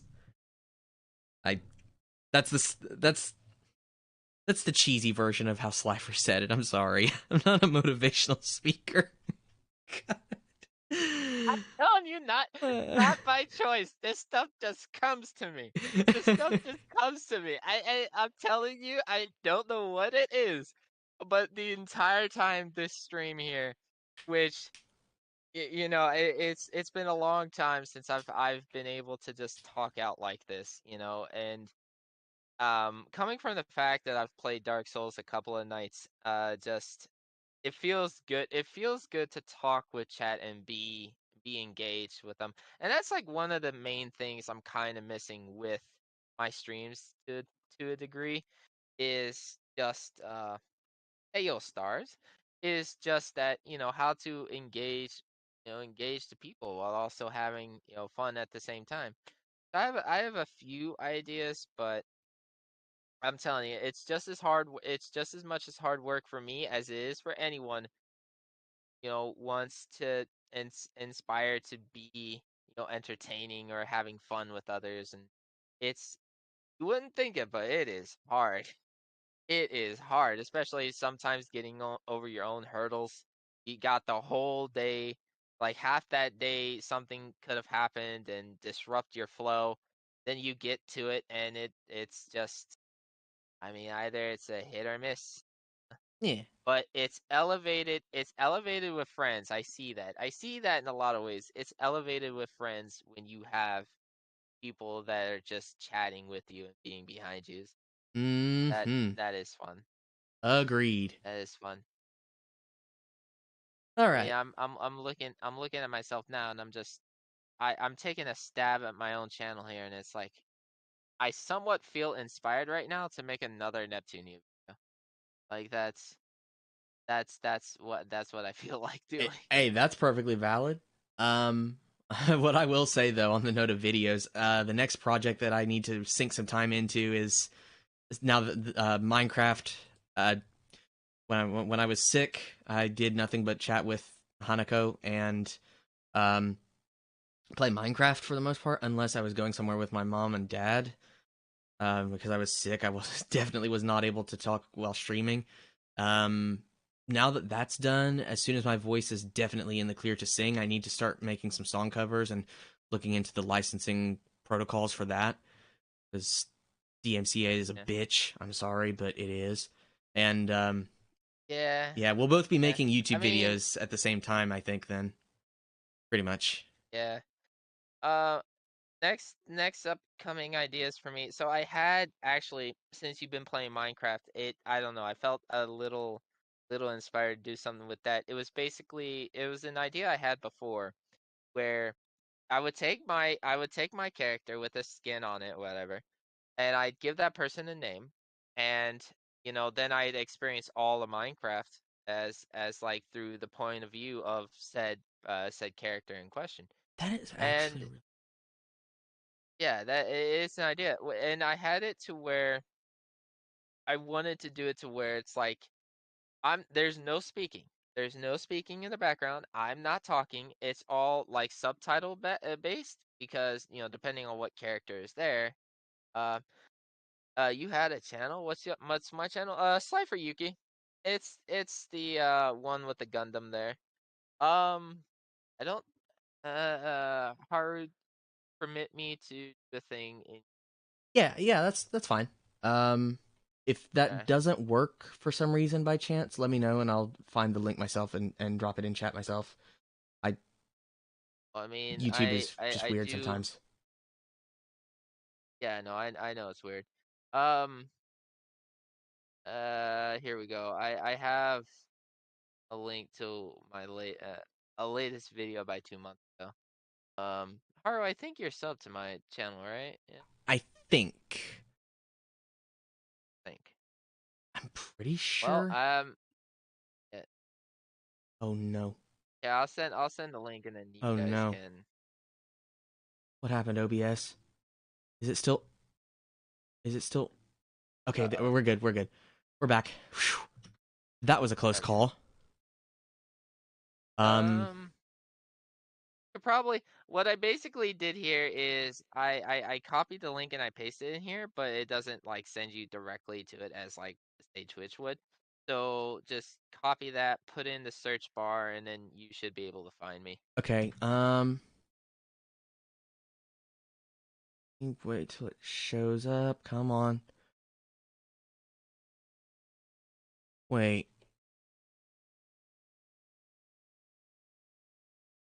Also, I sent you something in Discord DMs, by the way. Slyfer, that's what I've been working on Minecraft.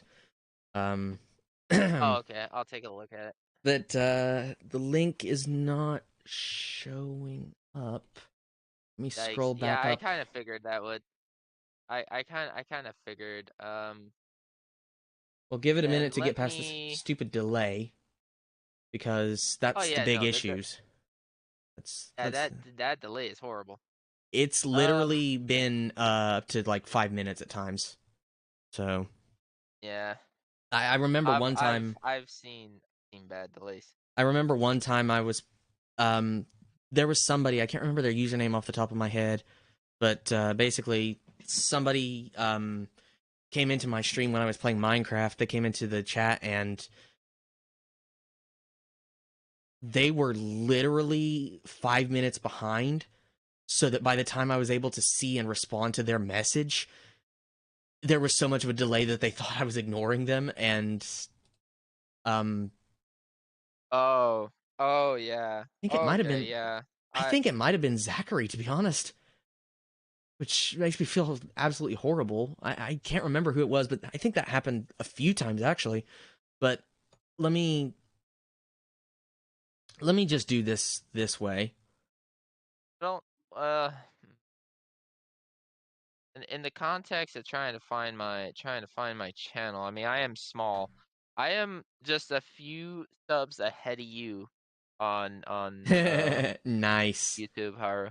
Nice. So actually no, it was gonna be the biggest joke. It was gonna be the biggest joke that my sub count would just reach 69 and it would stay there for all eternity. It was joked heavily. Well, I mean, Did you it's about to be 70 find? because I found the link and I am already subscribed apparently. So Okay. Okay, cool. I went Well ahead then, and yeah. rip viewer hurts when that happens. Yeah, rural internet sucks. When I was on campus, it's a city. It's not a huge city that I was in. It is a big city, not a huge city, and ironically, they had better internet than home internet. I can't make this up. It genuinely did. The campus genuinely had better internet than anything at home. But Well, I tell you in the talks of like better internet, it's 69 now. You know, Lynn, you have been an amazing person, and honestly, this night has inspired me to do some more videos. So I am taking this segue moment to do one other thing. Haru permits me. I'm hey, only doing this out of permission. listen, I would Um, say the same thing if anybody else was here and I was hosting the stream. So knock yourself out, man. Take it. yeah, Take the yeah, mic. no, take the mic. I've done that all stream. Uh, Based. I mean, no, it's your stream. I'm not taking any points from you, but I'm telling you, when I start going, for some reason I am hot and heavy to make my presence known. Um, what I have for you is my I oftentimes is over on Twitch, many times over, and recently uh this actually comes at a good time. I keep mentioning this, but as we both know, talking with friends is just a good way to um feel good, to take things out. That there it is. Thank you. I can't do it. I can't do it fast enough. The man is faster to me. Man is faster to me. I tell you. No way. Uh, Maybe by luck. Not always. I mean, but yeah, no. I'm just happy for this day. I'm happy to have this opportunity with Haru here and just talk to you guys about writing, about encouraging you guys. And for my channel on Twitch, that's what I inspired to try and do.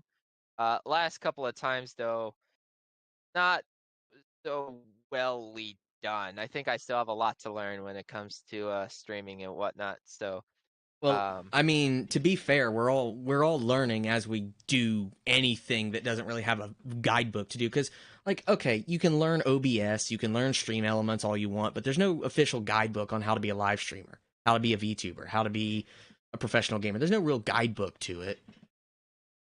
there really isn't. No. So we're always learning as we go. Also, I'm hardly ever faster at typing than or getting links up than anyone else. Your chances are going to be faster than me 9 times out of 10 with that stuff. I can barely No, react in Gundam it's fine. Evolution. It's fine. It's only I mean, I only ask out of permission. And also it is also up to Lynn's choice if they want to. I mean, I thank you for the sub, Lynn. I humbly, bottom of my heart, thank you for the sub over on the channel of my YouTube. And if you do follow me on my Twitch, I don't ask for anything. Just to follow and some of your time, and that's all I care about. It comes a point when doing Twitch, doing YouTube to a long period of time. What's it all about? Why is it you want to be a content creator? It's the question that everyone asks themselves. With me, when I started, it was just about getting to know other people. And again, as I say, the 2 years I've spent my time on both YouTube, Twitch, and even Discord to a degree, I have met so many people. Met so many people. And that is what carries me. That is what drives me. And when sometimes I don't see like enough people to like chat or talk to or question with or whatever, even when I'm playing a game, it I mean, again, as I say, it feels lonely. It feels very alone. But you're not alone in what we all do. We're never alone. There's always going to be someone out there who will watch you, will come to watch you at some day, and that is inspiring enough to keep going. So Preach it, man. Preach it. I've preached enough. My throat hurts. Help. Get some help. Hey, I don't know why I'm so. I don't know why it just comes natural to me. I am confused. I am confused, boy. But yeah, no, just yeah, that is my Twitch link, my YouTube, yeah, and I don't know what will be on for tomorrow. I honestly think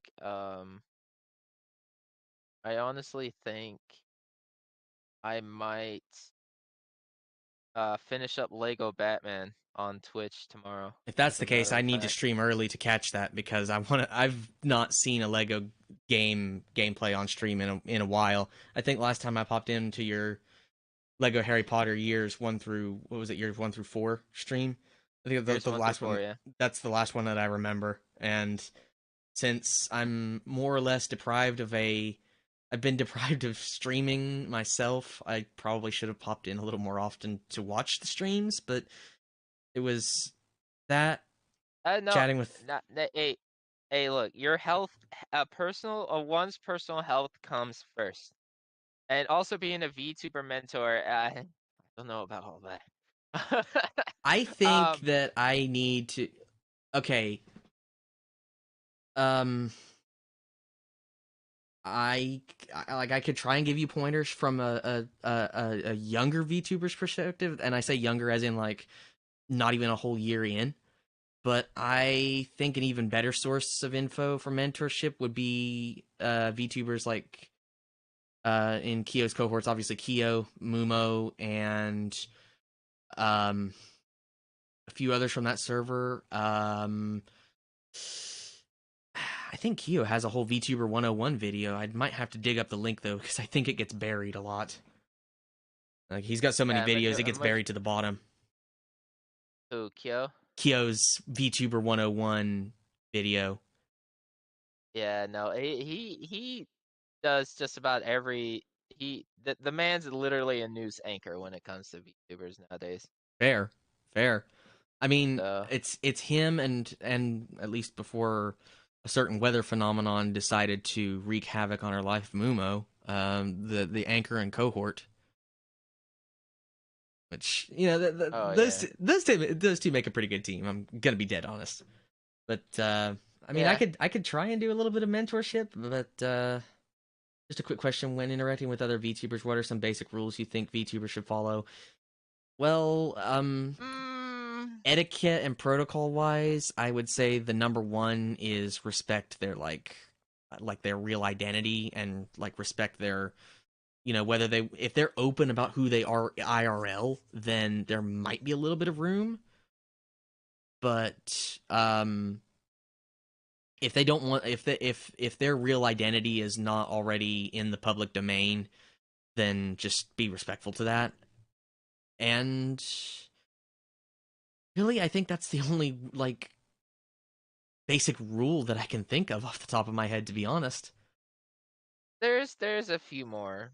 I think Slyfer might be That better to that's answer the rest of that. well, I I know very little about VTubing, to be honest, but I have seen plenty of VTubers out there.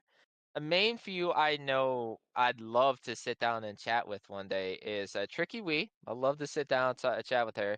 Iron Mouse, I'd love to sit down and talk with her. And Silver Veil, all these other ones. I wish I could collaborate And with Silvervale for a music project because her style of music is the style of music that would gel well with me, like gel well with the music that I want to produce. And that's probably never gonna happen. yeah. Well, never say never, my friend. But in terms of like basic rule, Haru said the main important one. If they are open about their IRL status, then I mean, yeah, there's some room in there. General consensus is just respect the channel mainly. I mean, your channel rules are going to be different than say their channel's rules. So it's one of those, if you end up talking with another fellow VTuber, off screen, it can, it's the bee's knees. Anything could probably come in conversation. If you become friends with them, even more so, conversation and just behind closed doors is between you and that other person. So that is what strengthens the bond in general. Um, but while on camera, it's just again respect the channel and that and just how the rules are set. I mean, oftentimes it slips out of me. This is something that I've come to find out, and I've looked at several times over. It's like when you're open about who you are, and you just like up and say this, that, and another. Some of those mods, man, they will hop, they will hop on you immediately, thinking that oh you're Uh, self-advertising what's or going hey on? yo you're doing this or that. Okay. But just no, just uh be very respectful to the best of your ability. There's no, I mean that could probably take a lot because you're your own person. Um, but it just, I mean it will probably show at the end of the day, how you interact with the other supers and how they come to know you, and then how things could potentially grow from there. So, because like when we talking about Haru mentioning how there's really no rule book about streaming, no really basic guideline book of what to follow, how to stream. I he says that, and yet there have been so many videos about how to become a streamer, the first few things you should do before becoming a streamer or whatever. What I can tell you from the 2 years of doing the thing, streaming over on Twitch and even being on YouTube for a while, is whatever they tell you in these like tips and tricks or whatever, that's probably not how you're gonna see it. Their guide, That's probably, their um, their preference pointers based on like that person's preferences. yeah. And that preference isn't your preference. So when you go about and you look at videos like how to do, there might be similarities. Don't get me wrong. A lot of people have some maybe similar backgrounds in how they stream and how they continue with their streams. But each and every encounter is unique to you. It is unique to you. No one can ever take away an encounter you had with us today. No one can ever take away the encounter you have with fellow friends tomorrow, if tomorrow does come. And no one can take away the moment you feel when you feel jolly and happy and good, and you're just very excited to either write, make videos, or just you know come up with so many crazy ideas. Like no one can take that away because that is your own unique ability you have that is yours and no one else's. And a lot of times it's what fuels that fire, especially when being content creator out here. So, I mean, they say oftentimes like, stick to one game continuously and then, and just continue like that. But the thing is, I've been a variety streamer for like a period of time now, and I've played several different games, each one different from the next, some similarities here and there.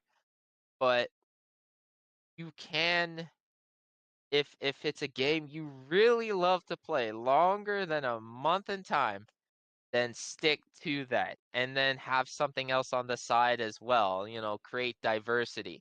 try to, connect with more people out there, or just chat with them.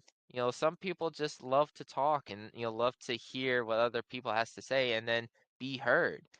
And oftentimes that be heard notion is sometimes taken to too far degrees, but keep it in good standing and it's all right. Leafy, and there's no real rule book for VTubing. That's why I'm planning to make one by asking as many VTubers like, actually, okay, that actually, I rem, considering what you've told me, I don't know how much I should say, but considering what you've told me that you want your content to focus on, Leaf, that's a brilliant idea. That's a brilliant idea.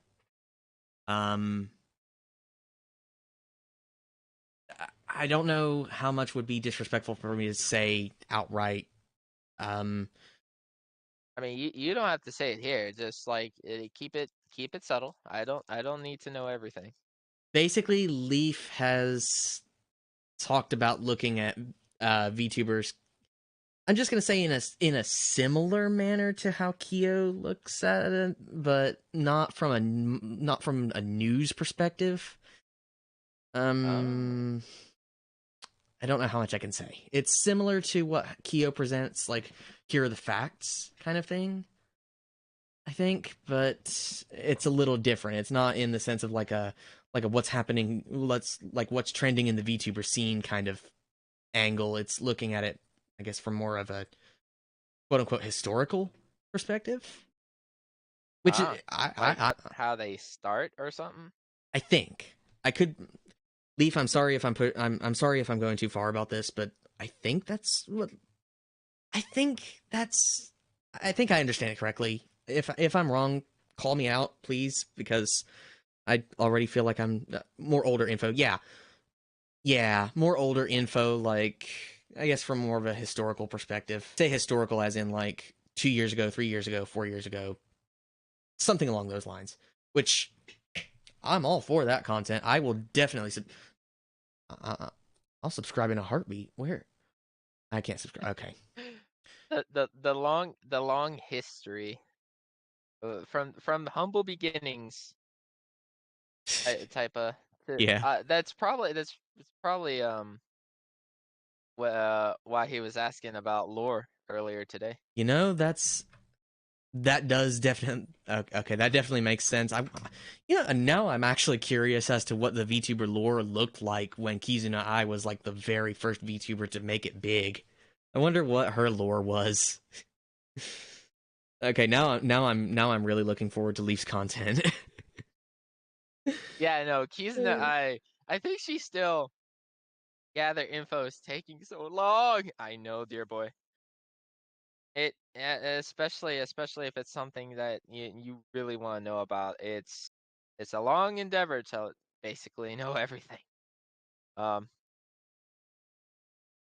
It was. We're looking at 4 hours 37 minutes and counting, and the stream is starting to cut out a lot. So I think the local range of like home networks is starting to draw a lot of stuff at once. I get the feeling it'd be wise to call the stream soon. Actually, no. This has been a pretty decent long. Like I only go about 4 hours anyway on my end. I'm an AI that became a YouTube. Hey, That came to YouTube to experience the world. hey, that works. That works. I can see that as like a historical. Yeah. I can see that as like a historical AI YouTuber kind of VTuber kind of thing. I like that. I like that a lot. Yeah. That's subtle. I like that background. Eat your heart out, Cortana. That's a Halo reference. Oh yeah. Because Cortana is the super smart worry. AI. No, I got it. But anyway. There's a new So there's a new AI in town. yes. A new AI. Yes, I love definitely. that, Yeah, no, so this has been a very interesting night. And if we're about to cut it here, then I thank you all. Is Keys in the AI's lore? Oh yeah, no, yeah, Oh, AI became a YouTuber and experienced the world. That is definitely oh, okay. That is definitely her background. That is, You know, it's funny too because Kizuna, she has had she's she had had. a collab with Azure Lane once, Oh God, I remember seeing those commercials. I think I saw those and she was commercials. Uh, she was more than one ship. You could have an entire fleet full of Kizuna Eye ships. the Kizuna It was clan. literally, she was a light cruiser, she was a destroyer, she was a battleship, and she was an aircraft carrier. She's the whole freaking Pacific Fleet. Literally. Uh, I remember that too, Uh, because I think that was sometime either after or before before the Neptunia collab as well. Fun fact. How about Kizuna Eye with a Neptunia color scheme overlay?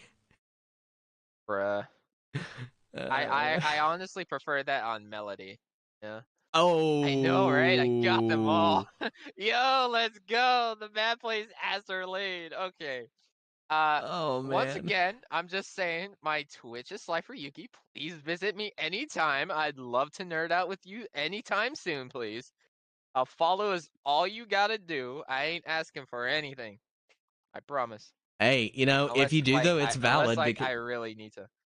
if you listen, okay, you see this scene in the background that I have, right? Beyond Yeah. the reactive overlay and the reactive image and the Microsoft Word overlay, you see this is Yeah. my recording studio, right?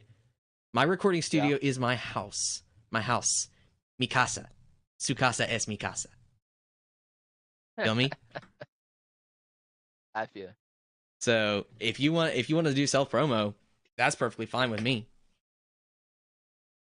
Hmm. Well, I understand, and it's the same with me. One of the policies I have.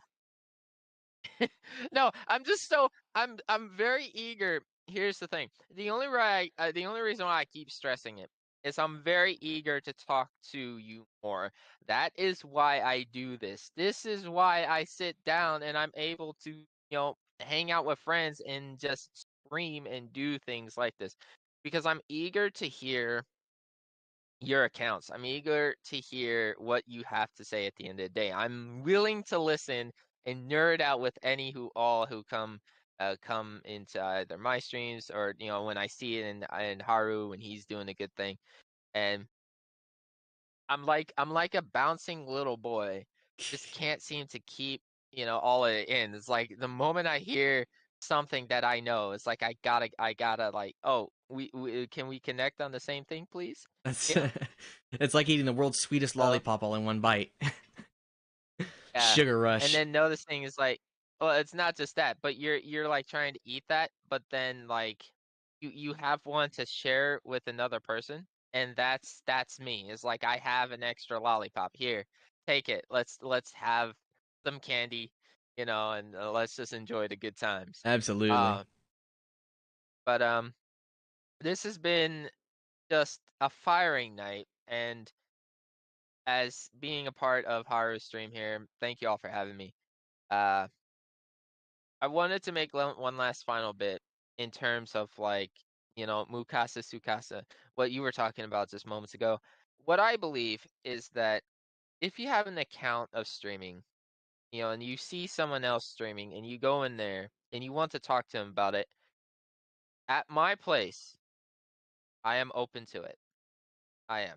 Hey, I there we don't go. think it's I don't think it's necessary, and I don't even think it's right to instantly go after that person. I understand security is a thing, but with some discernment and common sense, one can tell one is trying to self-advertise and one is trying to talk about what they do. And to me, if I can figure that out, then you're free to come by and tell me your account, your experience on any platform, whether it be YouTube or Twitch, and I'd love to hear it as I play my games and just, hear about your day, hear about how you went and how you done, how good it's been. Because I believe if we're a little bit more open, and we're not constrained with one another. We don't feel like we have to keep ourselves tight-lipped and, you know, it's like, oh, I love this VTuber. I love her content, or I love his content, or whatever. But it's like I can't like tell them I do the same thing. So it's like really hard to like, to me, you can be open on my channel to a degree, keep it in limits. I'm not saying limits as like, I'm constricting yourself. I'm not trying to contradict what I just said. But what I'm saying is keep it to like just, keep it relaxing is what I'm saying. Keep it relaxing. Don't, because then everything's gonna wah. I'm gonna go wah, and then my mic's gonna go loud, and then everything's just gonna go loud, and uh, everyone's got sensitive ears, so it's like I don't want to bleed your ears on any reaction. Uh, I found the VTuber community one of the friendliest communities I know. Hey, listen, that is Pog. based Pog, whatever you want to say about it. That is straight facts. I mean, sure, you get a couple of bad apples on Twitter, but that's Twitter, so. And I say that as like I haven't encountered any of them personally yet, and I loathe the day that I do, if that day ever comes. But hey, the VTuber community on the whole is just amazing, friendly. I think a good word would be inviting, very inviting. Yeah.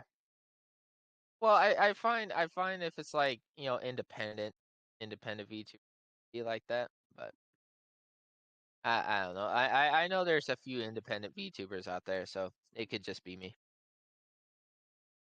I mean, a lot of us are indies currently, and honestly, like even if any of us were to end up auditioning and passing full auditions to cover core, Niji Sanji, or hell, even get selected by V Shoujo, because they seem like they're even more selective than cover. Which I don't take that for what you will. That's more or less hearsay.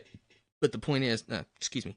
Point is, like, even if any of us were to go from being streamers or VTubers independent to making it, just genuinely making it to the top at like Hollow Live or Hollow Stars English, you know what? If we try to present ourselves as inviting to our audience, then yeah, that's that's the feeling we want within our audience. Then it'll just make everybody else feel invited.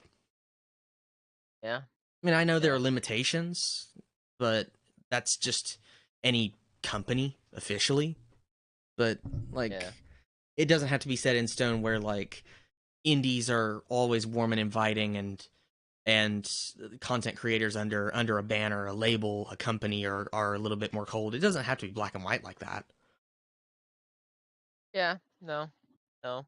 It's mainly that way because like I feel humble beginnings, constructive ends.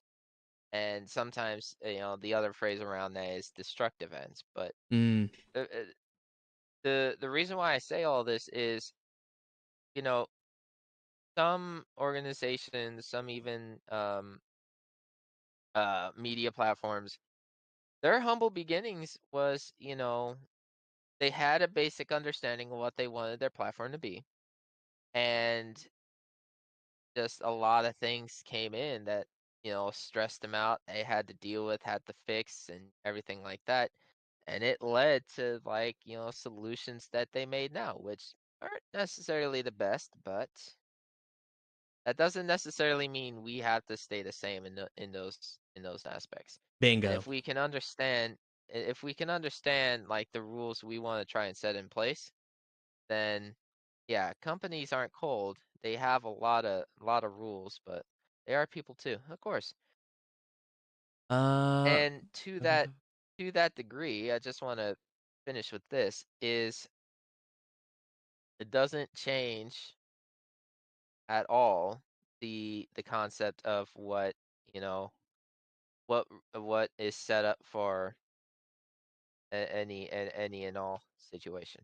Mm-hmm. Exactly. All right. But Uh, Haru, my good friend, I think it is time to vacate the premises. Yep, it's time to leave the recording studio for the shenanigans and call it a night. It is 12:15 a.m. local time. And yeah, this broadcast of a live show known as Writer's Room Ruckus, episode 1. I need to change the title slightly. That's a little bit embarrassing. Yeah, it's been quite a ruckus and I love it. There just isn't room for VT. All right, see you next time. Hey, Leaf, it's been... before you go, actually, I need to do this. Obligatory thank you so much to SlyferYuki, the amazing variety streamer that he is. Whether it's Souls games, whether it's the Lego games, whether it's Neptunia, whether it's Licorice Recoil, Fatal Bullet, doesn't matter. He's got some cool shit on his channel. So give him a like, what's it called? Follow on Twitch, subscribe on YouTube, and... also, he's not currently here, but thank you so much to ImJustSteffen, the amazing Wolf Boy writer, streamer, tech expert, resident tech expert at Club Nightworks on the Discord server. He's helped me with my, he and JC have helped me with my audio setup, especially when I first started streaming. They're both absolute G's. But yeah, give him a shout out as well. He's got his Twitch channel that I need to link right now in case anyone is not following him on Twitch. I don't think he has an official YouTube channel, like in the sense of like content, but he definitely he's here a lot. So thank you so much to Slyfer and Steffen. Lynn was like, Link? Well, I think... Oh, it doesn't go back that far. It doesn't. There was a link earlier. Yeah, okay, the only two I see are of mine. Okay, here we are. I believe. Recently he's been playing Alien Isolation with K Kamino, which that has brought so many laughs. I love that. But yeah, that one was a fun stream. I popped in a couple of times when Hanako and I were just browsing around, seeing who was doing what. But yeah, also we like to tease him, call him Uncle Steffen. Ayo, Uncle Steff. Yeah, don't say that on stream during Writer's Room Ruckus though, because I don't think he'll appreciate that. I don't know for certain, but anyway, obligatory shoutouts for the record for everybody to hear this on this golden record of a live show. Thank you to Leaf Yin. Thank you to Tech Dragon Z. Thank you to CJ, aka Kitty Senpai. Thank you to Maestro.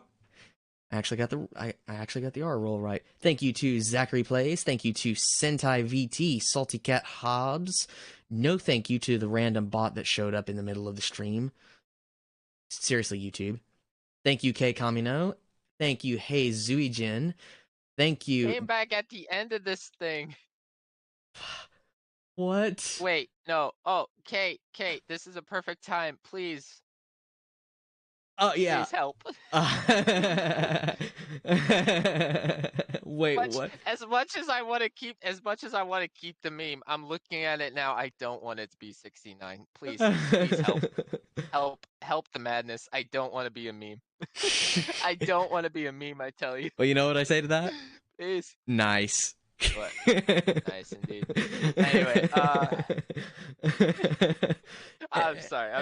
I'm having the last few minute laughs, and if it got a chuckle out of everyone, I've done my job. I've done my bit. And have at it. Hey, it's been fun with you and Steffen hanging out anyway. So you've already succeeded from almost 5 hours ago. Sorry. Very nice. Oh, speaking of K, I feel like I need to restart the shoutouts for the record. Thank you to K Kamino, Leaf Yin. Thank you to SlyferYuki and ImJustSteffen, of course, for joining me on the stream. Thank you to Tech Dragon Z, CJ, aka Kitty Senpai, Maestro. Thank you to Zachary Plays, Sentai VT, Salty Cat Hobbs. Thank you to Hey Zujin, aka Confession Code Gaming, Senior Senpai, aka Lucian the Demon, Gaia Draconis, Gaia from K Kamino's Lotus Pond. That's all that I am seeing on chat right now. It's not showing the whole thing. I will probably have to figure something out to do that.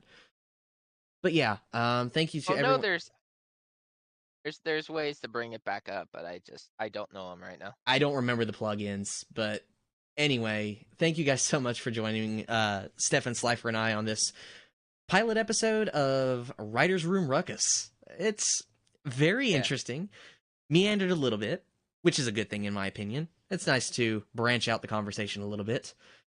I know somebody in K Kamino's server who knows a thing or two about branching out since she owns an apple tree, apparently. But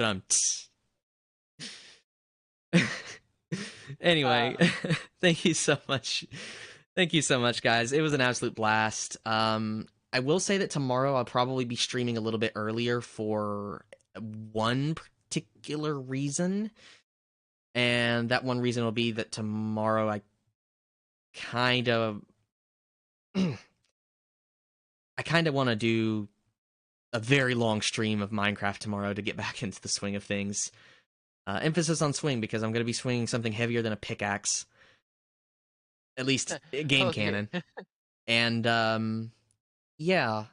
Also, on that note, it won't be too long before I get the work finally finished on doing song covers. When I got sick, I was able to do 0 singing. And I'm going to give maybe 2 more days of drinking hot tea with honey and lemon. And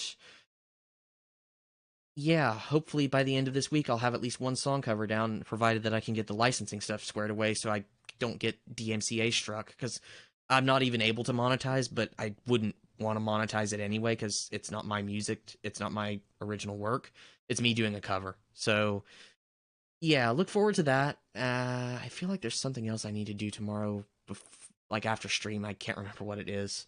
I'll probably think of it later. But anyway, Probably. thank you guys so much for joining us tonight, Slyfer. And Steffen's here in spirits. He's studying, but I'm sure he's thinking of us. He's thinking of us and all of our shenanigans. He'll see this post on the channel and go to the point of like when he left and what happened after that, I'm sure. Yeah. Anyway, hell, he might have been lurking. He might have been lurking all the time throughout the whole thing. Okay, Kamino, take care. Possible. Absolutely will do. Okay. As for my shout out and outros here, I have only one thing to say to y'all. Thank you all for watching. Thank you all for joining us, and thank you all for being here and being great. Amen to that. The man's preaching gospel. I swear, you guys are awesome. Bye, my friends. Adios.